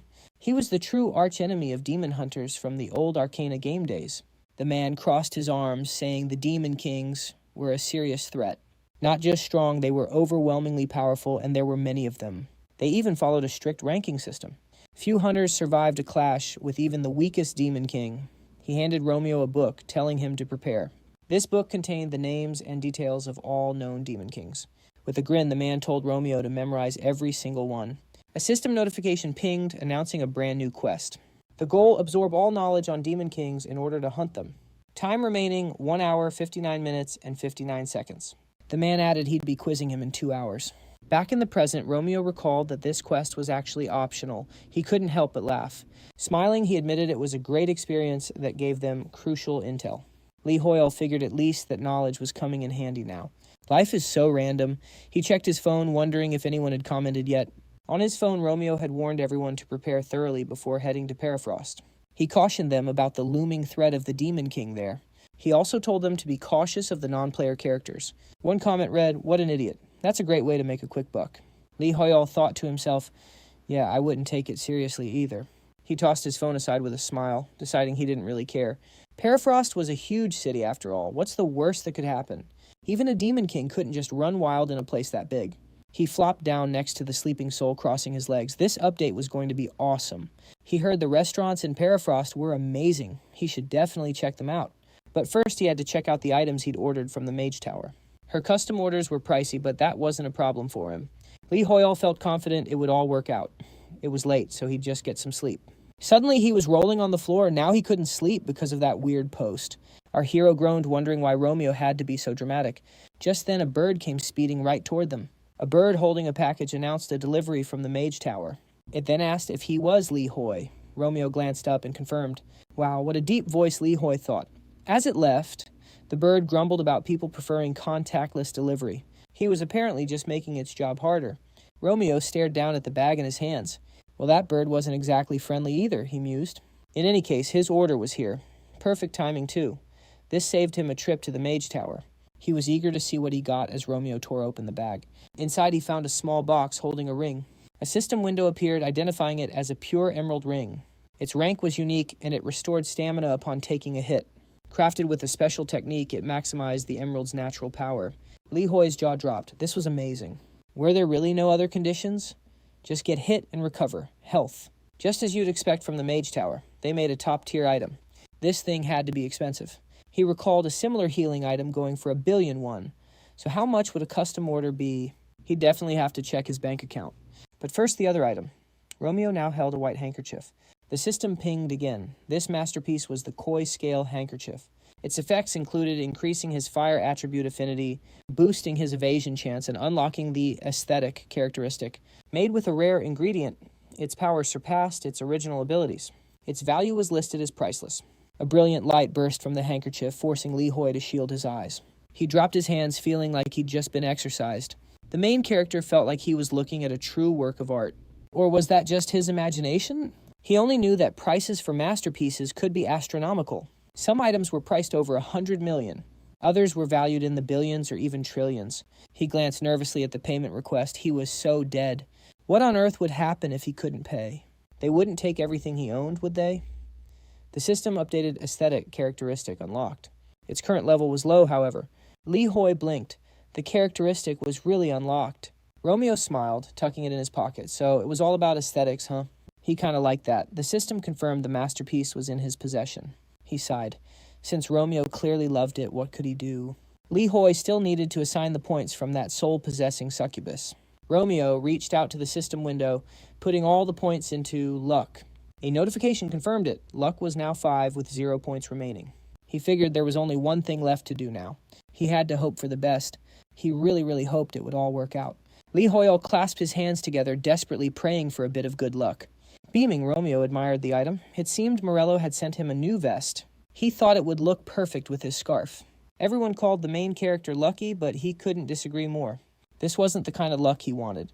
A system window popped up with a new class quest. Li Hoyeol sighed, wondering what was next. Romeo's jaw dropped at what he saw. The system announced the Demon King raid was on hold. A prerequisite quest had to be finished first. On hold a previous quest, our hero wondered, confused. Later at the Inazuma Guild HQ in Japan, an NPC was furiously scattering papers. He demanded to know why they were losing to the giant guild in the ranks. "Is there anything more shameful?" he yelled. "This is a total disgrace." A man with a scar on his cheek listened with his eyes closed. He introduced himself as Hijai and vowed to erase this shame in the permafrost. The NPC leader jabbed a finger in his direction. He warned, "If you fail again, you'd better be ready to pay the price." "Do you understand, Hijai?" He snarled. Hijai simply agreed. A moment later, Hijai clenched his fists as he strode down the hall. An analyst reached out cautiously, then turned toward the master. Hijai cut him off, smoothed his hair, and said permafrost appeared near Hokkaido. This was top-secret intel. No one outside the guild could know. The Japanese government was going to buy them some time. Meanwhile, they would raise their influence and affinity in permafrost. The analyst blurted, "Is permafrost safe? It goes against the AU." Before he could finish, Hijai slammed his fist into the wall beside him. Veins pulsing on his neck, he growled that Permafrost was a barbarian city. He added that Tamon from the Jane Guild was a rank 1 barbarian. Pushing up his glasses, Hijai noted they'd lost to Jane in Askara and Yuzur. "There won't be a next time," he promised. "We will surpass Jane again." The terrified analyst could only agree. Hijai spun around, ordering him to send all guild members to Hokkaido. With a smirk, he warned the analyst, "If you aren't prepared for the consequences, watch yourself." Everyone acts so carefree when they aren't the ones on the line. Sweat dripping down his face, the analyst grabbed his phone. He laughed, nervously, promising he would handle everything. The analyst typed a quick message, "Permafrost is appearing near Hokkaido." The reply was a thank you with a promise of payment on confirmation. The analyst then messaged back, asking when to make contact. At that moment, an NPC snatched his phone and sprinted to his colleague. He shouted that they'd just gotten a tip from inside Inazuma. "Post the news and let's go immediately," he urged. Han Moon, sitting on a boat, asked for the location. The NPC replied, "Hawo." His partner needed to hurry. The NPC knew that analyst would tell everyone. Typing furiously, Moon corrected him, "It's Hokkaido." Soon after the news broke, a permafrost region had emerged near Hokkaido. Dimitri looked at his phone, telling Rox the analyst had just called. The guildmaster simply waved a hand, saying he'd already seen it. He told them to gear up because they were moving out now. An NPC cupped his hands, ordering the Shining Ones to get ready. Just then, Huntress burst in, calling out and waving her phone. She yelled, asking if the guildmaster was some kind of idiot. She insisted they needed to pack all their ski equipment. Leone pointed out she would freeze if she only wore a swimsuit. Huntress had clearly lost her mind. Meanwhile, one grinned, telling his audience Permafrost is in Hokkaido. Viewers commented that he looked very cute, then they asked about Lee Hoyeol. One was looking sharp today. He explained Permafrost is a northern city. It's the only city where you can get the Barbarian class. It was a major player hub back when Arcana was just a game. It had blacksmiths, NPCs, and plenty of shops just like a metropolis. People were excited, calling this the start of humanity's comeback. If its content matches the game, it will be a huge help for players. Later in Hokkaido, Tamon slung his sword over his shoulder, asking what was going on. He wondered aloud if everyone around him had gone crazy. Namchul looked up from his tablet and asked about the problem. Tamon angrily pointed back, telling his brother they were asking for passports. He'd never once been asked for a passport. How did he become a player? Namchul smiled, raising a hand and saying there must be a mistake. He offered a friendly hello and gave them his name. An armed NPC apologized, stating they couldn't enter without a passport. Surprised, Namchul let out a puff of hot air into the cold. Tamon said they were blocking entry and had sealed almost everything off. And it wasn't just happening to them, but to everyone. In a snowy forest near Permafrost, the Inazuma Guild was racing through the trees. Their leader urged them to hurry, saying they were running out of time. They had to get there first, even if only by 10 minutes. A hunter gasped, shouting that he could see the Permafrost gates ahead. The guildmaster smiled, thinking they had finally arrived. His expression soured as a member snapped a twig underfoot. The guild suddenly froze, their eyes locked on something horrible. Bodies were impaled on stakes. "Is this Permafrost?" he stammered. The gruesome sight made several guild members get sick. A panicked hunter grabbed his friend, asking what this was. "Be careful," the leader warned. Another member screamed in fear. A massive finger suddenly pierced right through his chest. The guild scattered, screaming that a demon was there and crying for help. The man looked up in terror as a giant demon pointed its hand at him. But the guildmaster realized that wasn't the creature he should fear. Hours earlier at Lee Hoyle's home, Soul was sleeping restlessly. A memory flashed through her mind and her eyes snapped wide open. Sue shot up, wondering how she was even still alive. When did she pass out? She hoped she hadn't made a total fool of herself. The embarrassment was just too much. Did she actually start sobbing when he called her amazing? He saved her life. How could she ever repay him for all this trouble? Lee Hoyle, meanwhile, stroked his chin, focused on the system window. He figured the Demon King was finally starting to make a move. A notification popped up, return to the demon-held burning permafrost. If the scale was empty, the quest would be a failure. Lee Hoyle wondered about this scale. He hadn't seen one yet. Would it just appear once they got there? The main character closed his eyes and raised a hand, saying it was time to go. He thought he should wake Sue first, but then he turned and saw her. He calmly asked if she had been awake long. Sue flinched, thinking he should have said something to warn her. With her head bowed, Sue thanked him deeply, sorry for the inconvenience. Lee Hoyle had saved her life after all. She covered her face, declaring she'd repay this debt no matter what. Sue grabbed his jacket, saying he was too kind and could ask for anything. She would even pay with her body, her heart, and her dignity. Holding an envelope, Lee Hoyle reminded her, "You said in any way." Sue stared in surprise. Was that an envelope with a bill inside? He then recalled his luck stat. Prayers really did work in odd ways. This was an incredible fortune. The letter said production was free. The Magic Tower waived commission fees for Supreme Magician-level mages. It was a reward for their dedication and hard work. The main character wondered if it was actually free. It was probably because of that brand new function he had. Lee Hoyle looked at the letter, thinking he really liked Morello. He didn't have much to ask for. Maybe some premium mythical rank tea. Harkon turned to Lee Hoyle and announced that it was him. Lee Hoyle gave a disinterested glance and gestured for him to enter. The commander noted with surprise that the hero already had company. He approached with a smile covering his mouth. So the rumors were true. He meant the rumors about Enoch crying after Lee Hoyle rejected him. The main character wearily put a hand to his face. Harkon, get to the point. Lee Hoyle stood between them, thinking how baseless these rumors were. The commander said with a grin that His Majesty would discuss the visit personally. Harkon happily added he had something to discuss with their savior. The Royal Knights had brought him here. He was escorted by a full company. They were all waiting just outside. Lee Hoyle thought that somehow more people seemed to show up each time. Soul smiled slyly, tapping her chin, and said this was a major oversight. She then apologized for her tardy introduction. Sue placed a hand over her heart, introducing herself to Hakuna and Harkon. She inwardly cringed, hoping Lee Hoyeol didn't think she had a split personality. The commander turned with a friendly smile, announcing that it was Sue. He mentioned he'd heard of her. She was just as beautiful as the rumor said. But the king folded his arms, noting that this matter was more important. He held out a hand to the savior, admitting he understood it was quite late. Hakuna apologized for the late visit, saying he'd come for some advice. Romeo sternly asked what was wrong. Sue nervously clenched her fist, wondering what on earth was going on. The king of Yuzra didn't just pay a visit. He came asking for guidance. Apparently, Lee Hoyeol was a much bigger deal than she had realized. Hakuna smiled, explaining that a resident from Arcana had recently moved to Yuzra, someone hoping to begin a new life. But in the past, their conduct in Arcana had been less than admirable. Because of this, the king wanted to entrust this person's fate to the main character. Hakuna then glanced at Sue, asking if he could bring the person here right away.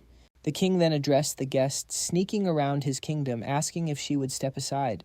It dawned on Lee Hoyeol that Hakuna was here because Sue was technically an intruder.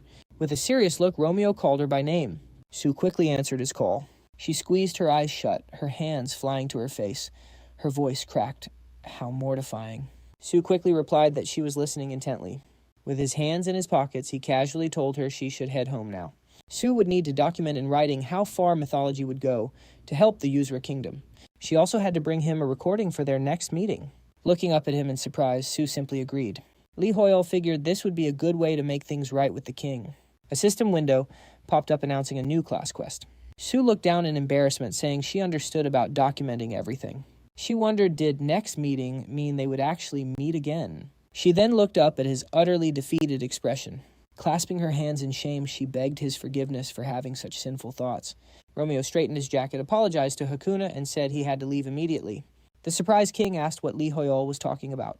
Where could he possibly be going in such a rush? As he took off his jacket, he said it was the Perifrost. Harkon asked what business he had there. He suggested that perhaps Lee Hoyeol could give them a brief explanation. With a grim look, Romeo stated that the Demon King had arrived. A system notification pinged the first step was taken into the Perifrost. The quest had begun. Half of the participants were still alive. If that bar reached 0, the quest would be a failure. Back in Hokkaido, before the Perifrost portal, Tammin slammed the table so hard it cracked. He yelled that he'd already told the NPC to move it. Something was off. The NPC raised a hand, apologized, and said this was not allowed. The furious guildmaster shouted that something was definitely wrong. Did this NPC not have any idea who Hagi was? Those guys had been inside the permafrost for some time. He showed the NPC the guild rankings on his phone. Their rating hadn't budged at all. Any real progress should have raised their rank, but it stayed the same despite what the NPC claimed. Scratching the back of his head, Rox decided to cut in. He hadn't wanted to interfere and look silly, but now he was getting a bad feeling too. He confidently asked if they knew this was a violation of the AU agreement. If they weren't careful, this could easily become an international incident.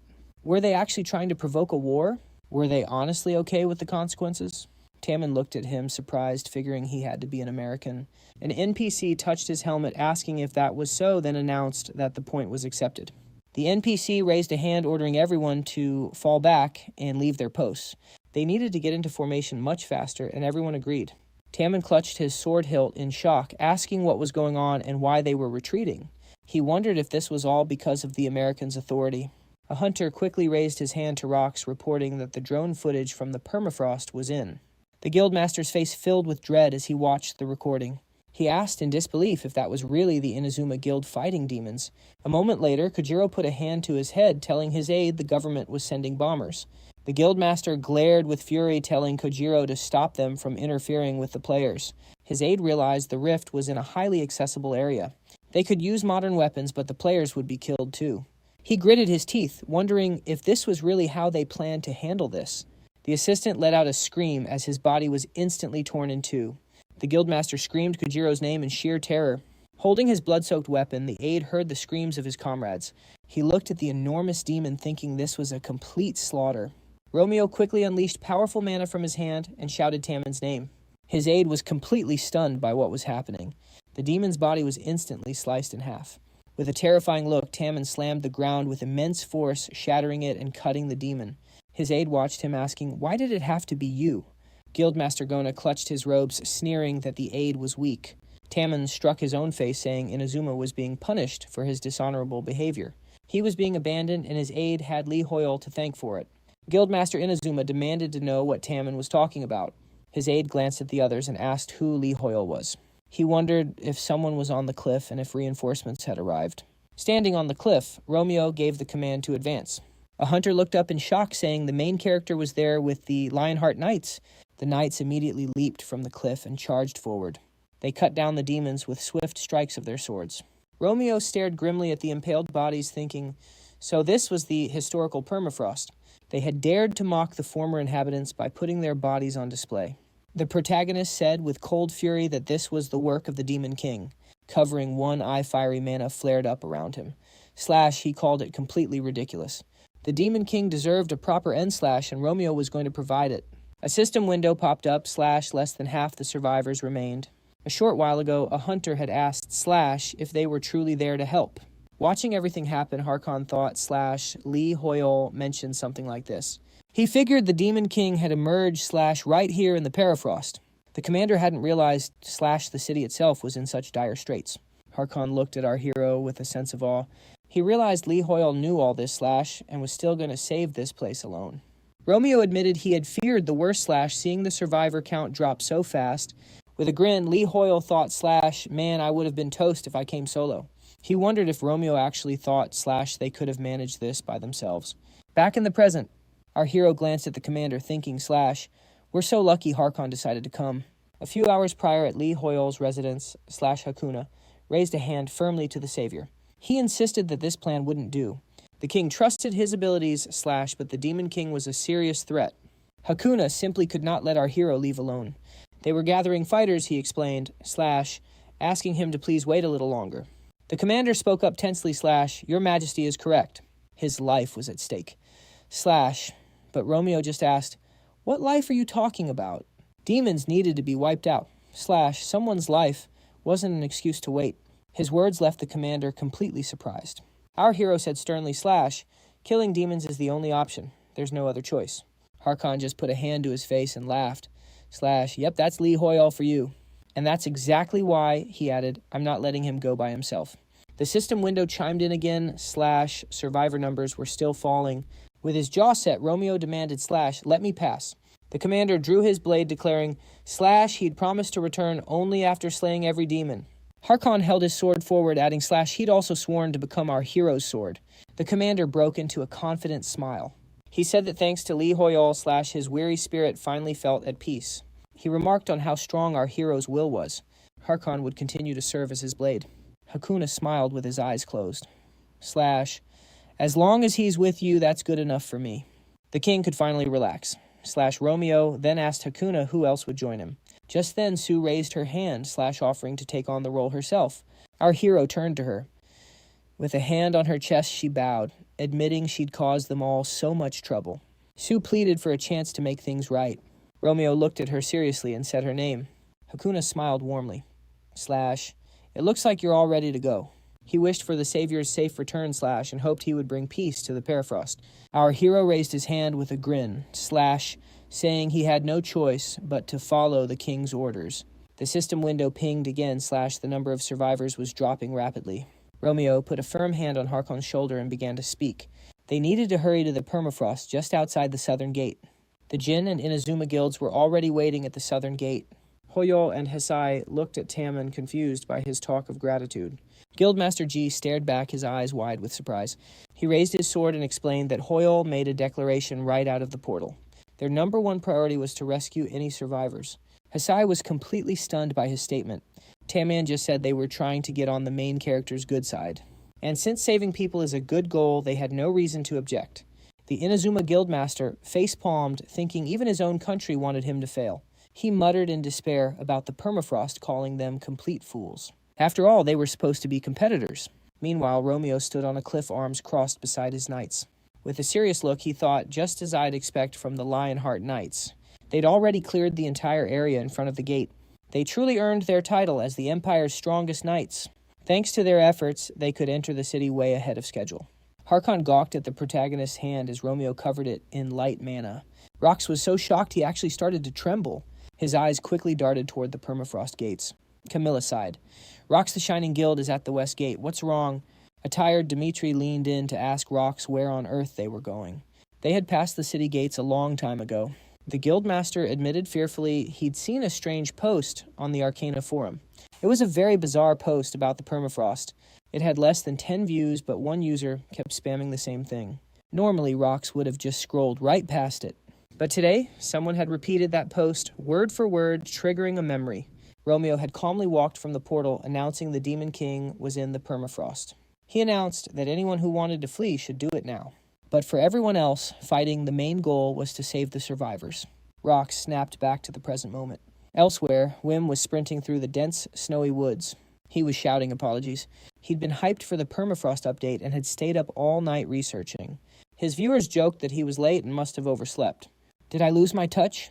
Wim wondered, then glanced sideways in shock. A viewer immediately typed, "Whoa, what's that?" Staring at the bright light, Rox wondered how he ever thought Hoyeol was weaker. Yeah, the guildmaster was completely wrong about that.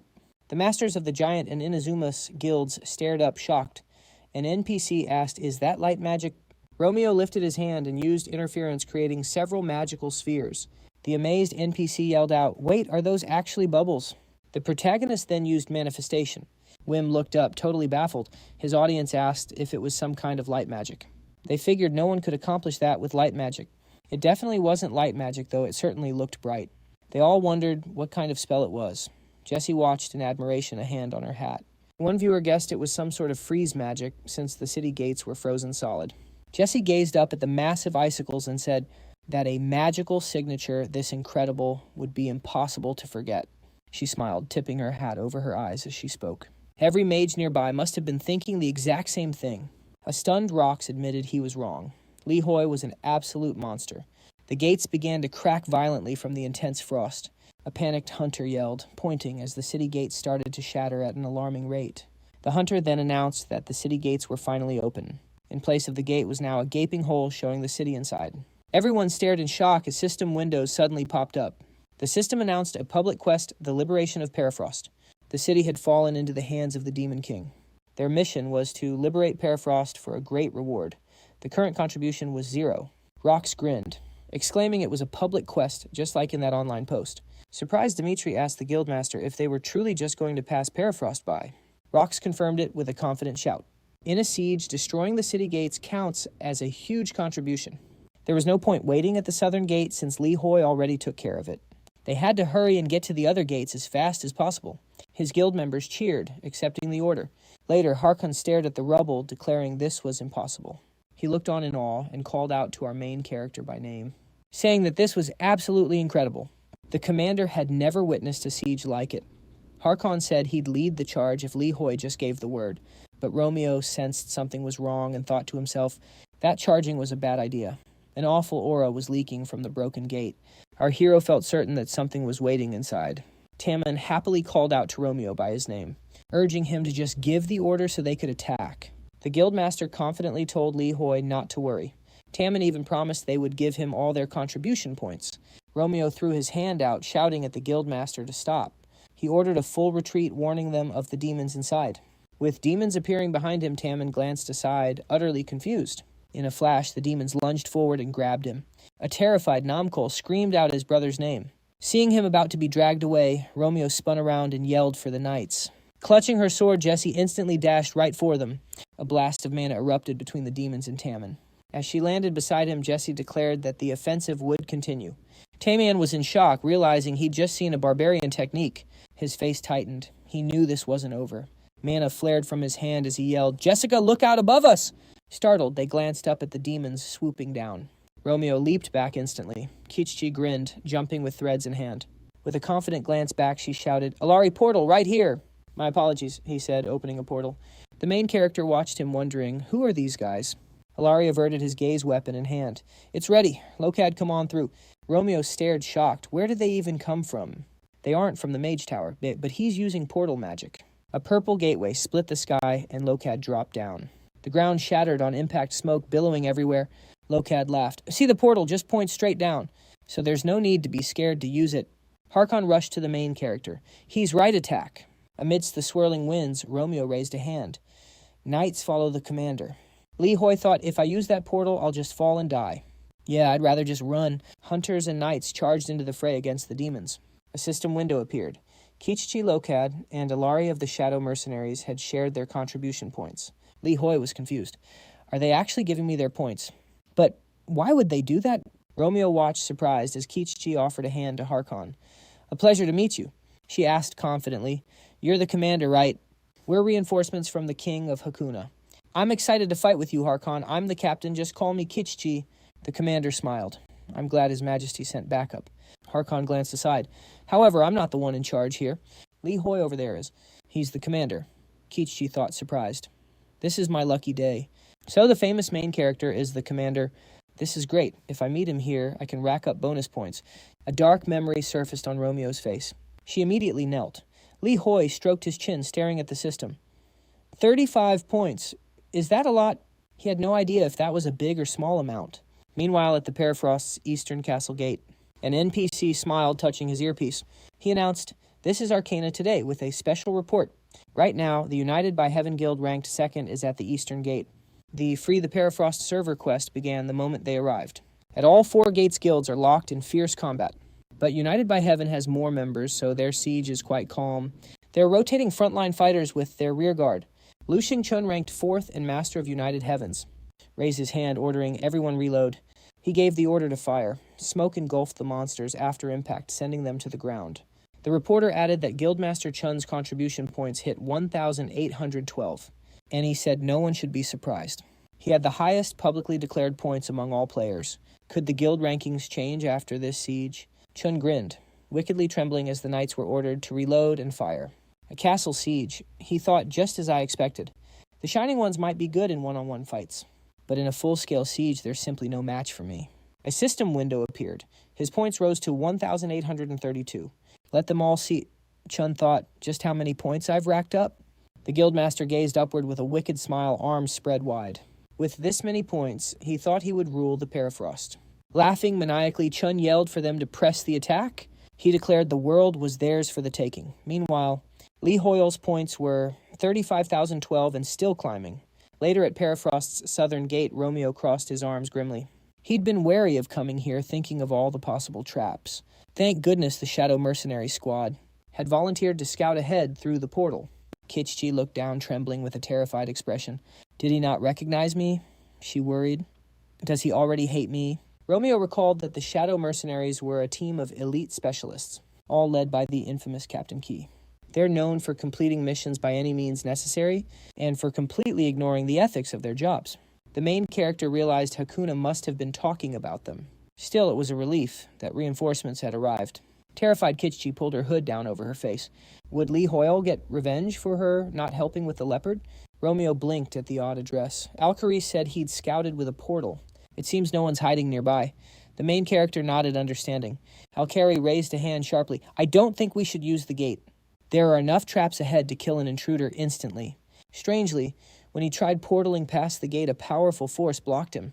Romeo was shocked. Could this be the Demon King's power? He understood. This meant they had to find another way inside. Jessica quickly placed a hand on her chest, calling to Li Hoyeol. I know a secret way into the Perifrost, she announced. She explained confidently that a huge evacuation shelter is under the Perifrost. Underground passages run through the entire territory. One entrance is located right near the castle walls. Jessica was certain most of the survivors were hiding there. The main character looked down, thoughtfully rubbing his chin. Tammin suddenly pointed forward, shouting, I knew it, is that her... With a smile, he slung his sword over his shoulder and waved, booming that Jessica's sword style looked just like a barbarian's. He then asked if she was from the Permafrost. Jessica nodded, adding she knew the guildmaster was a barbarian too. Tammin grinned, his confidence showing glad to meet a fellow native. Our hero realized the guildmaster knew a barbarian-only entrance. Was it close? Map in hand, Jessica pointed ahead, confirming they were on the right path. A cheerful Tammin glanced back, telling Li Hoi not to sweat it. He explained everyone from the Permafrost knows the drill when it comes to evacuation basics. The city's underground shelter was huge, like the Paris catacombs. The guildmaster felt certain all the citizens were safe down there. He shouted confidently for the group to follow his lead. But Romeo froze, seeing a system alert. The survivor count was critically low. Deeper in the city, Tammin stopped short at a fence, shouting to Li Hoi that this was the spot. Our hero was shocked. Here. The guildmaster just smiled and pointed down. Explaining a spell hid the entrance from all but permafrost natives and barbarians. The spell was active and the door itself looked perfectly untouched. So Tammin felt relieved, sure that everything inside was fine. Romeo could only stare in disbelief at the now visible entrance. But the guildmaster froze his face a mask of pure horror. Inside were countless bodies on the floor. The sight ignited a raw fury in him. Our hero recognized the signs. It was a demonic ritual. Someone summoned a demon right here. Romeo touched Tammin's trembling shoulder. A system window popped up. Welcome to the permafrost, a city turned to hell. Later, the knights began laying out the shrouded bodies. Kai threw her hands up, demanding to know what this was about. Was Li Hoi seriously recovering the bodies right now? Was he nuts? The demon army could attack at any second. From the entrance, Alluri calmly noted that's why they were on guard duty. The commander shot back that they didn't need guards. They needed to be out there fighting and killing the enemy. Then they could go home. This was just a total waste of time. She buried her face in her hand. Turning to Alluri, she asked what they did to make Hakuna despise them so much. Kai was convinced the king had set them up on purpose. He chuckled, saying the captain wouldn't say that if she could read magical traces. Alluri simply smiled, suggesting a little patience was in order. Soon enough, they'd find out what that man in the suit was truly planning. Meanwhile, a sudden sight made Li Hoi jump back in shock. An NPC stood grimly, bloody sword in hand. Did he die protecting this path? The sight of him sent a chill right down our hero's spine. A knight suddenly shouted to his comrades, finding another passage nearby. Jessica placed a hand on her heart and turned toward Romeo. As he met her gaze, she looked down, thanking him for letting her recover the bodies. Jessica explained these fallen soldiers were from the permafrost, just like her. Overwhelmed, she admitted she had no idea how to repay this great kindness. Romeo tried to think of the right words to comfort her. He looked down, a tense expression on his face. Romeo said that regardless of her home, it's wrong to neglect soldiers who fell in battle. His words left Jessica completely stunned. With a resolute look, he declared, "A knight must preserve honor even unto death." She clutched her chest, awestruck by his sense of true honor. Li Hoi just stared, thinking, some pep talk that was. Romeo calmly told Jessica not to think he'd done this just for her. He reassured her that she shouldn't feel burdened. Li Hoi sighed. The guy was totally clueless at comforting people. Just then, a system window popped up. His contribution points had increased. His new total was 41,521. The main character blinked in surprise. Did his points really just go up? He wondered why. Was a shadow squad fighting somewhere else? No, that couldn't be it. They would have reported in. Then another system notification, his points went up again. A knight rushed over. Sir Li Hoi, we found an underground square. They found it while moving bodies from the opposite entrance. The knight urged him to follow quickly. An underground square, Romeo's interest was suddenly piqued. Already on the move, the knight urged them to keep up. But the sight that greeted him was utterly horrifying. Before them were rows of crosses with bodies hanging from each one. The knight reported grimly that every other passage looked the same. Romeo gritted his teeth. It's a summoning circle made from blood and bodies. Jessica stared, completely confused by what he meant. Romeo's hand tightened. To summon the Demon King, a sacrifice is needed. It followed the same principle as an exorcism ritual. All these circles and bodies formed one massive ritual to summon the Demon King. So that's why moving the bodies raised his contribution points. They were disrupting an offering meant for the Demon King. With a grave expression, Romeo asked, "Where is Harkon?" The knight replied that a report had already been sent to the commander. Harkon should be arriving to meet with them shortly. Suddenly, the entire underground cavern began to shake violently. Jessica stumbled, asking, "Is this an earthquake?" But Li Hoi knew instantly. This was no earthquake. He spun around, shouting, "Everyone prepare for battle." Romeo added grimly, "Those are the sounds of hooves." The Demon King's level 400 cavalry was charging right at them. A demon appeared, roaring, "How dare you touch our offerings?" It bellowed at them, "Now you will all die!" Jessica took a fighting stance. "There's so many," she warned. "Be careful." Romeo realized this wasn't an ambush, but a full-on retreat. Looking furious, Tammin and Harkon leaped toward the fleeing demons. The demons screamed that they'd get their revenge on humanity. They shrieked for everyone to just die, but the cavalry rode right past them. Jessica asked in disbelief, "Is that really the commander?" A knight with a serious face confirmed, "Yes, that's Commander Harkon." Li Hoyeol clutched his chest, thinking he was about to get trampled. The commander rushed over to Li Hoyeol, asking if he was all right. Tammin clenched his fist and started to say, "These bodies..." But Romeo interrupted, "They're offerings for the Demon King's summoning." Harkon was stunned. "Wait, you knew about this?" The guildmaster pointed back angrily. "Those guys were lined up right there." Romeo figured it out. The monsters from before were just decoys. They were likely checking the circle since moving, the bodies had broken it. Romeo stated confidently, "The real elites are coming soon." He guessed it would be a demon commander, at least. Just then, a voice from behind him said, "That is correct." Romeo spun around in shock. Where did that demon commander come from? Terrified Harkon and the guildmaster screamed for Lee Hoyeol. Kaboom! An explosion erupted. The demon's axe smashed right into the stone. Even the demon commander looked over a little surprised. He yanked his weapon free, musing, "Are these really just stones?" The demon king noted, "Lee Hoyeol uses some pretty interesting magic." Harkon's voice was filled with pure rage. "You're the commander from the Northwestern Valley." "Oh, how..." The demon commander just shot him an arrogant look. Without a second thought, Harkon lunged right at the demon. Raising his sword, he roared, "How dare you!" But the demon king instantly appeared behind him. Harkon, from 10 years ago. The commander spun around, shocked. He couldn't even track the movement. The demon king mused, "You haven't aged. I heard humans grow old quickly." He then added with a smirk, "In fact, you seem weaker." Harkon fumed, 10 years. It's only been a few years for me." The demon king simply replied, "Ah, yes, I've heard about that." He rose, mana flaring, 4 days in Arcana is like 1 day here." With a dark smile, he asked, "So, what do you think will happen now? You've only had a few years of training. While we've grown 4 times stronger in a war, who do you think will win?" Suddenly, a massive magic circle appeared over the city, billowing smoke. At that exact moment, Kiji looked up in absolute terror. He gasped, "What is this? Where is that shaking coming from?" A huntress was healing him, but he stared up in fear, saying, "I see it." The entire castle was lifting right into the sky. Standing near a portal, the demon scoffed, "I don't have time for weaklings." Beams of light suddenly shot out from the portal in all directions. Jessica shielded her eyes from the blinding flash of light. The demon king dared the commander to come find him for revenge. With a sly grin, he raised his hands, adding, "That is, if you can even reach me." He promised the commander a personal audience. A system window popped up. A new class quest had just been generated. The mission: take down the demon command scattered across the permafrost. Romeo watched from behind a determined glint in his eyes. People yelled that the demon king was gone and the ceiling was caving in. Furious, Harkon stood his ground among the falling rocks. He yelled to the commander, "Are you seriously just letting him run away?" "Commander," Yoshika cried, "rubble is blocking our exit. The whole city's shaking." The commander gritted his teeth. Was the only way out, really. Through that crack in the ceiling. Yoshika and Harkon could probably make that jump, but these tunnels ran under the entire city. If these catacombs fell, the surface would take massive damage too. Any remaining survivors would surely be caught in the collapse. Worst case, they'd reclaim a permafrost that was nothing but ruins. The commander clutched his head in despair, asking, "How do we stop this entire place from caving in?" Tammin glanced at our hero. "Romeo, it's too dangerous, we have to go." But Romeo just raised his hand calmly, directing streams of mana. He knew it was reckless. His mana alone couldn't support this entire tunnel network. He might get crushed by a boulder, but he had to try. Debris started raining down on him as people screamed, "Look out!" Romeo stood his ground, focusing his mana. Everyone was shouting his name. A massive pillar of mana shot upwards, lighting up the entire cavern. A stunned Chi shielded her eyes from the blinding flash. Rox looked up in awe. "Is that light from Hoyeol again?"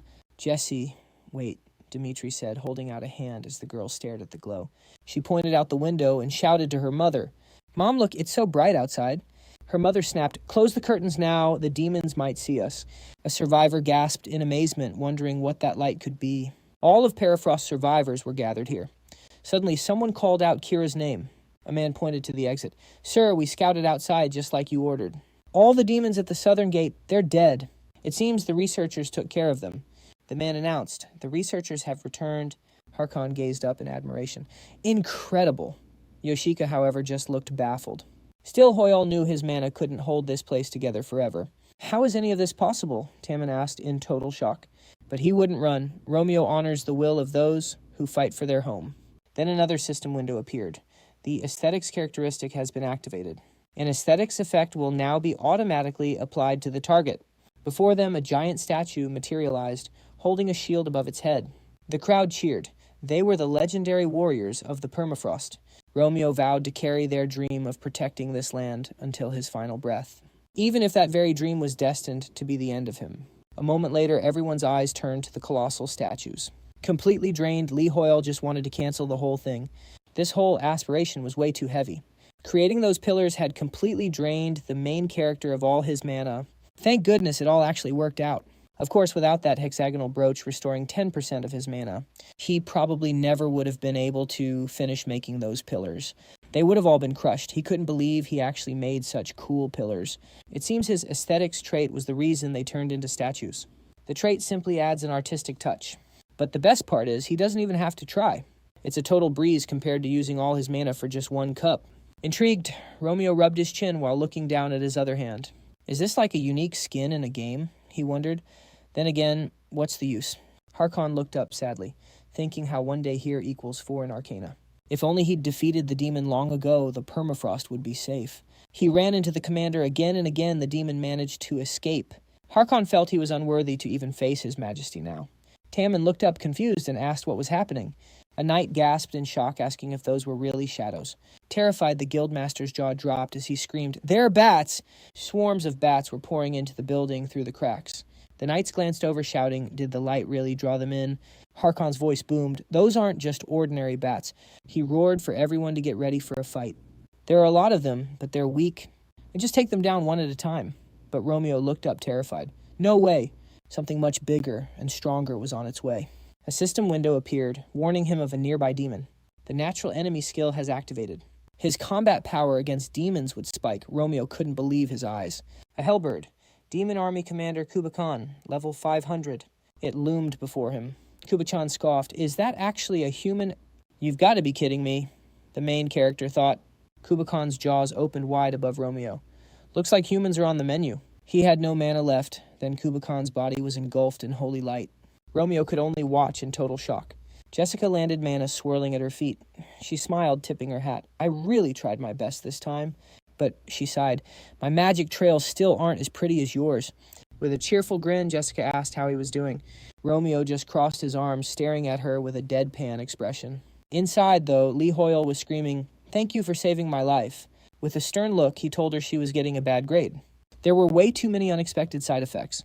She'd poured too much power into the materialization phase, and Jessica hadn't considered the environmental factors. She jumped up, yelling for him to wait so she could write it down. Meanwhile, Kichchi of the Shadow Mercenaries sat with her hands behind her head. She complained to the old man that nobody was telling them anything. She wondered if Alkari thought they'd been forgotten or why they were even there. Alkari, sketching, furiously snapped at her to be quiet. He needed to draw the magic traces they saw before he forgot them. Kichchi grumbled that a castle just flew into the sky after an earthquake. There were lights and everything, yet they were being told nothing. She suggested they should probably just go over there themselves.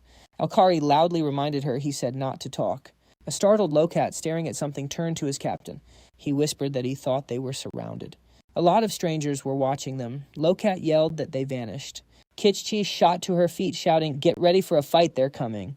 The unknown figures rushed toward them at an incredible speed. Upon landing, the man stared at the captain with a surprised look. The girl exclaimed that they were just people. The man agreed, looking amazed that she was right. Kichchi backed away, asking who these people were. Were they really barbarians? The man raised a hand, pointed, and boomed, "Are you the ones who were shining?" Lee Hoy glanced at Jessica. The system announced one of the 10 demons was dealt with. Looking at the system, Romeo realized he didn't need to land the final blow himself. Tammin clenched his fists, reporting to Lee Hoy that the bodies were moved. The guildmaster looked away, hand on his neck, adding that the survivors weren't there. The Keon Guild's analysis team sent out drones to get a better look. The underground tunnels were proving difficult to explore. Romeo simply said that he understood everything.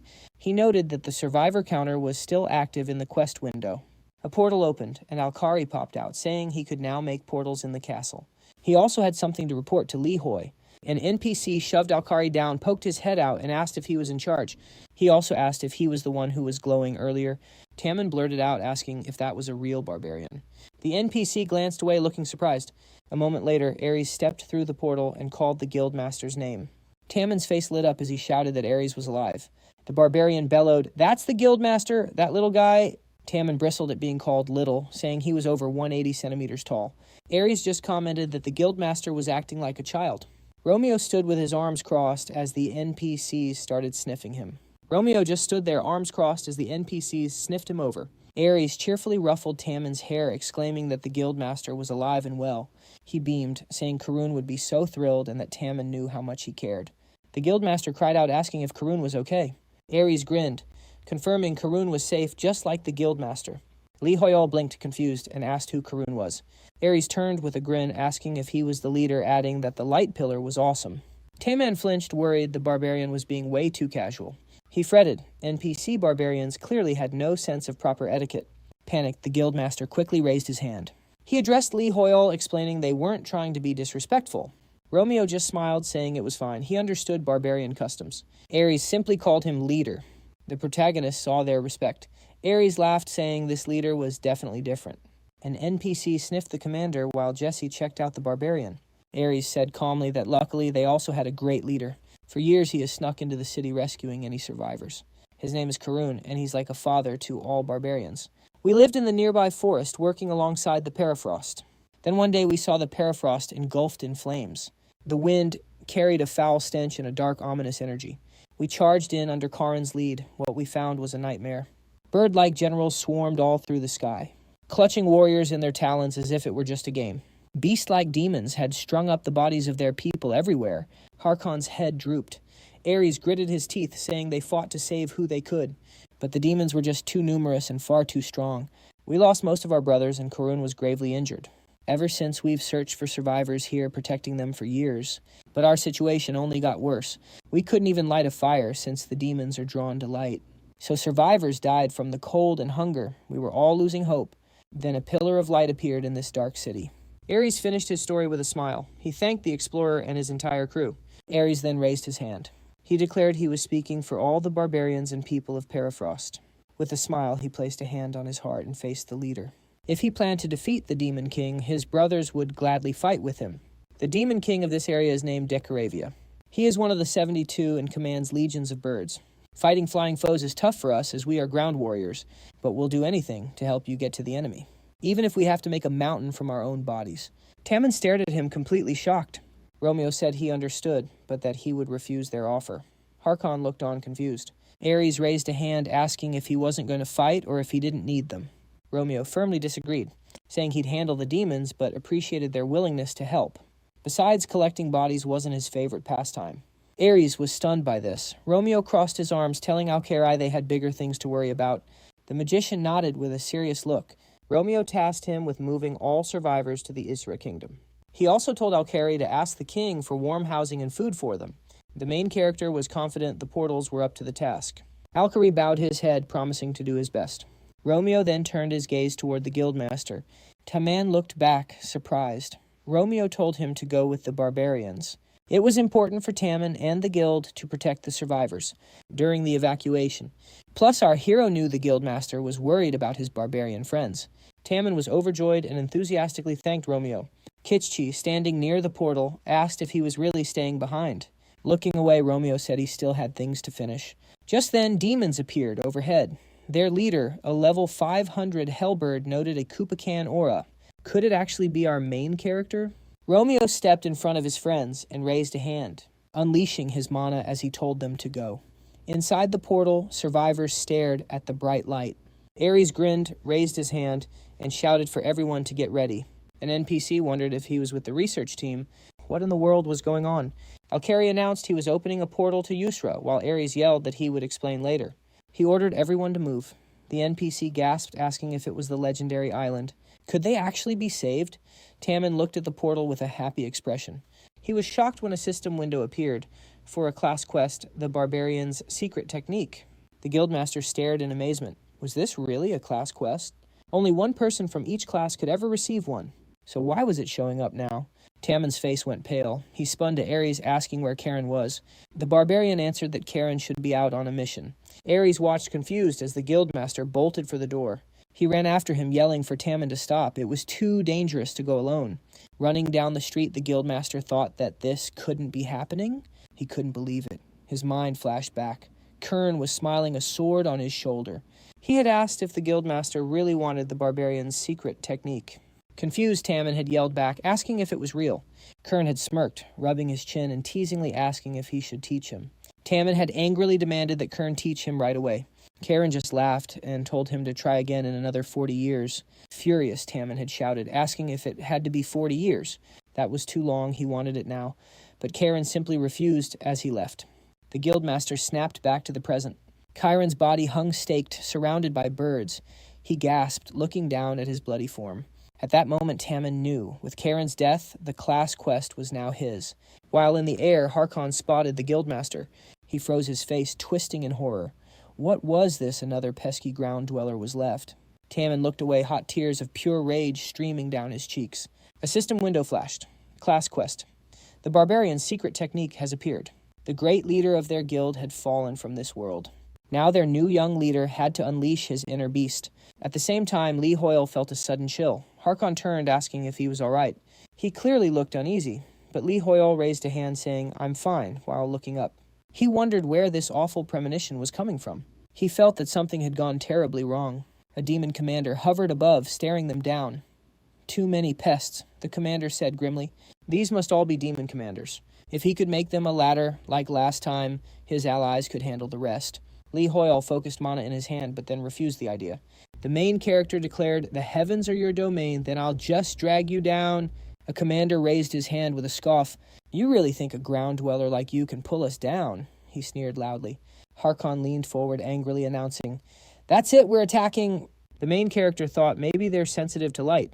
He focused his mana, unleashing a brilliant flash toward the demons. The commanders flinched, shielding their faces from the intense glow. A system window announced that the demon commander, Hellbird, had been stunned. Jesse stared at the main character with wide-eyed surprise. It worked, Lee Hoyeol thought. Now we can continue. He just needed to get them to the ground so the knights could join the fight. Lee Hoyeol remembered that Jesse's lightning magic had a similar effect. Bolts of pure mana shot out and struck the commanders, wrapping around them. A system notification flashed. "You have defeated Demon Commander Hellbird. Contribution points have been awarded." "Wow, one spell was all it took," Jesse said with admiration. Lee Hoyeol looked at his hand, thinking, "I didn't expect to beat them that easily." He wondered to himself, "When did I get this strong?" Jessie threw her hands up excitedly. "Of course, that's our Hoyeol for you." She added, "That was so elegant, I learned so much from watching you." The system window updated 6 out of 10 commanders defeated. Lee Hoyle's face grew stern. "Still 4 more to go." He felt a wave of unease. He worriedly wondered if Tammin was okay. The main character whipped his head toward the portal. "Alari, is that really you?" he called out. The mage scratched his beard in frustration. "We evacuated the civilians, but the barbarians..." Ares stormed from the portal, interrupting. "The guildmaster hasn't come back." Tammin ran off alone to find Karun, and he's not back either. Karin is never this late from a raid. Something must have happened. The guildmaster went by himself. Romeo asked in disbelief. Closing his eyes, Alari admitted they were, as he could see, quite reckless. Romeo furiously demanded to know which way Tammin had gone.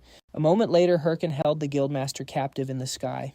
Blood streamed down Tammin's leg as the demon squeezed his neck. Hirkin laughed. "How arrogant of you to think you could kill me alone." Gritting his teeth, Tammin realized he couldn't even lift his hands. So this was the true power of a commander. He never imagined it would be this difficult. With a wicked smile, Hirkin asked if Tammin would beg for mercy like the others. He added that he might spare him if the guildmaster just tried. Tammin shot back a defiant smile. "You'll be waiting a long time. Barbarians never surrender. We die fighting." Hirkin roared with laughter, calling him impudent for someone so weak. What a fool, he thought, but what more could you expect from an earthly beast? Then mentioning Karin, Hirkin added that the other one had been just the same. He said Karun was foolish to charge into a battle he was doomed to lose. Remembering Karun's own shouts, Tammin seethed with rage. He yelled, "Don't you dare laugh at our leader." Hirkin sneered that weaklings should run and beg to be spared, and that he said was exactly how Karun died. Clenching his fist, the guildmaster replied that Karun also told him not to mock a warrior who died in battle. Tammin knew he had to land a blow. This demon called Karun a fool. For that, he absolutely had to die. Hirkin asked if Tammin wanted to guess what that fool's last words were.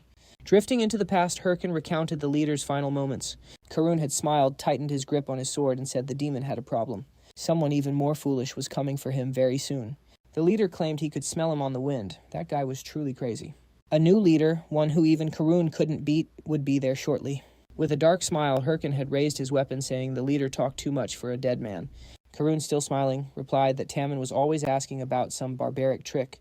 The leader had been certain that the guildmaster was going to love it.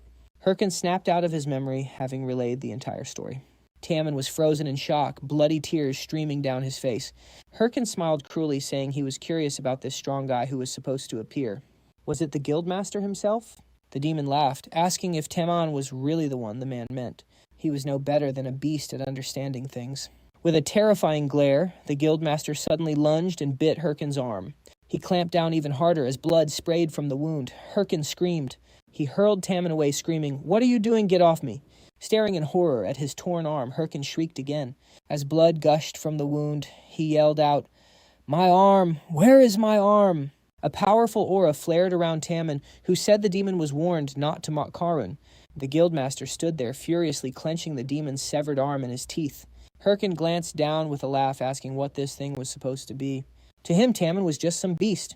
With a menacing glare, the guildmaster raised his hands. Fiery mana engulfed him as he revealed the leader knew everything. A system window appeared. He'd met the conditions for the barbarian secret technique. A reward was granted, the exclusive skill Call of the Wild. Herkin coated his weapon in mana, lifting it high. He sneered that no matter what the guildmaster was just a ground-bound freak. He told the beast not to worry. Herkin promised he'd meet Karun right after this stomach punch. With a ferocious look, Tammin started to transform, raising a clawed hand and letting out a huge roar. The system announced a class skill was now active. Call of the Wild awakens his inner beast, massively boosting his savagery. Wreathed in flames, the guildmaster shot toward Herkin to attack. Tammin landed a heavy blow on the demon, sending him flying. Blood began to pour from Herkin's wound. He wondered what was happening. The guildmaster's moves were totally different now. What was this overwhelming pressure? If Tammin got any closer, it was over. He had to keep his distance. In a flash, the guildmaster vanished from his spot. He reappeared right behind Herkin, looking absolutely furious. He growled about hating the demon's wings, then grabbed them and tore them off. Herkin threw his hands up in terror, calling him a monster. He just begged Tammin to leave him alone. The guildmaster listened with rage as Herkin choked. This must be a curse, he thought. He couldn't take it anymore. Suddenly a stake pierced Tammin's body. The demon army commander appeared, Helbert Amaken, level 500. He held the stake with the guildmaster impaled on the end. He asked what this was, mocking Herkin for getting hooked on walkers, but the demon denied it. He claimed he just let his guard down for a moment. Tammin was flung aside, crashing hard into the ground. Amaken said there was a problem. They'd clean this up quick and leave. The guildmaster felt hopeless, thinking this had to be the end. He mentally apologized to Corwin. It seemed he wasn't ready to be a leader yet. His recklessness was probably trouble for Hoyeol too. Tammin wished he could apologize to him as well. His brother would be so upset. That's what really stung. The guildmaster was shocked. He pushed himself up, resting his hands on the ground. He looked up and wondered if that was really the main character. Amaken looked over in surprise, asking who that was. Romeo adjusted his tie, saying he was already aware of the situation. Taman looked down, realizing this was bad. Hoyeol cared about formality above all else. And here he was fighting like a wild animal. The guildmaster was so embarrassed. Harkon ran over to him loudly, asking if Tammin was all right. The protagonist simply said he already knew what had happened. Analyst Namchol was sweating bullets, but Akin just laughed, telling his buddy to check him out. He jeered that they were nothing but a pack of earthbound weirdos, and they'd saved him the trouble of hunting them down. With a dark glare, Romeo told him to be quiet. A shocked Akin could only ask, "What was that?" In a flash, Akin's head simply popped. Horrified Hin cried out that it was impossible. A swift mana blast severed his wing. Wounded Hin plummeted instantly, blood pouring from the wound. The impact kicked up a massive cloud of dark smoke. Hin rose from the dust, yelling, "How dare a lowlife like Romeo?" Our hero smirked. "Me, a lowlife?" This demon really didn't know its place. Mana gathered in Romeo's palm. "Let's see who's really trembling now," he said. He was about to put this demon in its place. Gritting his teeth, Hin trembled at his words. A while later, a level 500 Helbert, a demon commander, zipped by smirking while blasting an NPC with a beam. Dmitri looked up and shouted, "That pest is airborne again." He gripped his mace tightly, yelling, "We can't hit the commander while it's flying." Camilla quickly knocked an arrow. "We'll have to rely on rocks for this," she stated. With a confident nod, she declared, "I'll provide cover." Aiming at the commander, Camilla called to the guildmaster, "It's time, let's go." The commander dodged with a smirk, mocking such feeble arrows. Rocks struck him before he could finish talking. Sliced in two, the commander shrieked one name, "Rocks." As Dmitri landed, he cheered at Camilla, "Nice one." Glancing at the fallen boss, he asked, "Is it really dead?" The guildmaster's voice boomed, "Give me a status report." Camilla stared at the commander's body. "So this is a demon commander? Are we really going to face more of these things?" Dmitri asked. Rox raised his hand and asked, "What are our losses?" An NPC reported 8 with serious wounds, 2 with minor. "Healer," the guildmaster shouted, "Get over here now!" Meanwhile, a reporter spoke into his mic, "This is Arcana today with a Parafrost update. Justin Rox of the Shining Guild has defeated a demon army commander. The battle resulted in 10 player injuries. Will the Shining Guild pull back now?" The producer stared at his phone, baffled. What in the world is happening right now? Of all the guilds in the siege, Shining was way out in front. They even scored an exclusive broadcast for the commander fight. So why are our viewership numbers plummeting? He got a text from producer Yeon Suk. It just said, switching to live reaction cam now. What's the live chat saying? The producer wondered aloud. A chatter typed, "Whoa, did you guys just see that? Was that really Rox fighting the demon commander?" Another user asked, "Are you talking about the beam?" Someone replied, "No, it's about Lee Hoy." The producer froze. "Wait, Lee Hoy. What the heck is going on?" A chatter told everyone, "Go watch Yang's stream." Lee Hoy was totally toying with the demon commander. The producer was utterly confused. He glanced at the phone, wondering what this was, as the demon commander shook in pure horror. Over 6.6 million viewers were tuned into Wu Kang's live broadcast. On the live stream, Lee Hoyeol placed his foot right on the downed commander's head. At that moment, the commander raised a hand only to quickly lower it. Romeo glared down at Horkin, who pleaded with him not to come any closer. Horkin knew he'd messed up and pleaded for mercy. Staring at the mana in Romeo's hand, he fell to his knees. Horkin pleaded for his life. Disgusted, our protagonist just told him to shut up. Shaking with fear, the commander pleaded for his life, saying he was already on the ground. Horkin frantically promised it would never happen again. But Romeo didn't listen, blasting him with mana. He coldly stated he doesn't negotiate with prey. Peeking from behind a rock, Wu Kang watched with a huge grin. He asked his viewers, "Did you guys see that? That was the 8th demon commander Lee Hoyeol defeated." The main character sighed. He wondered if these commanders were just built tougher than the rest. He'd nearly exhausted his mana trying different skills, but Horkin just refused to die. Elsewhere, another hunter was watching everything unfold. He commented on how the main character was just toying with his opponents before finishing them. Jessie threw her hands up in awe. That was just incredible, totally unbelievable. He was modifying the spell mid-cast, creating all sorts of different effects. Following him was definitely the right move after all. She was learning so much from him. Tammin, clutching his wound, called out the protagonist's name. Romeo looked over and asked, "Guildmaster, can you move?" With a tense expression, Tammin said he could and that it was all because of Lee Hoyeol. He confessed his shame, admitting he'd disobeyed the order to get the survivors out. Because of it, the Guildmaster had been completely disgraced. With a kind smile, Romeo turned to Tammin. He placed a hand on his shoulder, saying he couldn't be disappointed in a man who fought for his pride. The main character acknowledged his pride. It was time to return to the shelter and meet the squad. A system window suddenly appeared, catching them by surprise. It announced that a new shared quest had just appeared. The Permafrost region was undergoing a transformation. The last demon army commander had fallen. At the same time, Chun laughed maniacally, an ominous smile on his face. He declared that they too had defeated a commander of the demon army. He announced how proud he was of every member of his guild. Surrounded by his tired comrades, Chun stood over the commander and declared the permafrost was now his. It was time, he said, to prepare for the coronation.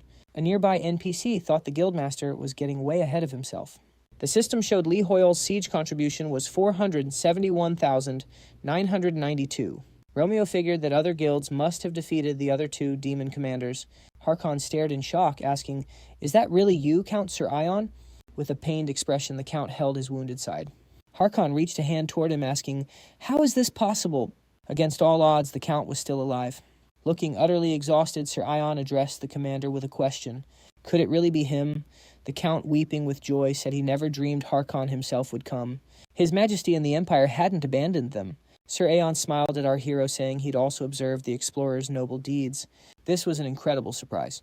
He extended his hand to Romeo, greeting the hero who had come to save Perifrost. Introducing himself as Sir Aeon, he said he was the Lord of Perifrost. Tammin was stunned and asked, "Is that really the Lord?" He had crossed Perifrost countless times, but had never met him. Why would the Lord appear in such a terrible state? Romeo smirked. "You're really the Lord, huh?" His voice turned cold. "Drop the act, right now." A system window popped up. Natural enemy. Skill activated. Combat abilities against demons greatly increased. Romeo knew this was the Demon King. Meanwhile, on Hui Kang's broadcast, "What is going on?" he asked. The chat exploded with comments.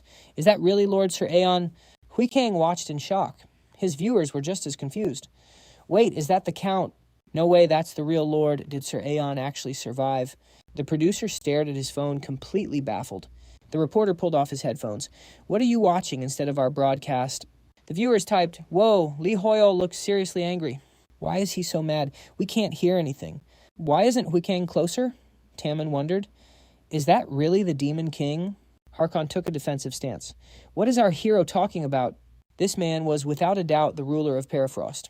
There must be a misunderstanding." Decoravia smiled and lowered his head. Ah, I see now. It was only natural for Lee Hoyeol to look at him that way. He covered his face. I failed to protect my subjects. I am the only survivor. Harkon approached him with a comforting hand. It was not your fault. Decaravia shook his head. I could not fulfill my duties. But before he finished, sharp stones shot from the ground, piercing his body. Decaravia, now bloodied, simply glanced down at his wounds. Huikang watched in disbelief as the chat erupted. Is that Sir Aeon? One viewer was certain. Our hero must have his reasons. Is he really the god of slaughter? The reporter and producer stared amazed. The commander reached out frantically, shouting, Sir Aeon! He turned on Lee Hoyeol angrily. Why did you do that? Jessica simply smiled. He's still alive, you know. Harkon spun around, confused. What?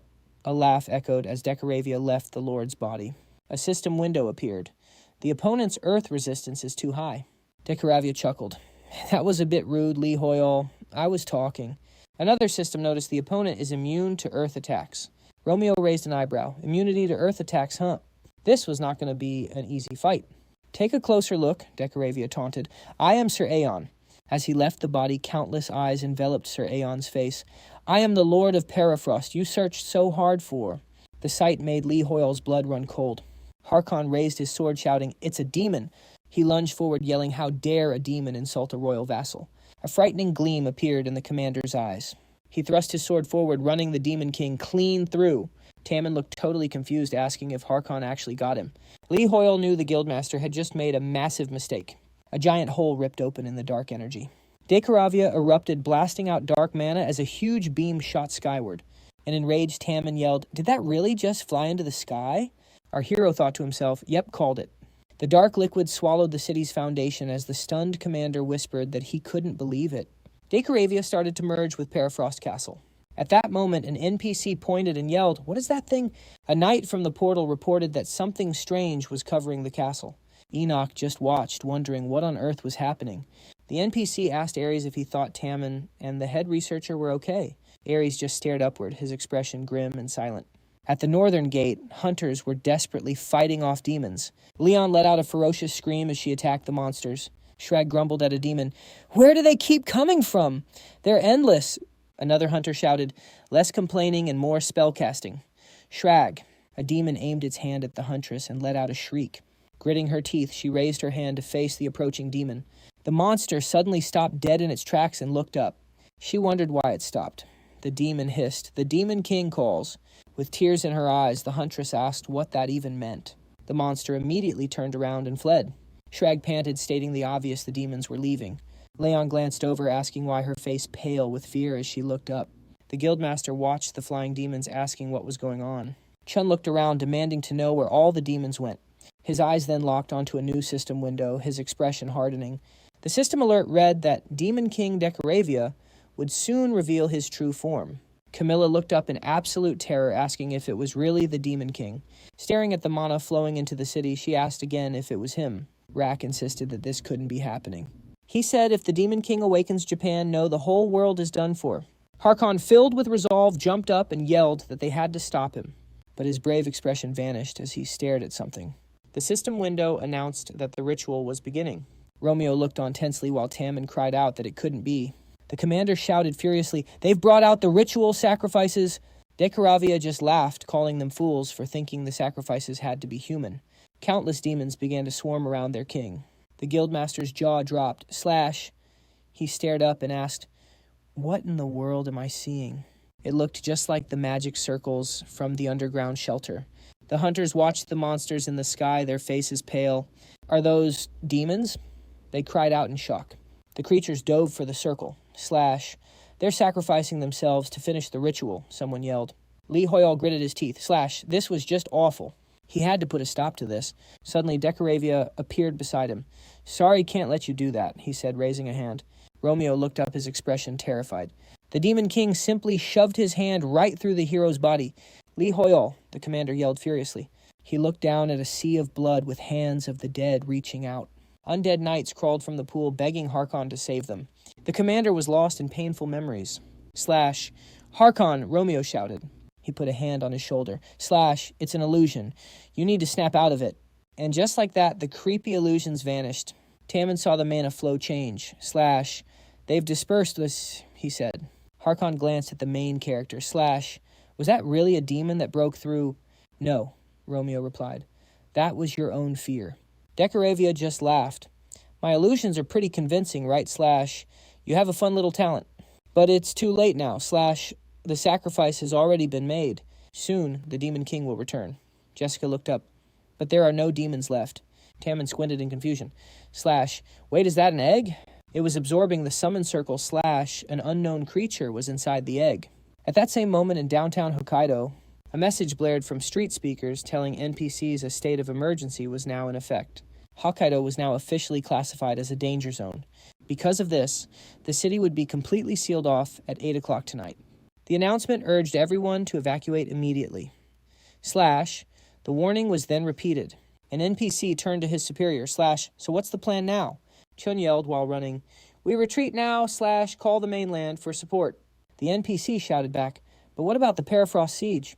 The guildmaster gave him a look. Are you seriously worried about a siege right now?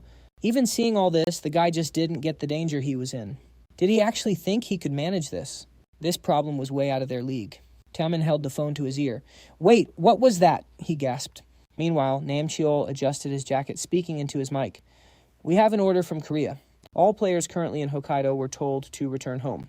They're going to lock down Hokkaido completely. Slash, United by Heaven, and other guilds are already leaving. Tammin sounded frantic. Slash, bro, what are you talking about? Namcheol's voice was grim. Slash, if we stay, we could die.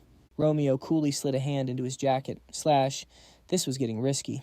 They had to defeat the Demon King before he fully awakened. The guildmaster looked over and shouted his name, Hoyeol.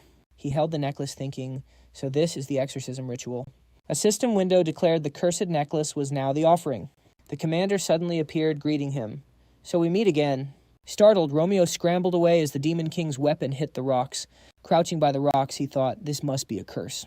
This exorcism ritual left him completely vulnerable in reality. The commander chuckled. Hiding behind rocks again, are we... Hoyeol knew they'd be in danger until he was dealt with. The commander laughed, shouting, I'll just smash through the rock itself. With a menacing look, he quickly aimed his hand forward. Harkon struck the demon with a powerful blow, sending stone flying. Romeo yelled out, is that really the commander? With a wicked grin, the commander said, so Harkon is still alive. The commander held his sword with unshakable confidence. He explained 1 day here equals 4 in the Arcana.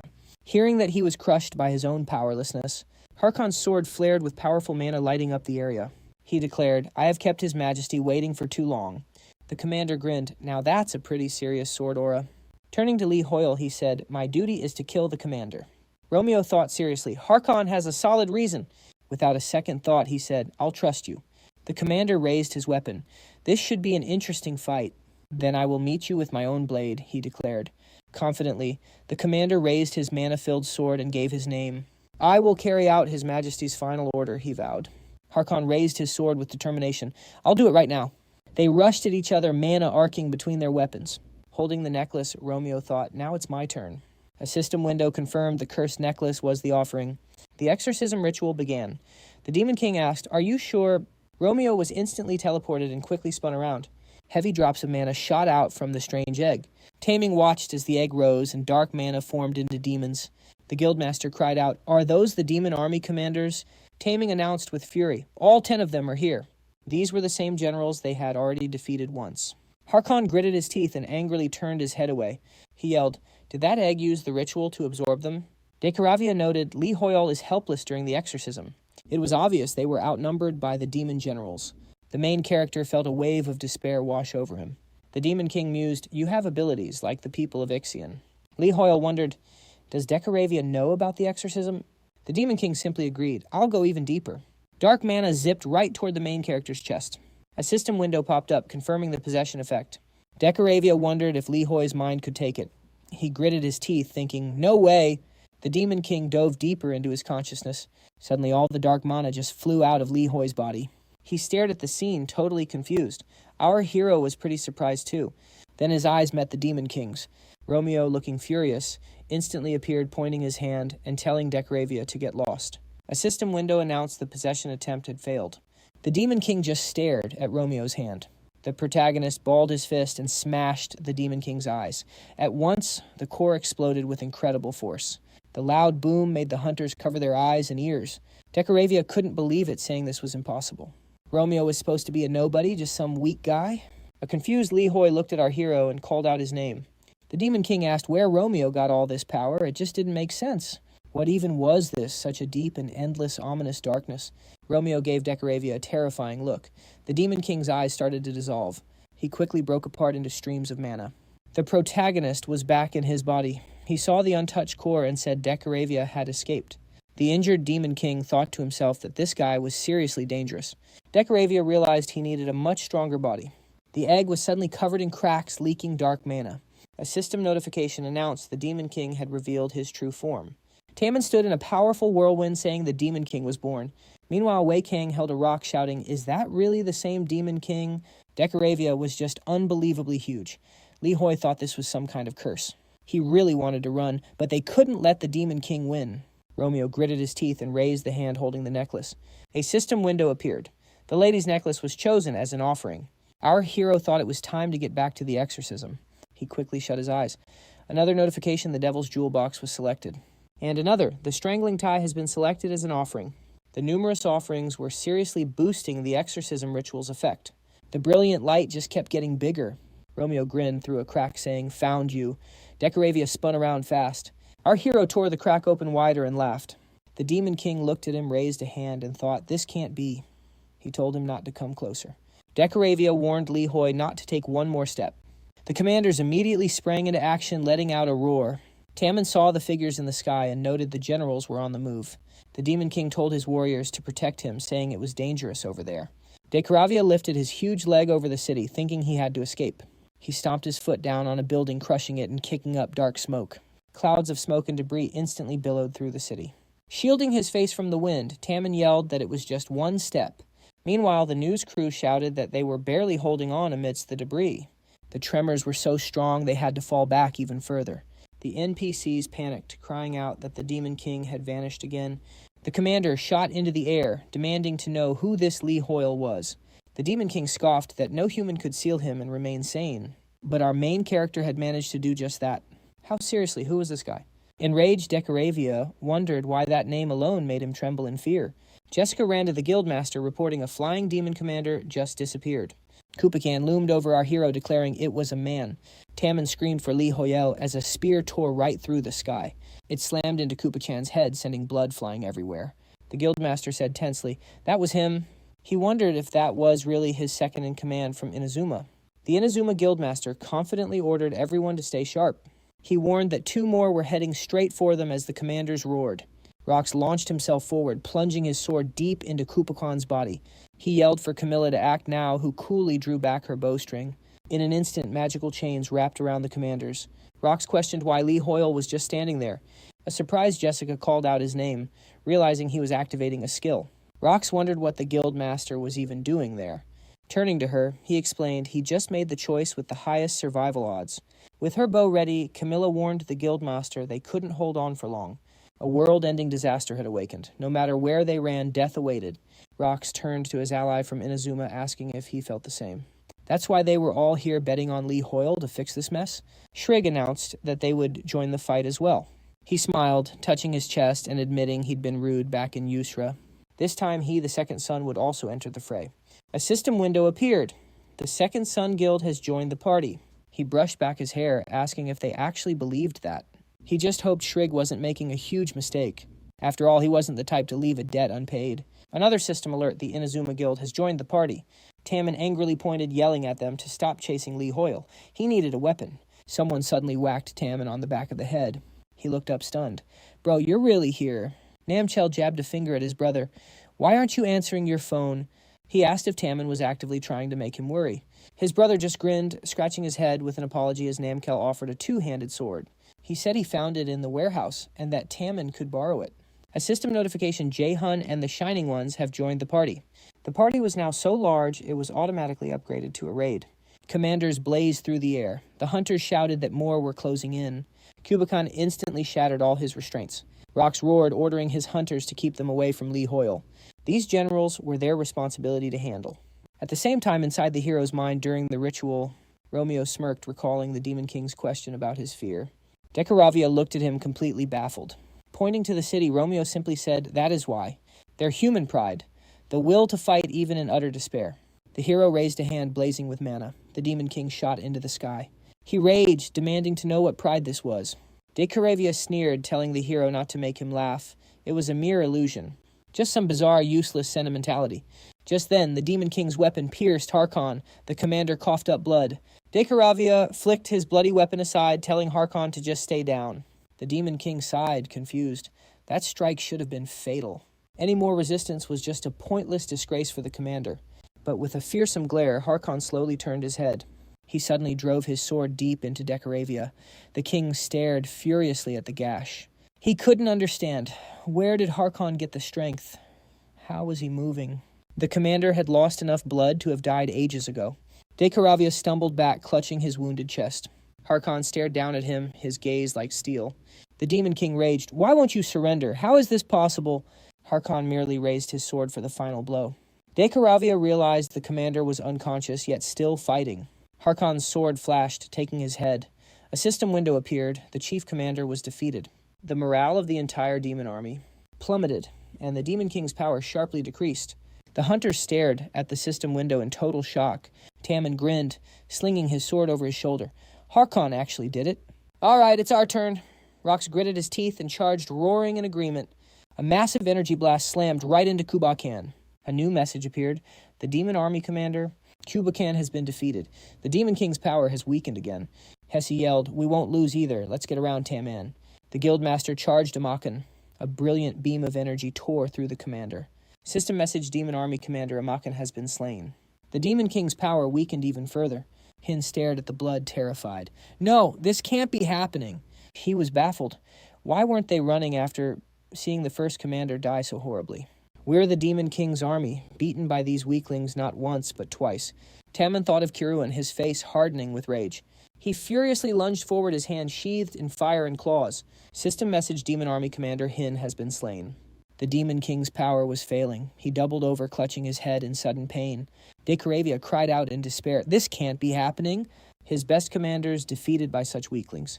Romeo simply watched the dark mana with a smirk. In that moment, a piece of the Demon King's form was ripped away. He plummeted to the earth, crushing the buildings below. De Caravia writhed in pure agony as blood streamed down. Hoyeol clenched his jaw. The Demon King's resistance to the ritual was too strong. He'd already burned through so much mana, making the exorcism hard to maintain. With a horrifying glare, De Caravia shouted, "How dare a mere human challenge me?" Just then, the Demon King let loose a massive, deafening roar. He threw his head back, dark smoke pouring out and wrecking the city. The hunters shielded their faces from the powerful waves of smoke. Wukong stammered in disbelief. "No, this can't be right." It seemed the Demon King was trying to flee. De Caravia tore through the city, leaving chaos. Hoyeol's eyes widened. Suddenly, it all made perfect sense. The Demon King was attempting to escape the exorcism ritual itself. The Demon King bent over again, screaming in agony. He realized the Demon King's true body was instinctively trying to get away. Just then, a reporter yelled to her producer, "Where is that monster heading?" The producer shouted in shock, "That's toward the city center where civilians were evacuated." Hoyeol grit his teeth, knowing he couldn't let that happen. If that thing managed to escape, it would be a total catastrophe. He had to focus on the exorcism and stop him now. A system window popped up, mana critically low. Hoyeol felt a jolt of panic. What was happening? The system announced that the exorcism was now terminating. The main character cursed his terrible luck. Romeo appeared beside him. "We have another source of magic." A memory flashed in his mind. Carl had once told him to use his own inner darkness for mana. Hoyeol snapped back to the present with newfound confidence. He raised a hand, 2 fingers glowing with dark energy. He finally understood. This was dark magic. Dark mana flooded the Demon King's body, causing him to howl in pain. De Caravia thought, this darkness, it shouldn't exist, but the pain was too much. Wukong watched completely tense. His viewers spammed, "This is like a horror movie. What is even going on?" The other hunters could only stare up in awe. A little while later, Leone stood on a cliff with her teammates. She smiled, looking down confidently. The guildmaster joked she was about to sling the main character over her shoulder and run. Turns out there was no need to worry after all. A system window appeared. Demon King De Caravia has been defeated. Quest complete. Recapture. Perifrost. Hoyeol had returned hope to the northern city. A bit later, a news anchor held up some papers announcing breaking news, with all eyes now on the city of Perifrost. Talk of rebuilding the city and filling its leadership role became a hot topic. One man at a table asked his friend, "Hey, did you see that video?" His friend grinned. "You mean the W Kong stream? I bet it has 200 million views by now." Meanwhile, a news report noted smoke still rising from the Decoria battle site. The protagonist simply placed his phone on the floor. He sat there on the floor, stretching out his arms. Lee Hoyeol flopped onto his bed, happily exclaiming how good it was to be home. He suddenly looked up a bit surprised. He remembered the thick smoke that billowed from Decoria's remains. Just then the Legacy of Axon quest appeared. The system window announced a new class quest, Legacy of Axon. The beacon of salvation is lit and burns brightly. "Oh, last demon hunter, bring back the legacy lost to evil." Lee Hoyeol eyed the screen, wondering what this Legacy of Axon was all about. Could this be connected to Romeo from the Palace of Reason? For the moment, he couldn't be sure about anything. The Demon King's final words still bothered the protagonist as he recalled them. The Demon King said people should never get their hands on this darkness. A few days after returning from Perifrost, Arcana made an announcement. The full contribution list for the Perifrost Siege was posted on October 29th. Lee Hoyeol had earned over 1 million contribution points. In second was Rox with 4,221 points. Third place went to Chun with 2,249 points. The notice apologized for the delay, citing a system error in the calculations. This glitch also created an issue with distributing the rewards. It promised rewards would be sent out once the problem was resolved. Commenters questioned if it was a real bug or if that was even possible. Right then, his system window flashed with an urgent notification. It was an announcement about an error in the Perifrost Siege rewards. Later in the Yusra archipelago, Saul gently knocked on a door. She apologized to Hakan, telling him it was time for his examination. Entering the room, she asked how he felt, then froze in complete shock. The commander, covered in bandages, was balancing on just 2 fingers. He glanced at them and said casually, "Oh, it's you, Saul." She rushed over to him, insisting that he absolutely needed bed rest. Even with healing magic, Haken's injuries were still extremely serious. The doctor just pleaded with the commander for making his job so difficult. Haken just laughed, brushing it off like it was no big deal. A weary Saul put a hand to her face, worried about her own reputation. She wouldn't be able to look Lee Hoyeol in the eyes. Hakana entered the room, saying he was glad to see Hakon doing well. Saul was startled to see him. She and the doctor quickly greeted His Majesty. The king smiled, gesturing for them to relax and feel comfortable. Hakana was only there to deliver a small package from their savior.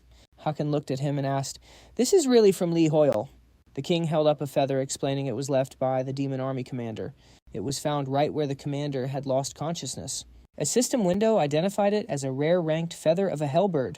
Hakana recalled the protagonist wanting this, since the commander himself had slayed the beast. Lee Hoyeol had also explained that when Hakana next saw the Emperor of Arcana, he would need a trophy to prove the mission was truly complete. Hakana stared at the feather in his hand, completely surprised.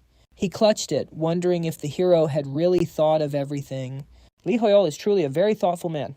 Still, where on earth did he disappear to? Several days had passed since Doria's defeat. Life was settling down, but much had changed. An official slammed his fist down on the table. He angrily tossed papers aside, asking if Hajai and the Inazuma Guild were now bowing to Lee Hoyeol. He called them absolute fools. Not only did they fail to be the first to complete the siege, but they also ended up losing to the Koreans. Didn't Inazuma get how big a problem this was? With Japan's rank already slipping? Why did they let them get away with it so easily? Hajai asked if he should have left all the civilians in Hokkaido to die instead. The official scoffed angrily, asking what the guildmaster was implying. With a terrifying glare, Hajai slammed the table and flipped it over. He snarled that if the other guilds were a second late, everyone would be dead. They were just old fossils. The official trembled with fear, demanding to know what the guildmaster was doing. He stammered, "How dare you?" asking who he thought he was. The guildmaster shot back with a chilling look. "How dare I?" Lightning crackled from his hand as he said the official took the words from his mouth. With that, Heijai and the Inazuma Guild turned their backs on Japan. A hunter asked the guildmaster what they would do now that they'd abandoned their home. Nobody would welcome them anywhere now. Hajai, walking down the hall, said he wasn't so sure about that. He smiled, looking up, and wondered what it would take to immigrate to the Uzra Kingdom. They took refuge in the Uzra archipelago and continued their work there. The government of Japan was absolutely furious, but couldn't do anything since they had technically banished their nation's best players. One's channel exploded in popularity, and he received offers from all kinds of companies. He announced that due to the sheer number of calls he was getting, he'd be taking a break from broadcasting until Lee Hoyeol came back. It wasn't a problem, since his viewers mostly tuned in for the main character anyway. The second son, Shred, successfully raised his guild's rank in the Perafrost siege, apparently making up for his shameful display during the Uzra incident.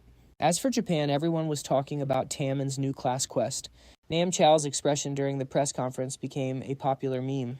News outlets reported that Jessie had officially announced she was leaving the Shining Ones. Rox leaned on his hand with a grim look, asking for her take on the news. As far as he could tell, she felt no real attachment to their guild. Rox just hadn't expected someone to snatch her away from him like this. Jessie, calmly holding her cup, stated that she never said she was leaving him. Rox, taken aback, could only say her name. He insisted that if she left, it had to be with Li Hoi and no one else. Jessie glanced down, asking why he was already so worked up. After all, Li Hoi had completely vanished from the grid. Romeo sighed, exhausted. He'd hunted for class quest info day and night with zero progress. Slumping in his chair, he wondered if this so-called legacy was even real. Besides, why was everyone blowing up his phone with texts and calls? The main character's phone buzzed nonstop, so he just shut it off. Holding the device, Li Hoi pressed his temple, feeling completely drained. Yeah, it was definitely time for him to go dark. This was even more intense than the Skora incident. He really wanted to check the Mage Tower library, but he was too paranoid to go out. The class quest was stalled, his siege rewards were missing, and the Demon King's last words kept bugging him. Li Hoi stroked his chin, replaying what the Demon King had said. He thought to himself that he'd always felt different from other players. His own behavior shouldn't be shifting this dramatically, even if he was synced up with his in-game character. And then there was Romeo, who he'd seen during that exorcism ritual. Li Hoi searched online, but found nothing about other players seeing their characters. It could be a skill exclusive to demon hunters. But even if it was, he'd never know since he was the last one. Plus, if that was true, how could he have seen into Romeo's past? Li Hoi groaned, hoping Ocean's legacy might give him a clue about Romeo. Suddenly, a system window popped up, catching him by surprise. The notification informed him that he had gained new levels. Li Hoi checked his stats. Did he seriously just gain 30 levels at once? The system announced that the rewards for his contribution to the Bali siege were automatically sent to his inventory. The Pentagram of Sinister, Sealed Knowledge, an epic ranked item. Its effects were sealed by a demon's curse, and it needed to be cleansed first. He grinned at the screen. They had sent him another awesome item. Another notification popped up. His affinity with the Perafrost was now at maximum. His influence in the Perafrost region had also maxed out. The authority function for the Perafrost has been unlocked. Li Hoi was stunned. They had given him authority too. He clenched his fist with a grin. Authority in Yusra was already incredible. Now he had authority in the Perafrost as well. Li Hoi stared at the window, amazed. He couldn't help but wonder if there was even more. He was shocked by what he saw next. A special quest had just appeared. A new star has risen over the Perafrost. His mission: attend the ceremony to appoint a new ruler. At that exact moment, Taman stared at his screen. A ceremony for a new ruler. Namchul chimed in, asking if there was really a new ruler.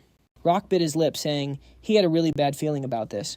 Chun shot up in his hospital bed, yelling, "They're holding a ceremony and didn't even tell me." The NPC calmly turned to the master, saying this didn't concern him. The NPC kindly suggested he simmer down. A system window announced it.